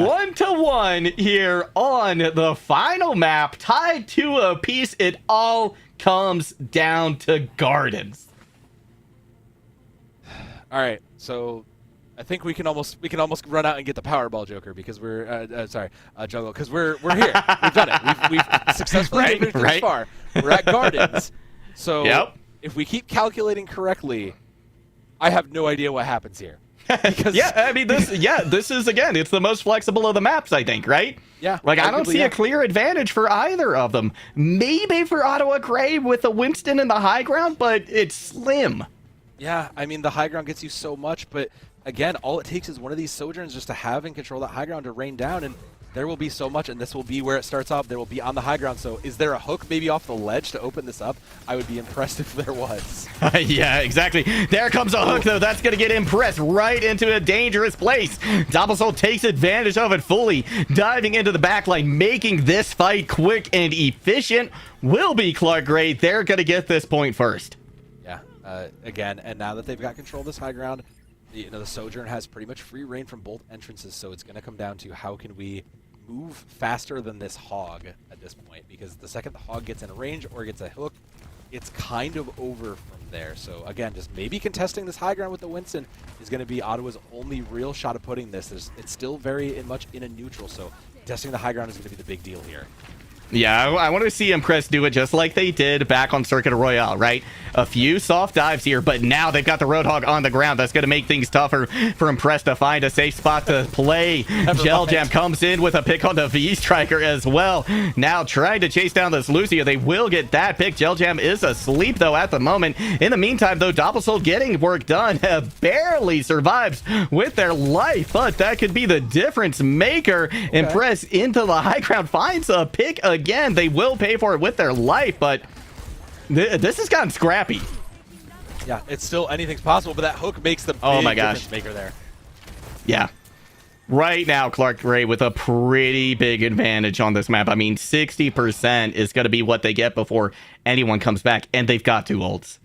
Yep, I mean, and it's 2 very important ones. This is a win con in itself. This is basically assures them the fight as long as, I mean, nobody can hit the sound barrier, but it really has to be timed perfectly well. So there's the Kitsune Rush, and there it is. There's 3 juggle. My it's over. Gosh. Nobody dies without even getting it, and it's just a quick reset. Yeah, that's fine. That's kind of to be expected. So now both support ultimates on the board plus a primal. It stands to be a chance, but somebody has to get their first juggle. So Clark Gray could easily hold this off before they even get there. Right, I mean, that's what Clark Gray is going to be looking for. Get 1 pick in the rotation, final fight territory. If Ottawa Gray gets this point, they're going to have to be perfect from here on out. Nana Boost committed now to Impress. Chromodon down very low. The whole hog gets committed by Gel Jam, but not finding the value they wanted. And in fact, Ottawa Gray able to dismantle Clark very, very quickly. But again, they cannot lose this point ever again. They cannot, but they did it without using any ults, so that is already a step in their favor. They save these going into the next round, so now just kind of tallying out these win conditions over the next couple rounds will be important. So no Nano on board. It'll just have to be a high value Death Blossom. Maybe you can pair the Overclock with something, but one of those ults needs to continue to find big, and it's going to kick it off with Yo Chrissy Boy. Yeah, Overclock is out. Big anti-nade from a Chew. That is a fast fight win for Ottawa Gray. That also, but the other point is that works great for Clark Gray's favor too, because now they'll have a faster reset. Lucio manages to get out too is huge too. That would have been a big stagger. And fortunately for Ottawa Gray, they spent most of their tools. They'll have nobody's beat, and nobody has fallen a couple times holding onto these beats. So he needs to play safe there. There's nothing really to spend it on, but there's beats on both sides. So if it gets risky, this is going to come down to those beats. Yeah, absolutely. It's going to be curious to see who is able to hold on to theirs a little bit longer, because a lot of times, big boop coming in, but it looks like they were able to successfully TP back. In the meantime, though, Impress able to take out Chromodon, giving another advantage to Ottawa Gray, 60% and counting now. V-Striker going to be able to try and put the finishing touches on, especially with Gel Jam sleeping at the moment. Got committed. Oh my gosh, yeah. Beat got committed to no avail for Clark Gray. That could be the determining factor, especially since nobody held on to theirs. Oh, that's so important. That was so necessary. There's a Nano coming online, which means Primals, the rest of it's there. The rest of these ultimates from Ottawa Gray will be there, and this is the last fight. We are the full 99 to 99. So Clark Gray really needs to build this Kitsune Rush as fast as they can if they have any shot to win this. That's going to be an early Nano committed onto Impress. They don't quite get everything up to that Primal, though immediately they will be able to use it here. But Lungara going to be right on their heels with the Kitsune Rush. Here it comes. This could be bad news for Ottawa Gray. Great but shot. The huge pick coming out from Yo Chrissy Boy, taking out the Death Blossom now. Chromodon going very low as well. But a flurry of picks now in favor for Clark Gray. Just 2 players remaining on the side of Ottawa. It's just a Chew on point. They're only going to be able to last so long. They get a sleep out at the last moment, but the point will flip over. Overtime clicking down. Nobody going to be able to touch. Clark Gray takes the series. Wow. That's it. That's the analysis. Wow. I don't need to say anything more. That's just wow. That was to the wire, back and forth. Absolutely just wow. I mean, Gel Jam again, like there is a lit to be had about the difference between, you know, running the Kiriko without. There's a difference to be said for the Hog, but man, there was at no point that either team really had it until Gel Jam kind of just picked up a couple shots, clutched out, hit 2 or 3, and just kind of, again, just drags the team kicking and screaming across the line. But man, what a series from both of these teams. This was absolutely the 4th seed and 5th seed giving 1,000% into this playoff setting. Yeah, of course, it is going to be Ottawa Gray disappointed today, not taking the win. But honestly, Ottawa Gray, you cannot be disappointed in the showing you gave us tonight. I mean, literally the distance, right? We were in overtime on the last map. Ottawa Gray, you are a phenomenal squad. Can't wait to see what else is coming out from you. But today, it will be Clark Gray moving on in this tournament. So congratulations to them. What a phenomenal game. And I mean, everybody on both squads really contributing, played their hearts out tonight. Yeah, there was not one single player that did not have a moment here. And it was, we talked about a lot of the players quite a bit, but there is no world where these teams don't function without every single player playing to the best that they could have. So Clark Gray still will go on, but has quite a challenge ahead of them as they enter into the quarters. So you have to keep an eye on them, because this was absolutely, like you said, a scrappy match for both of these teams.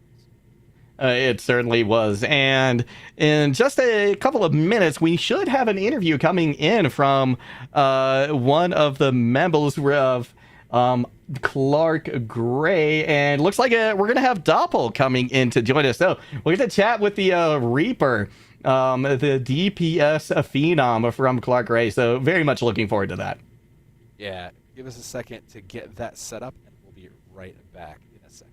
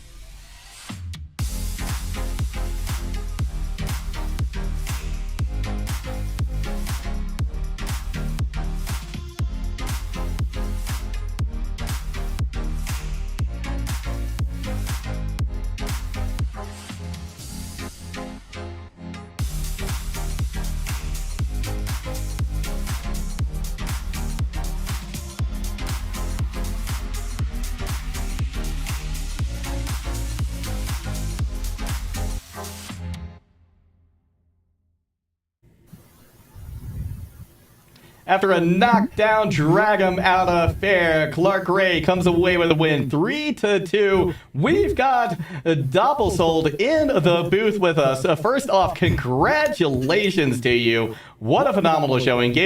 Honestly gave us quite the show tonight. First off, what's the feeling like? How are you all feeling after that matchup? Very ecstatic. We came in kind of uncertain. It got a little dodgy in the middle, but we made it through.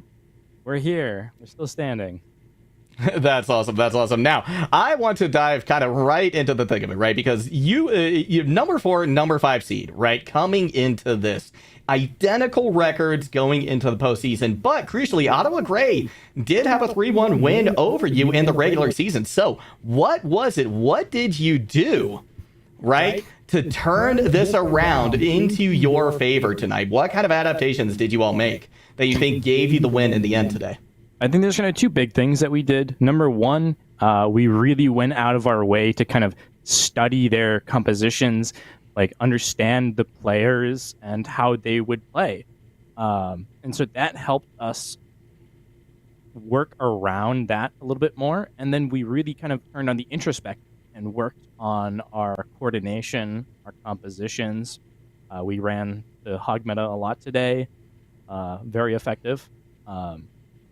And we've also just kind of worked on our team culture and our working together to really get a target down, get them, move on. So I'm really happy with how we've kind of improved to keep them out.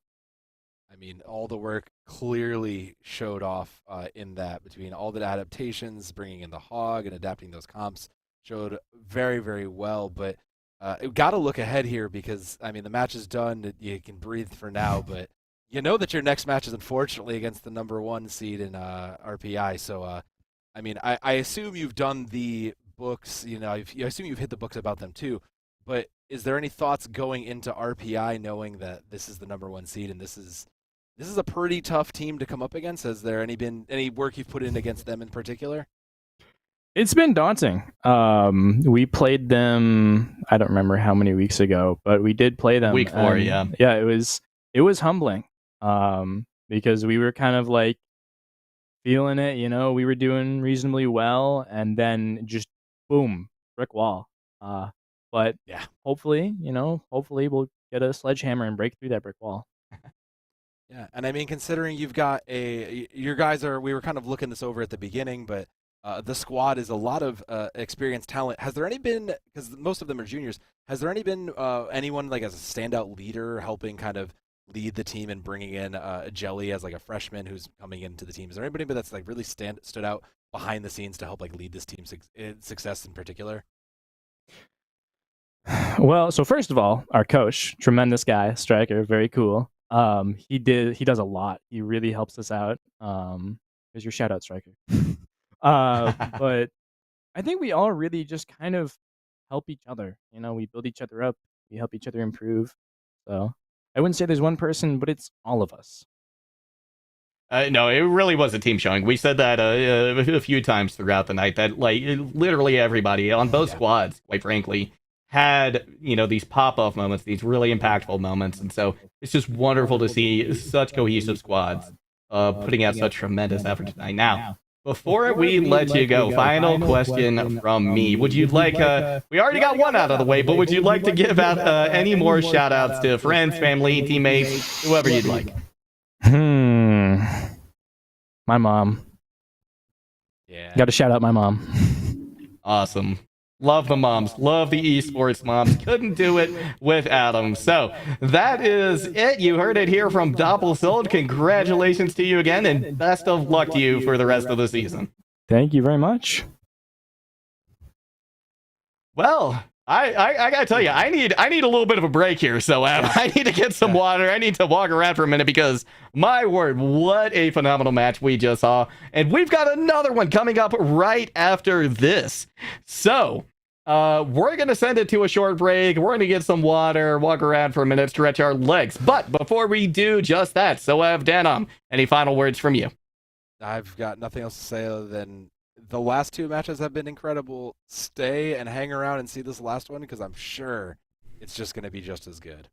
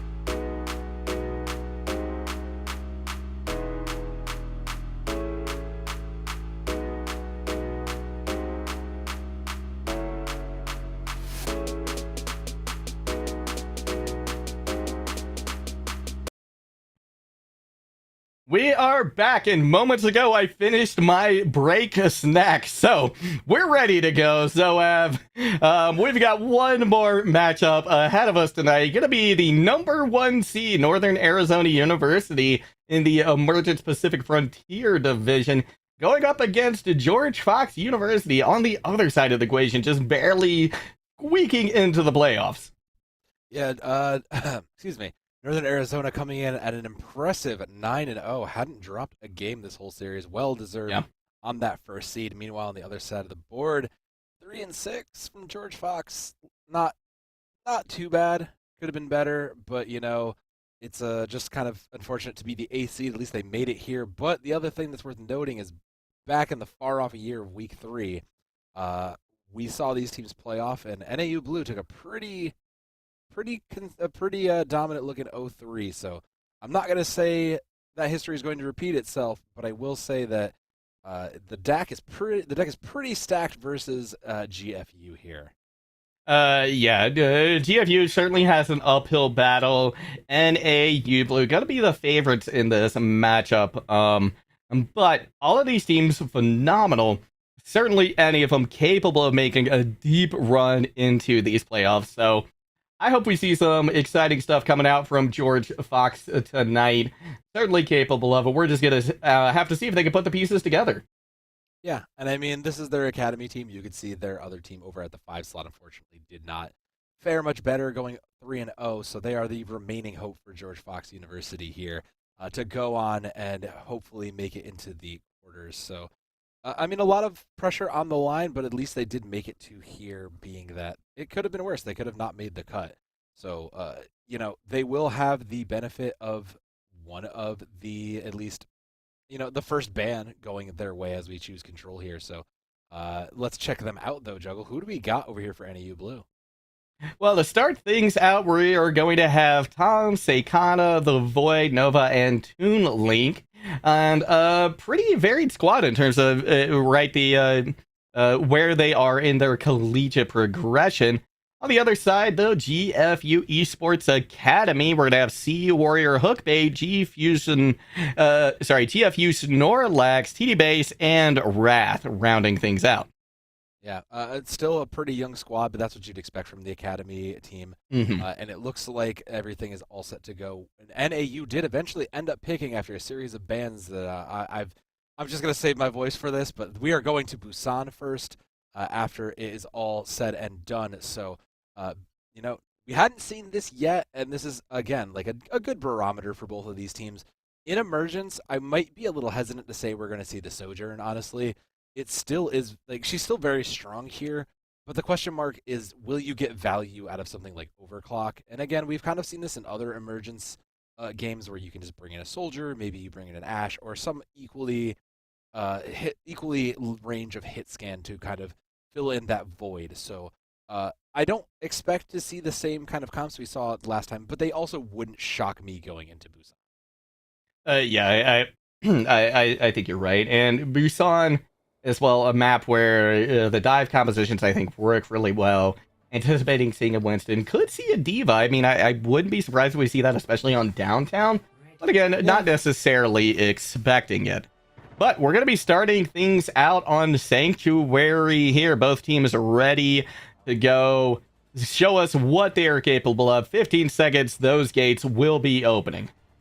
I mean, GFU looks like they're kind of interested in playing similar to what is close to the meta, and I don't think that's a terrible look. The Baptiste swapping for Kiriko, if you're not feeling you're going to get the headshots, is going to be interesting. NAU Blue, on the other side, has quite an interesting poke comp coming out here between the Widow and the Sigma and the Sombra. The Sombra just going to get in and probably help kind of set up successful plays with his Reaper on the flank, is just going to immediately find value, too. Yeah, chunking down Seikana very, very low. Forced to use the Immortality field already. Taken out by TD Bass. Point's going to lock here in just a moment. Toon Link now looking for an opportune hack. Finds one. A lot of people from GFU very, very low at the moment. Toon Link losing a lot of their health, but the point will go to NAU Blue's favor as they win the fight as well. Yeah, it is a lot of slippery players here. You know, no one really is able to be. Everybody has an out, so the angles they were able to take also worked in their favor, and it's just going to be a full reset from GFU. There's no real reason to keep pushing into that. And oh no, it looks like the Reaper is going to get caught out here as they're trying to push this. So there it is. Oh, wow. We'll find one, and that buys even more time going into this. So wow. It looks like George Fox, though, going to push the issue. They have a pick in their favor now. In fact, no supports left online at all for NAU. So if they play their cards right, if they can figure out a way to deal with McMean, they should be able to take this point. Hookbait finds a pick on a Toon Link as well, but they don't have a whole lot of health. Tom falls, too. So now it's just going to be McMean, but the supports could be on their way back momentarily. Yeah, there's still time to stall this out. I don't think there'll be a touch from that. So 50% is where they're happy to stay, and a couple of ultimates out of NAU Blue available. France is almost there. That'll be the Sombra just getting found out and just making a surprise scene. So, I mean, the flux is there. It's hard to really do much with it, short of, especially because Tom doesn't have that overclock, picking up a Sojourn of their own. So it might just be an opener just to try to get any value. But, I mean, the other question is what happens in the mid-fight, because GFU is mostly to theirs. We're going to see the Gravitic Flux used. Sound Barrier comes out as expected from TD Bass. Just Jocelyn. She doesn't find anything except the end of a Tesla cannon from Hookbait. Immortality Field is out as well now for the Academy, but they're continuing to push in. Seikana has used the Amplification Matrix, but the Primaling Winston keeping anybody from really getting a whole lot of value from it. Accretion will land. Toon Link finds one. Tom picks up another. So things starting to look a little worrisome here for GFU Academy as Wrath is found as well. This point should be flipping back over to NAU. It will, and again, this comp that kind of just is very spread away, doesn't really want to deal with fights directly, and it will always also have an angle on you here. Tom has been playing very well, just in a different zone from everybody else to kind of give themselves crossfires and set up something for when these dives hit. So, EMP is here, so the question is how many does it hit? Does that lead to success for NAU Blue? Huge Immortality Field comes out from Seikana to save Just Jocelyn for a moment, but not going to last long enough. The EMP strikes hard as well from NAU. 70, almost 80% on the board from them, but GFU Academy still fighting hard, still making some progress. Snorlax comes in with a big pick on the Seikana. There goes most of the heals now for NAU Blue. Just Jocelyn going to hold off, going to save that Transcendence to the next fight. I mean, they'll have plenty of time. Like, there's not really anything that they can think of. If they're tracking well, they should be using that the second this Death Blossom hits. So they're well prepared for it. The other question is what happens when this Flux gets used. It's probably going to be initiated, but is there going to be anything for follow-up? Tom is going to have to put in a lot of work from range to really get any value out of that, because there's a sound barrier too. If TD base builds it quick enough to help fight against that there. Yeah, you're absolutely right. So having that in their back pocket, TD base gonna want to make sure they get it. And we're gonna want to make sure they play alive, or they play safe as well. They need to stay alive for this incoming Gravitic Flux. We see Hookbait now diving in, almost has the Primal Rage. Just Jocelyn forced out early. The Transcendence. McMean comes in with a Gravitic Flux, able to finish things off, but Wrath with a big Death Blossom, not going to make things quite as certain as they were a moment ago. 99 on the board. Hookbait trying to get back to point as fast as they can. 5% left to go. They're going to have to touch, but fortunately they got the Primal. They will have Primal, and it'll be popped right there. Is there anything else to go with it, though?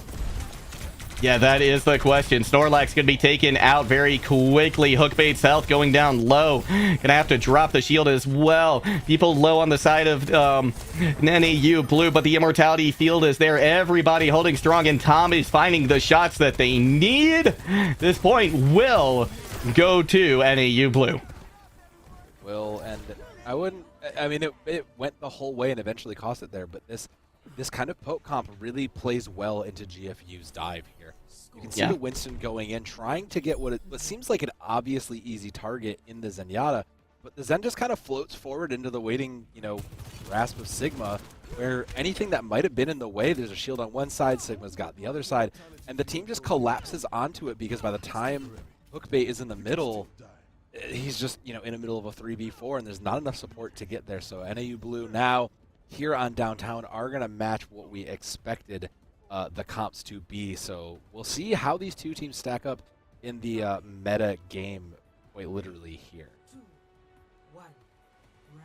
NEU Blue with a 1 map advantage here.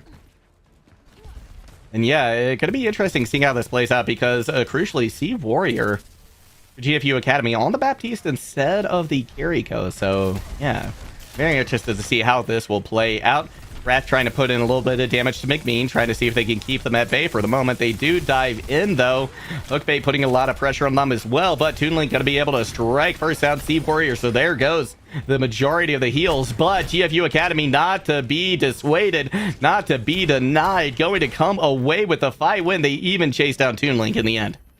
Again, the first pick just doesn't end up following the rest of the equation here, so GFU Academy didn't get first pick, but it still managed to cap point. So again, these first picks just need to be converted further and a little bit more. So with no ultimates, it's still a pretty neutral game here.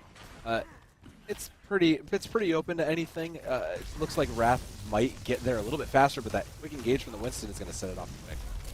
Yeah, it certainly is. McMean putting in a lot of damage there, but Hookbait still eclipsing them a little bit. Immortality Field has to be used by Sea Warriors. Everybody goes down very low on GFU Academy's side. Now we're seeing the counterplay coming in, but Hookbait able to find Tom as well, diving back now, giving a little bit of support on point, trying to chase out McMean too, as TD Bass and the rest of GFU get the rest done on point. I will say GFU is doing a very, very good job about not letting Sakana build up that rush, right? That being most of the time like a win condition in itself, and not having one of their own, they're doing very well at keeping them in check, getting it. So now that ults are online, it looks like GFU Academy is in the lead slightly, so whatever they need to be committed to win, but it is important, but Wrath will die early, and that's probably a go button here. Yeah, we're going to see Seabory use the amplification matrix, trying to get as much done. Immortality Field has to be committed as well. McMean tried to take it down, but they have Tom, literally 5 HP. McMean does get the Primal Rage off, as does Hookbait, who finds a pick. Just Jocelyn gets one of her own. Hookbait, though, just absolutely providing phenomenal tank play here to George Fox University. They are in one fight territory. NEU Blue has been held to nothing so far on this map. If they can make it in time, they have the ultimates to turn something back here, but I don't know that there will be much to have. The Lucio will be the first to make a touch. The Hammond is out. Oh, that fortunate Death Blossom from Wrath doesn't catch anything. The Hookbait does open it up, and there's still, the overtime begins. That it does, but there's not much left of NAU Blue. Just Jocelyn uses the sound barrier. Now McMean trying to get what they can done on the Wrecking Ball, but getting bullied, getting pushed around tremendously. Oh no, and an unfortunate boop. They barely get back on time, but Wrath says no more from you, hamster. And GFU Academy takes the second, evening this at 1 apiece. It's still anybody's game here. We're still not really seeing a clear front runner, and given the adaptation of the lack of Kiriko from the side of GFU Academy, you might think they would be at a disadvantage. But you know, in the head-to-head, they are proving that they can survive without it, and it looks like now NAU Blue will bend the knee to meet them at that. And instead, they're even going to bring in the Reinhardt. Yeah, I mean, it's Mech Center. Like, you can brawl here, you can get in each other's faces. Yeah, this is 100% like what I would have expected to see, especially if you are going to try to do this. But GFU Academy, I like the Junkrat adaptation. That's very interesting. If in the same kind of way that you have the same amount of spam and damage available, but you also have a little bit more burst out of it. So I do like it, especially versus this tanky. Wow. Where did Just Jocelyn come from? I mean, the B-Pill had barely met, and already Sea Warrior is out of the fight. NAU Blue making a statement in the opening seconds of this submap. Yeah, that's quite a way to make a statement here. And well, the adaptation of the rush comp looks very, very good. There will be the cap come through, they'll hold those doors. So Wrath being the last to get in will eventually come back. Welcome back, May, who's finally back in the game here. So they'll match them here in this rush comp. So, I mean, they're a little behind in the ultimates, but NAU Blue will get that charge online. There's a charge and a shatter almost ready. Yeah, McMean flirting with it at the moment, but Hookbait not too far behind after having swapped onto the Reinhardt as well. Immortality Field from Sea Warrior getting the job done as well, keeping their team up, allowing the rest of GFU Academy to pick up the pieces to take care of what is left of NAU Blue.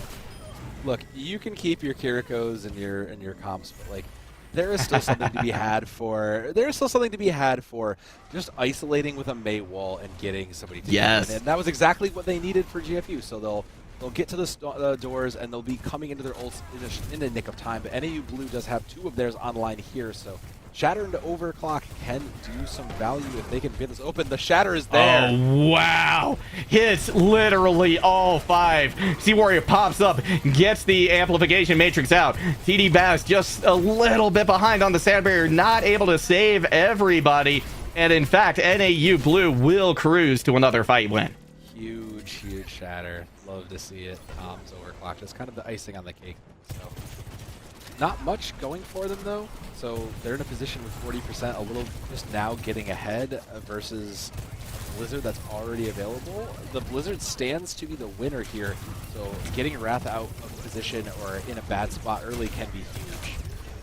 And Psychotic gonna go ahead and use the amplification matrix. That's gonna buy some time here for NAU Blue.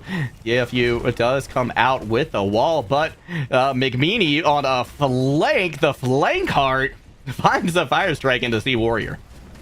Yeah, that's back they go. So they'll take that flank, and again, no Blizzard commit, so that's still on the line here as a fight in condition. But they'll be met at the door once again, and there's the isolation available. Hookbait gonna strike, finds the Toon Link. McMeany though with a Shatter might have just turned things around in the blink of an eye, but fortunately the silver lining for George Fox is they do still have the Blizzard and they'll have a Shatter online next fight. They are running out of time, so this will be the last fight. They have to get this Blizzard and catch somebody out here because Hookbait has another Shatter. So if they can even make it, the Shatter will maybe get used. And Toon Link, there's the Death Blossom to close it out. Maybe. No, the Shatter instead. Juggle, it's all coming to pieces. Yeah, NAU Blue able to sustain through it all, though, and George Fox gave them a run for their money here on Busan, but in the end, Northern Arizona will take a 1-0 lead in this matchup.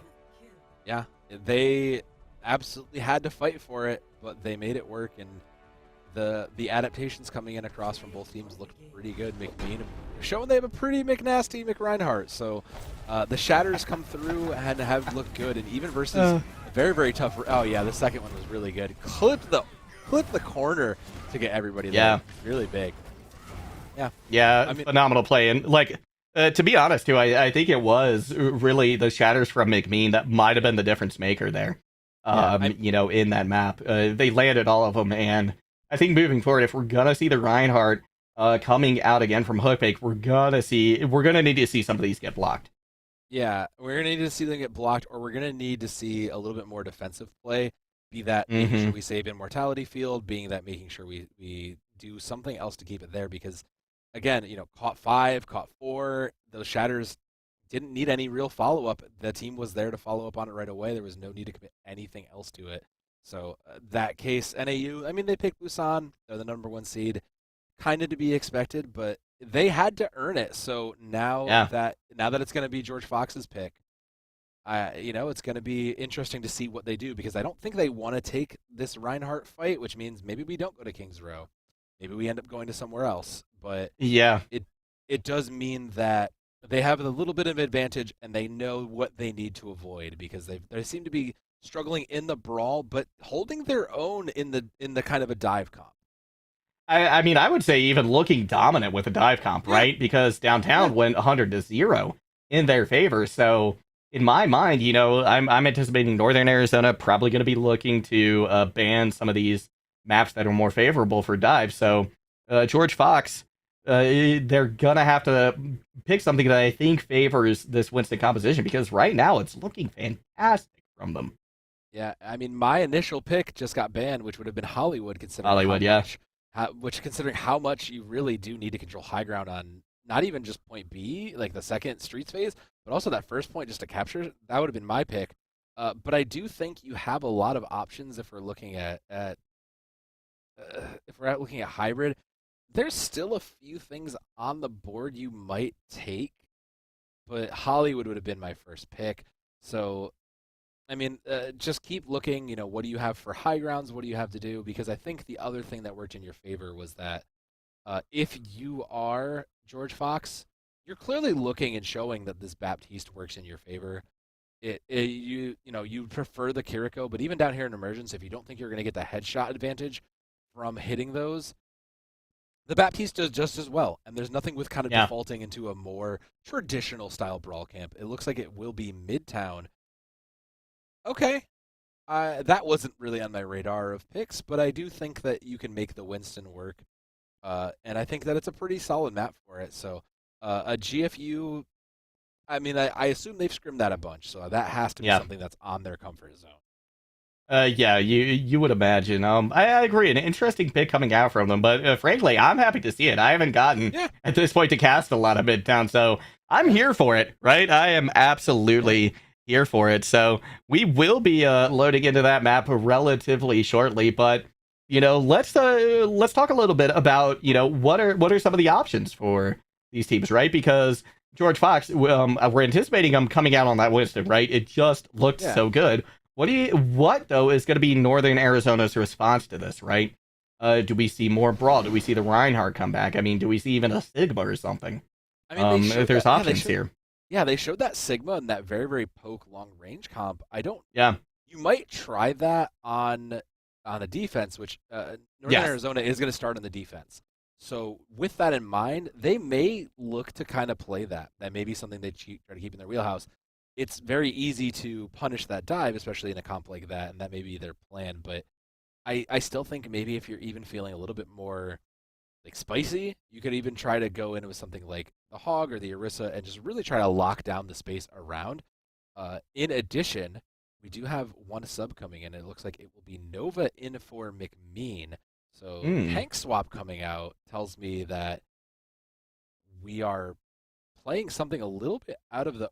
I don't imagine you're bringing in just to bring in like another Winston player or like a Reinhardt. Right. It feels like you're bringing in an off tank or someone who's equipped to play like a Zarya, a Diva, maybe even a Sigma of your own. Yeah. Interesting swaps. Additionally, we're going to have the Void in for just Jocelyn. Jocelyn playing the Lucio there.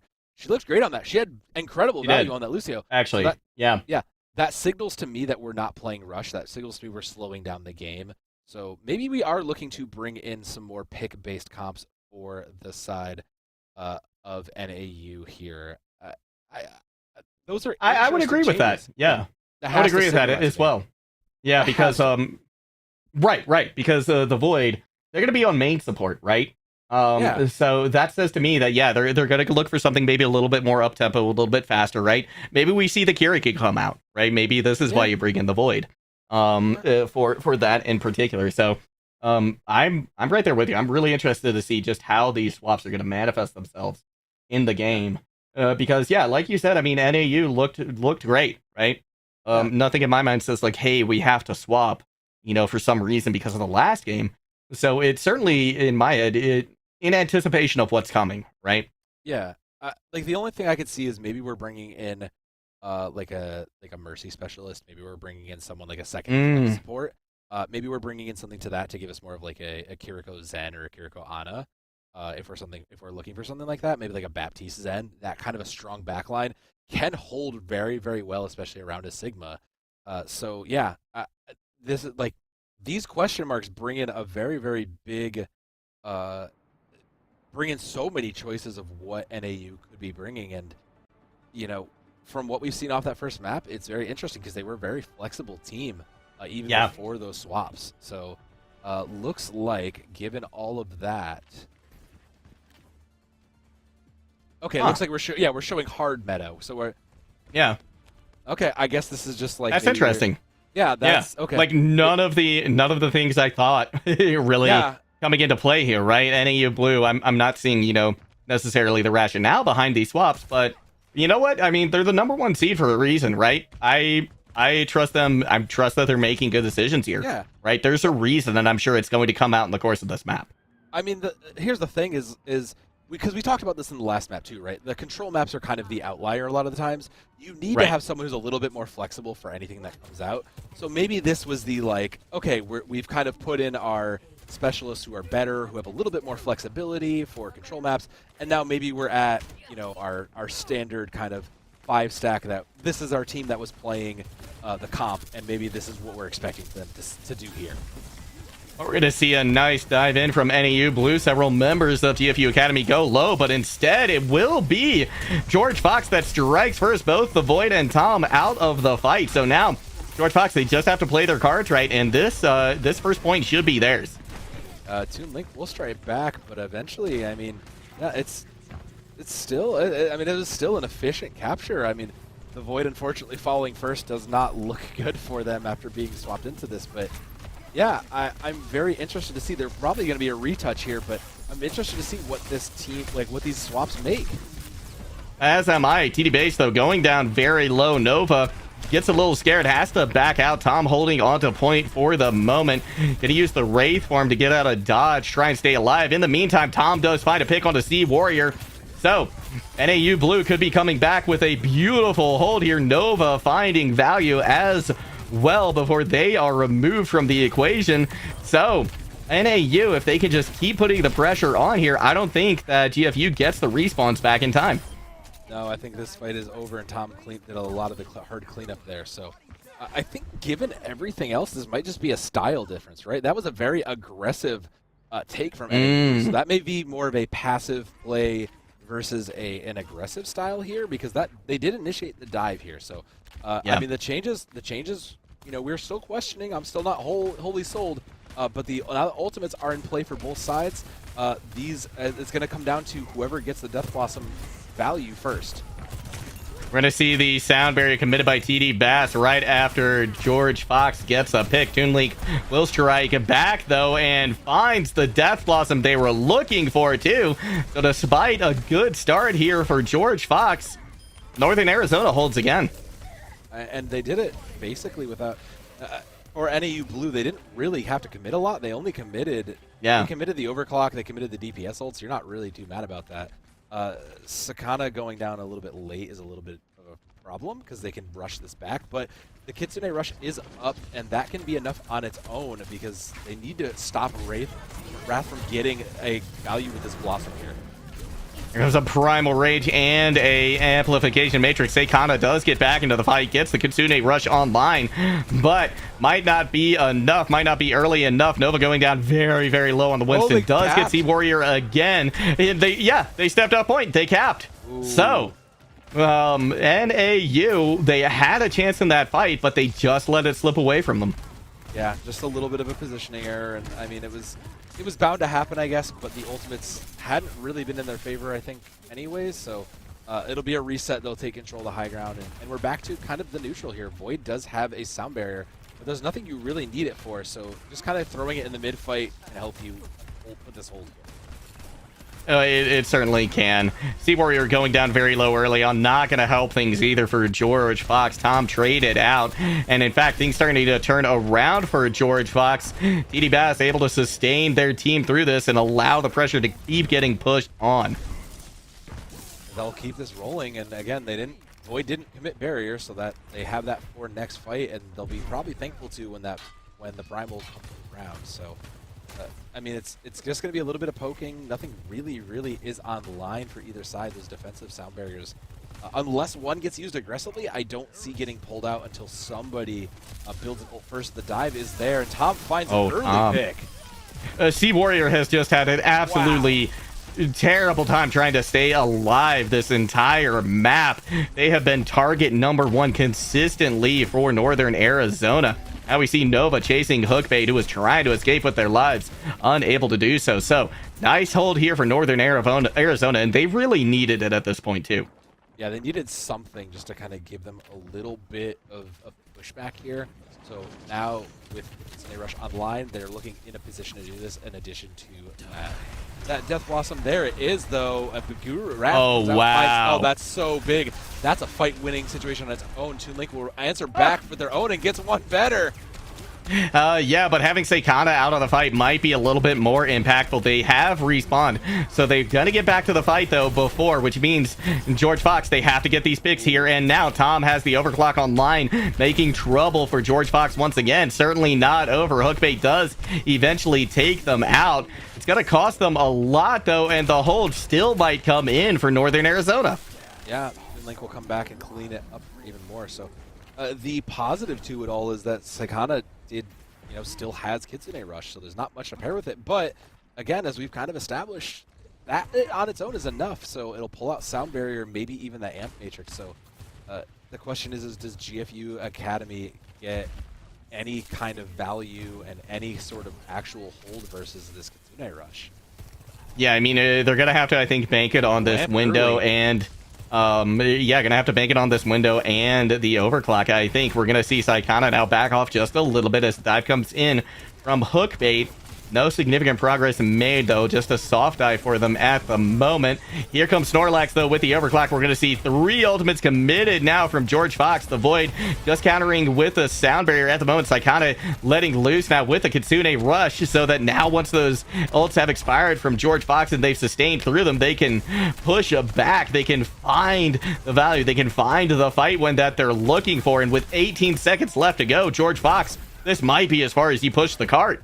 This looks like that might be the end of it. They kind of were lucky in that they didn't play into Saikana's Kitsune Rush. She laid it a little bit back, but it wasn't really enough, and the Reaper going to try to make a last-second touch there. Will eventually, I think, didn't make it, no. But, yeah, that last fight kind of worked in their favor because Saikana laid that down a little bit too late.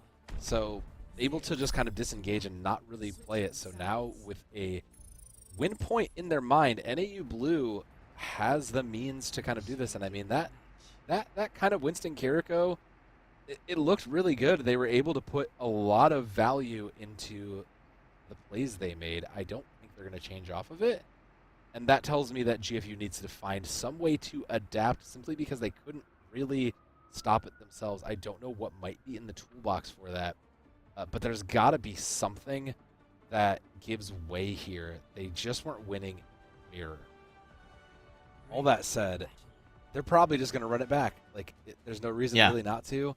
I mean, I kind of think this is, again, we're playing Emergence. This is the #1 seed versus the #8. I think there comes a point, unless you really scrimmed this comp hard in advance, I kind of think you should just look to what might be more comfortable for you. And we've been kind of seeing it with the Baptiste, but I feel like there's got to be something else that might give a little bit more comfort to GFU than just kind of this adaptation of the meta. It just doesn't feel like it's gotten enough value to justify the Baptiste. You're giving up speed for it at this point, and TD Base is going over to Kiriko because it's kind of become how important Kiriko is, so we're giving up speed, and that doesn't necessarily even look... I don't know how that's going to play out when it comes to time to engage. I'm not sure either. I mean, Sea Warrior has been having such a hard time staying alive. Maybe the Kiriko is a little bit to provide, some of that survivability over to Sea Warrior, right? Get some of those heals in, get that protection Suzu, but it's going to be TD Bass chased down very, very low. Tom does eventually find them, but everybody on both teams with very little health right now. Snorlax strikes back with a big...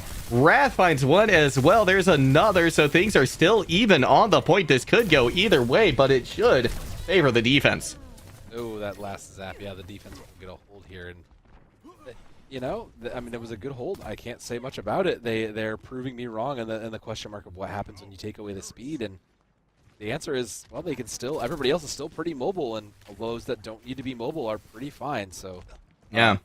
I mean, Snorlax is already halfway to their ultimate, so there's still not really anything. It's just going to be another kind of dry meta. It's just going to be kind of a dry neutral here. We're going to see an early dive coming in from George Fox, but Snorlax very low at the moment. Still able to get Void out first is George Fox. In fact, 3 picks in rapid succession. This is over. Northern Arizona's got to back off. Yeah, the Kiriko accidentally teleporting in also kind of put them in a bad spot just because they tried to heal but couldn't quite. Found themselves surrounded by the time it's done now. I mean, that was still quick enough where most ultimates didn't really come online for GFU, so it's still a kind of in NA Blues good fortune here. They'll have Primal if they hurry and play well and get the ult out there. So they kind of might get this Kitsune rush, but Tom's gonna open it up for him instead. Yeah, that's a big pick right there. Once again, Sea Warrior having a little hard time staying alive. Hookbait going to try and stall this out as long as they can with a Primal Rage. Maybe get a pick or two. See if it's enough time for their team to get back, right? Because if Hookbait can survive that long, maybe we see the supports come back in. One tick already in favor of Northern Arizona, though, will be two. Not sure if we're going to get a contest.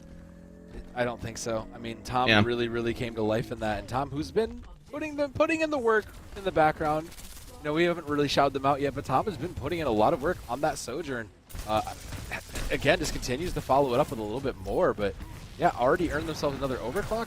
They're looking to play aggressive here for NAU Blue, but they can't afford to get a little bit too much. You can see this going in. Yeah. You can see they're trying to keep pushing and buy the space, but GFU Academy now has pretty much everything online, and the window is going to buy just a little bit more space and time. Not enough to do anything, but with both of these Kitsune rushes open, it's going to come to those Reapers once again. Overclock committed by Tom, who has been oh so deadly with it as of late. Finds Snorlax. Here comes the Kitsune rush now from George Fox. They're able to get a pair of kills, make it a trio. Off of that, Toon Link tries to turn things around with the Death Blossom, finds one, but is just going to retreat as quick as they can. No. Oh! Ooh, okay. Or not. Okay.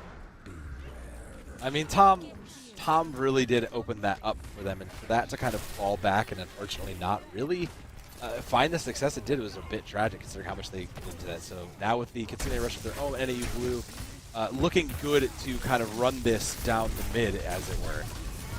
Yeah, we're going to see the protection Suzu come out from TD base. Seikana uses the Kitsune rush. Tom is gone, though. So, NAU Blue fighting an uphill battle at the moment, but they don't seem to be deterred by that one bit as Nova and Toon Link turn things around once again. Hookbait again with a Primal Rage, but too little too late, and with a cart right on the precipice of victory, too. It's going to be tough for them to hold on. Yeah, I don't know that much else will happen here. There'll be the staggers, but I don't think anything happens. Nova also going to pop the Primal. I don't think anything can be done, Juggle. No, I don't think so either. If they don't get the kills, they're going to boop them off point. We might get a last moment contest here, but it's not going to be much if they even get it. We see TD Pass gets there. Hookbait has found their way back as well, but Bubble already down and they are not in it. They do not last long. Northern Arizona going to make it 2-0 here, giving themselves match point. Yeah, and again, you know, we questioned the changes coming in, but the core real carry there was Tom. All things considered, you know, the DPS put together, and that was just kind of the question of the day was what's going to happen when they bring in the pieces, and the answer is that it worked fine. So Hookbait going to be rewarded with a very good Primal, but unfortunately that's the consolation prize here because it's match point, and something's got to give. I mean, this is the number 8 team. Their playoff life is on the line, and it's looking pretty grim for the side of George Fox. Yeah, you know, I got to go back again to that downtown map that we saw where they were just absolutely dominant, right? They haven't been able to recreate that success since, and you know, we both had question marks around the Midtown pick, and I think that you know, I feel like we were potentially on right there. I'm just not sure that was the way to go. There were other options, right? Other places we could have seen them go. So gonna be a new map though, new opportunity at this point though. Like you said, George Fox, they're gonna have to be perfect from here on out if they hope to keep their playoff lives keep their playoff alive. Yeah, but well, they'll get a second to catch our breath, and so will we. So hang tight. We'll be back in just a few minutes.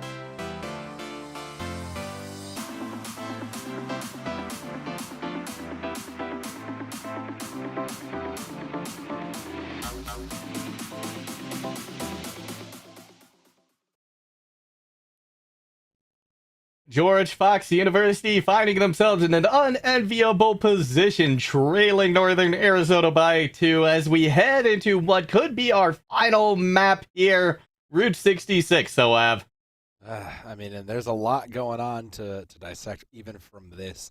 So it is George Fox's pick. NAU banned Gibraltar, and they have chosen Route 66 with that, with NAU attacking first. So, I mean, they must feel pretty good about their defense, but that's that. So here's the other question mark. We're not sure about this. Jocelyn is back in for the Void. oh So yeah, again, interesting. So I'm still not quite sure what we're doing with that, but that is at least a change that we can make a note. And on the other side, Misfit Caden is coming in for Snorlax, and that name sounds familiar to me. I think I've seen them in the past. And Misfit Caden had put in a bit of work, so probably picking up those Reaper duties if I had to guess. So I'm very curious to see what the main support change does again, because if we just have this on, like, I guess we can break this down, but the point is like, GFU really needs to find something to keep themselves alive in this, and I do like 66 as a better option for them. I think it does require a little bit more of the high ground, Winston. You don't have to brawl as much, so they stand a little bit of a chance in that regard, but it is still match point and a very, very tough map to play on. Yeah, you're absolutely right. I mean, there is high ground. It's not necessarily as omnipresent or important as you would find on Gibraltar. So, again, I think that was a very, very good ban coming out from Northern Arizona, right? They knew where their weakness was, right? And if any map is going to play like Downtown Busan, it's going to be Gibraltar, right? Very dramatic high grounds there. So kudos to them for banning it. And that in and of itself could be one of the determining factors, right? Because Route 66, you can brawl, you can dive, right? There's so many options, very, very flexible map choice. So it's really just going to come down to who executes better. And so far, historically, at least in this matchup, even looking back to the regular season, Northern Arizona, they're the team to beat right now. So George Fox, they've got a tough uphill battle here. Yeah, they've been in a tough point from the start of this, but now we're at the point where it is make or break, because this is lose and go home. So it would be a shame to go out in an 0-3 versus the number 1 team, though it would, is that really the worst way to go? You went out versus arguably the toughest team in some ways, so like it gives you a little bit of a hope for the future, just if you can even just give them a fight and go into this. So GFU showing a little bit of a brawl here, which I don't disagree, but I'm very interested to see what does that mean for, like, yeah, they're not playing the high ground. They don't really want to play the Kiriko, sure. NA Blue, NAU, who even knows at this point? Like, it's impossible to say. But if I had to guess, Nova's still in. Tells me they're probably playing the Winston. And again, I really want to ask. I think that's going to be my first question: is what was the support swaps for? Is that play styles? Is that something else? Because I'm very curious, and they'll spot them out right away. Juggle.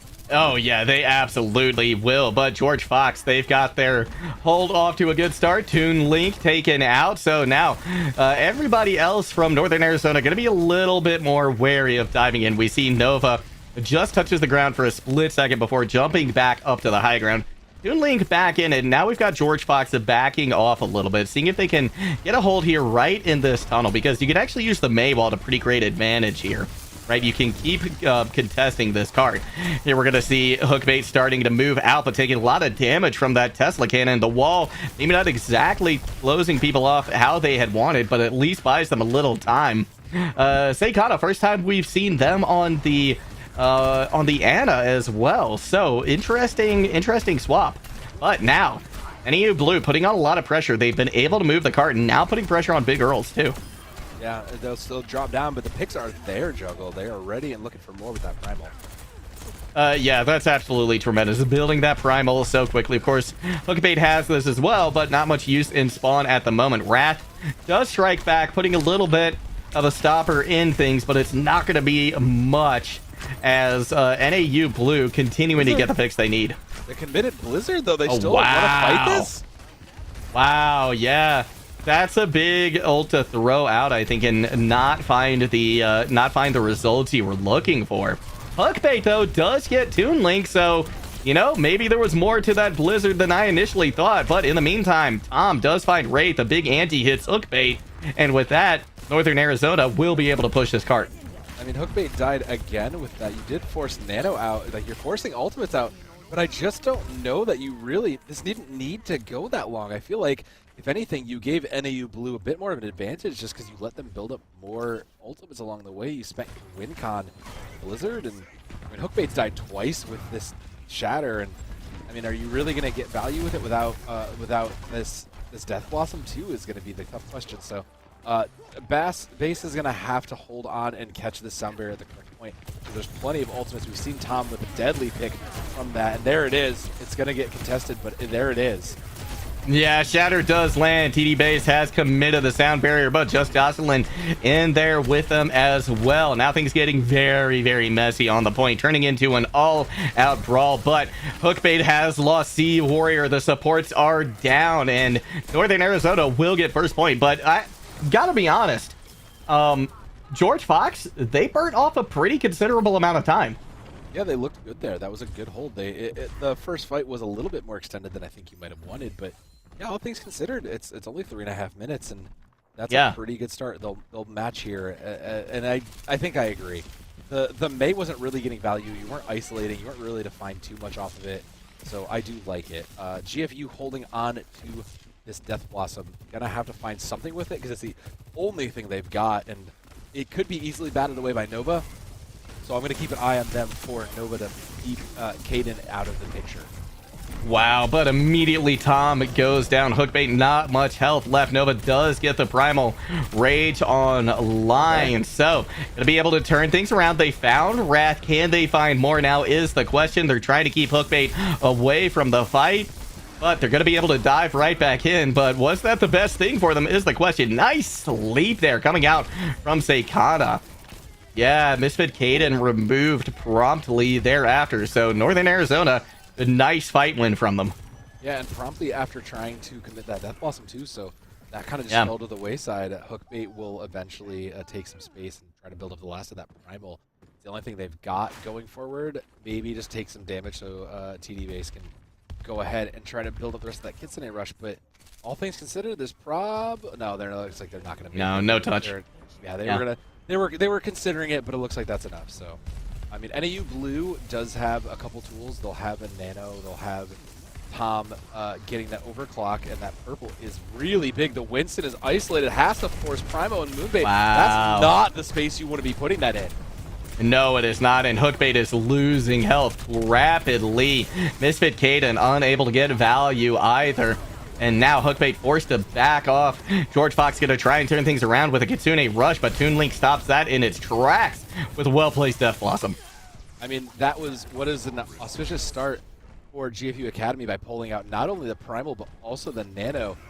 Ended up backfiring, unfortunately. Had they kind of just played a little bit safer and just let that be the end of it, it would have been it. Tom pops the overclock, but I don't even think there's anybody coming out of spawn for that. I think it's just going to keep him in spawn a little bit longer, so they'll buy the space for now.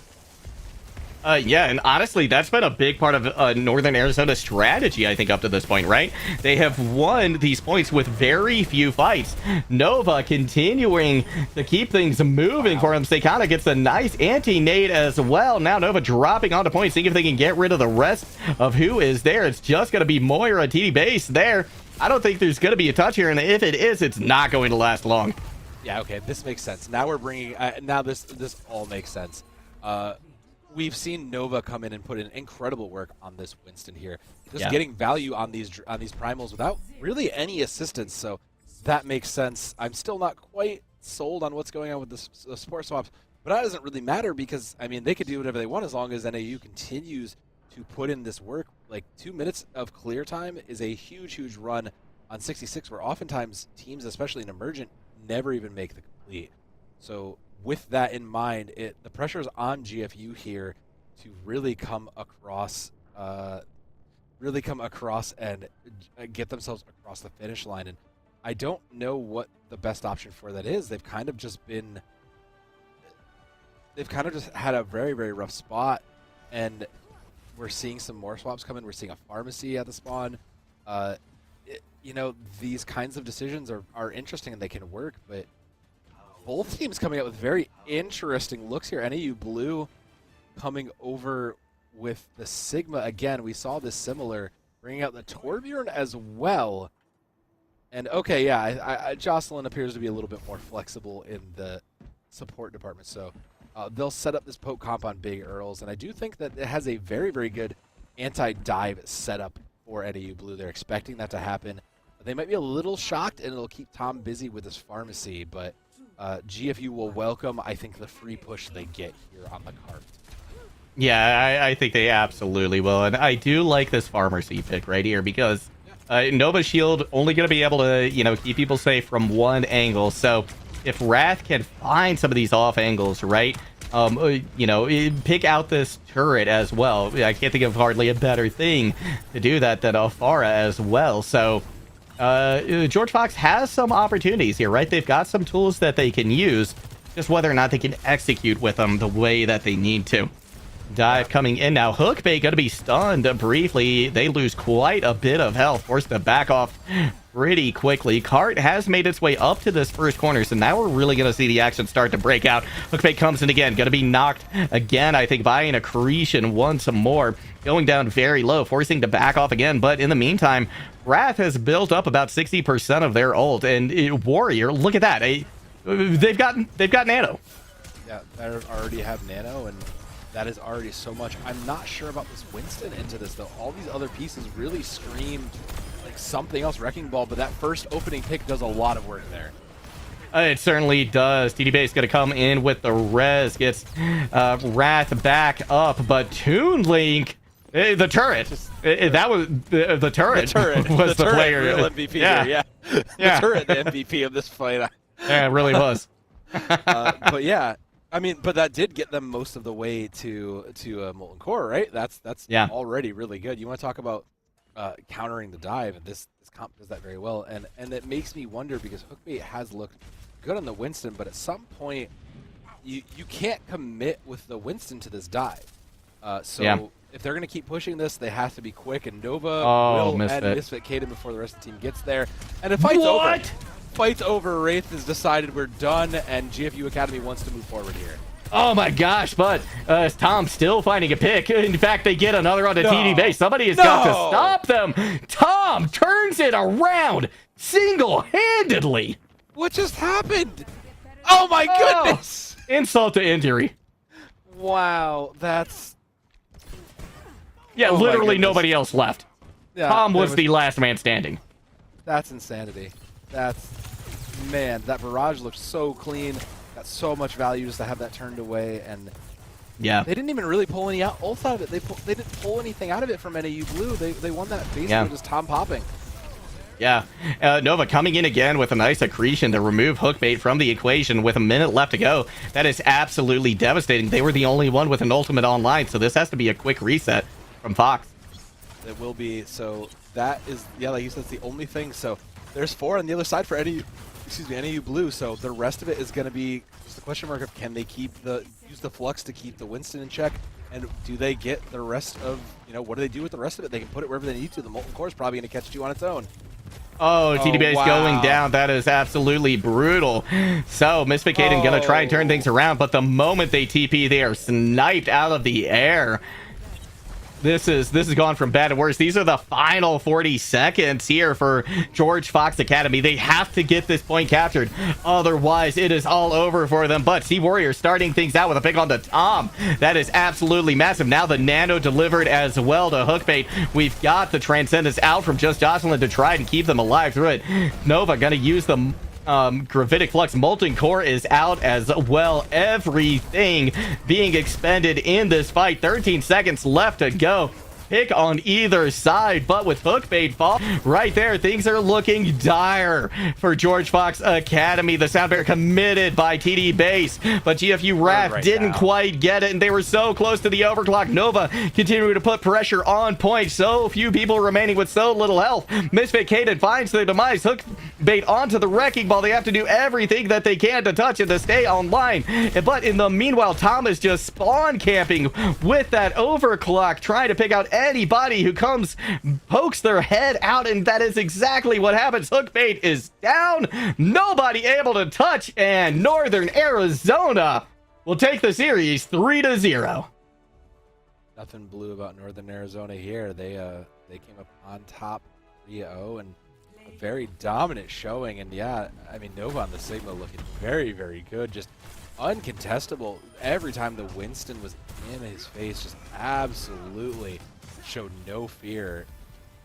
I think, I mean, man, there was just so much flexibility among that team of NAU. They looked good. I mean, Tom consistently, when left unchecked, was just able to just wreak havoc on the backlines. Even when checked. Impossible. Yeah, even when checked. Even when checked. You know, and like, I just gotta say, I'm sorry, that was a great play coming out from you right there. But Tom, I think, was robbed. Tom was robbed there at the play of the game. Yeah, no, that was. I mean, not saying anything bad about the Sigma play of the game, right? Fantastic stuff coming out, but just like Tom, I mean, that was insane. That was a play of the night, in my opinion. Yeah, that turned what was arguably like a loss and a cap point into a hold. That's just insanity. But unfortunately, the Blizzard algorithms can't catch that and doesn't know how to vastly, apparently, put the infinite brain of Tom's Sojourn into numbers. So we're left with that. But this number 1 seed obviously showing exactly why they earned that. They were undefeated. Yeah, that kind of a showing shows you exactly why they need to be paid attention to. Yeah, and I mean, just looking at the record as well, I did not realize this until I took another peek at the moment. They only dropped 3 maps in the regular season. Yeah, and it was at the end in week 5. Yeah. Wow. That's, wow. I mean, that just, I think, speaks volumes to this Northern Arizona squad. That's terrifying, frankly. Oh yeah, that is concerning if you are in this playoff bracket. That is something you need to be paying way attention to, especially given that GFU varsity was the team that took them to the most. It was 3-2 in the last week of week 5 there. They're out. They were the team that stood the best chance, and they are out. So actually, that's a really good point. Yeah, I worry for this bracket right now. I know we got the anime supervillain here, right? With Northern Arizona Blue. I mean, it really is. So, but not meaning any shade or anything. Like, my gosh, this squad is amazing. Love watching them. But we're gonna throw it to a short break because right after that, we're gonna get an interview in here with one of the members from NAU Blue. So don't go anywhere. We'll be right back.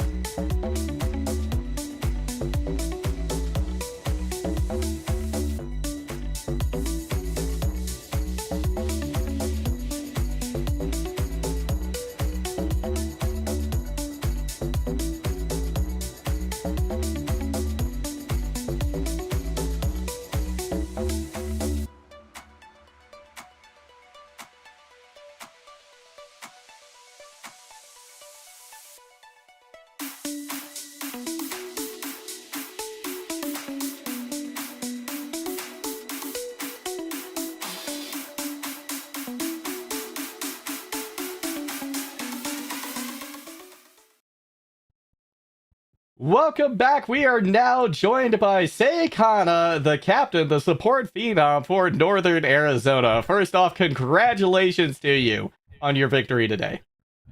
Thanks a lot, guys. Appreciate it.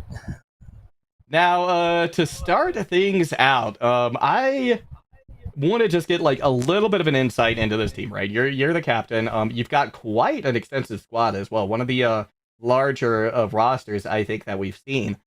How have you been able to manage such a large roster and produce such tremendous results? I mean, we were remarking right before we threw it to break. You only dropped 3 maps in the regular season. Yeah. So we have 2 tank players and 3 support players. And we kind of swap in and out depending on the map. We have McMean, who's kind of our main tank. You know, you saw him just dominate on Ryan on Busan. So he handles the Ryan, he handles the Monkey a lot. And we have Nova, our off tank. He kind of handles the Sig and the Zarya and the Diva. And, you know, they're both just beasts on each of their respective tanks. So we kind of switch them out in between maps. And same thing with our supports. We have Void, who's really good at Lucio. He's kind of our Lucio specialist. And we put him in on a lot of the rush kind of maps, the dive maps. And then we have Joss, she is a beast on the Zenyatta. And so she's always playing that double flex maps for sure. So that's kind of how I manage our rotation. I mean, that explains a lot of the questions we were wondering when we were looking at, what is the reason we were looking at this? Because, you know, sometimes you'd change the comps and they wouldn't change the same, but, you know, across the team, it all looked really good. And I mean, again, a lot of this team, you know, was a lot of freshmen. Was there a lot of, you know, in addition to being in the academy team for your college, what was it like coming in with all these new faces, these new players? Was there any... What was it like coming with a bunch of freshmen and like coming together as a team? How difficult was it to try to put yourselves together as like a team? Yeah, it was interesting. We had preseason like Overwatch 1 tryouts, and we kind of started off with some just general rosters to switch around. And when Overwatch 2 launched, we formed this team together. We kind of pick and chose, like I said, from the respective roles, so we could kind of have a well balanced team. And you know, it was really great. It was interesting. Like, we're going in as a brand new team, but I think we all really blend well together. I think we have really great synergy and a lot of combos. So, you know, we practice a lot. We scrim every week and we VOD every week. And it's all thanks to our great coach, Ayato. Shout out to her. She's awesome. So she really is the glue that really keeps us together, I think. So, yeah, but it was definitely interesting coming in as an all-new roster, but I think we really were able to prove ourselves. Oh, absolutely. Oh, absolutely. And I mean, all things considered, you know, you guys just looked very, very dominant, you know. So going into the rest of this, you know, playoff bracket, is there any team you're really concerned about coming up against? I mean, you're undefeated. You haven't dropped a lot of mats. Is there any team you kind of don't want to see as you get towards the end of the bracket here?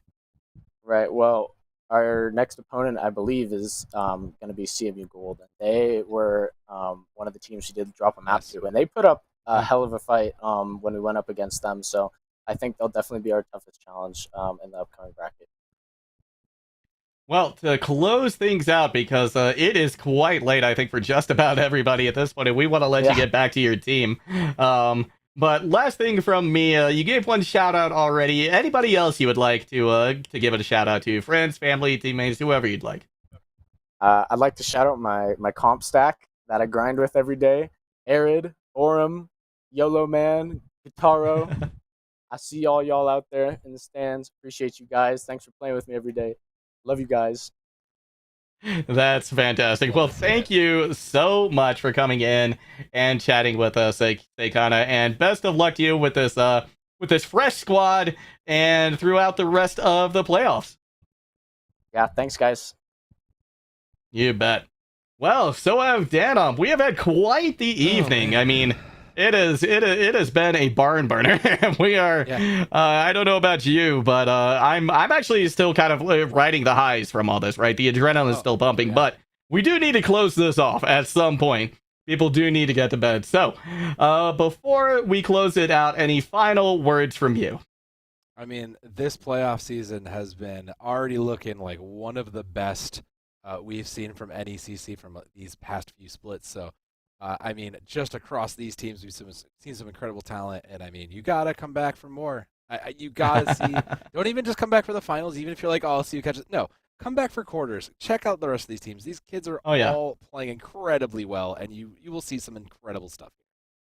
Well, thank you all so much for tuning in tonight. Thank you to our wonderful production crew at NECC. Thank you, Sohav Danon, for joining me on the mic. That's going to do it for us tonight. GG's, and see you next time.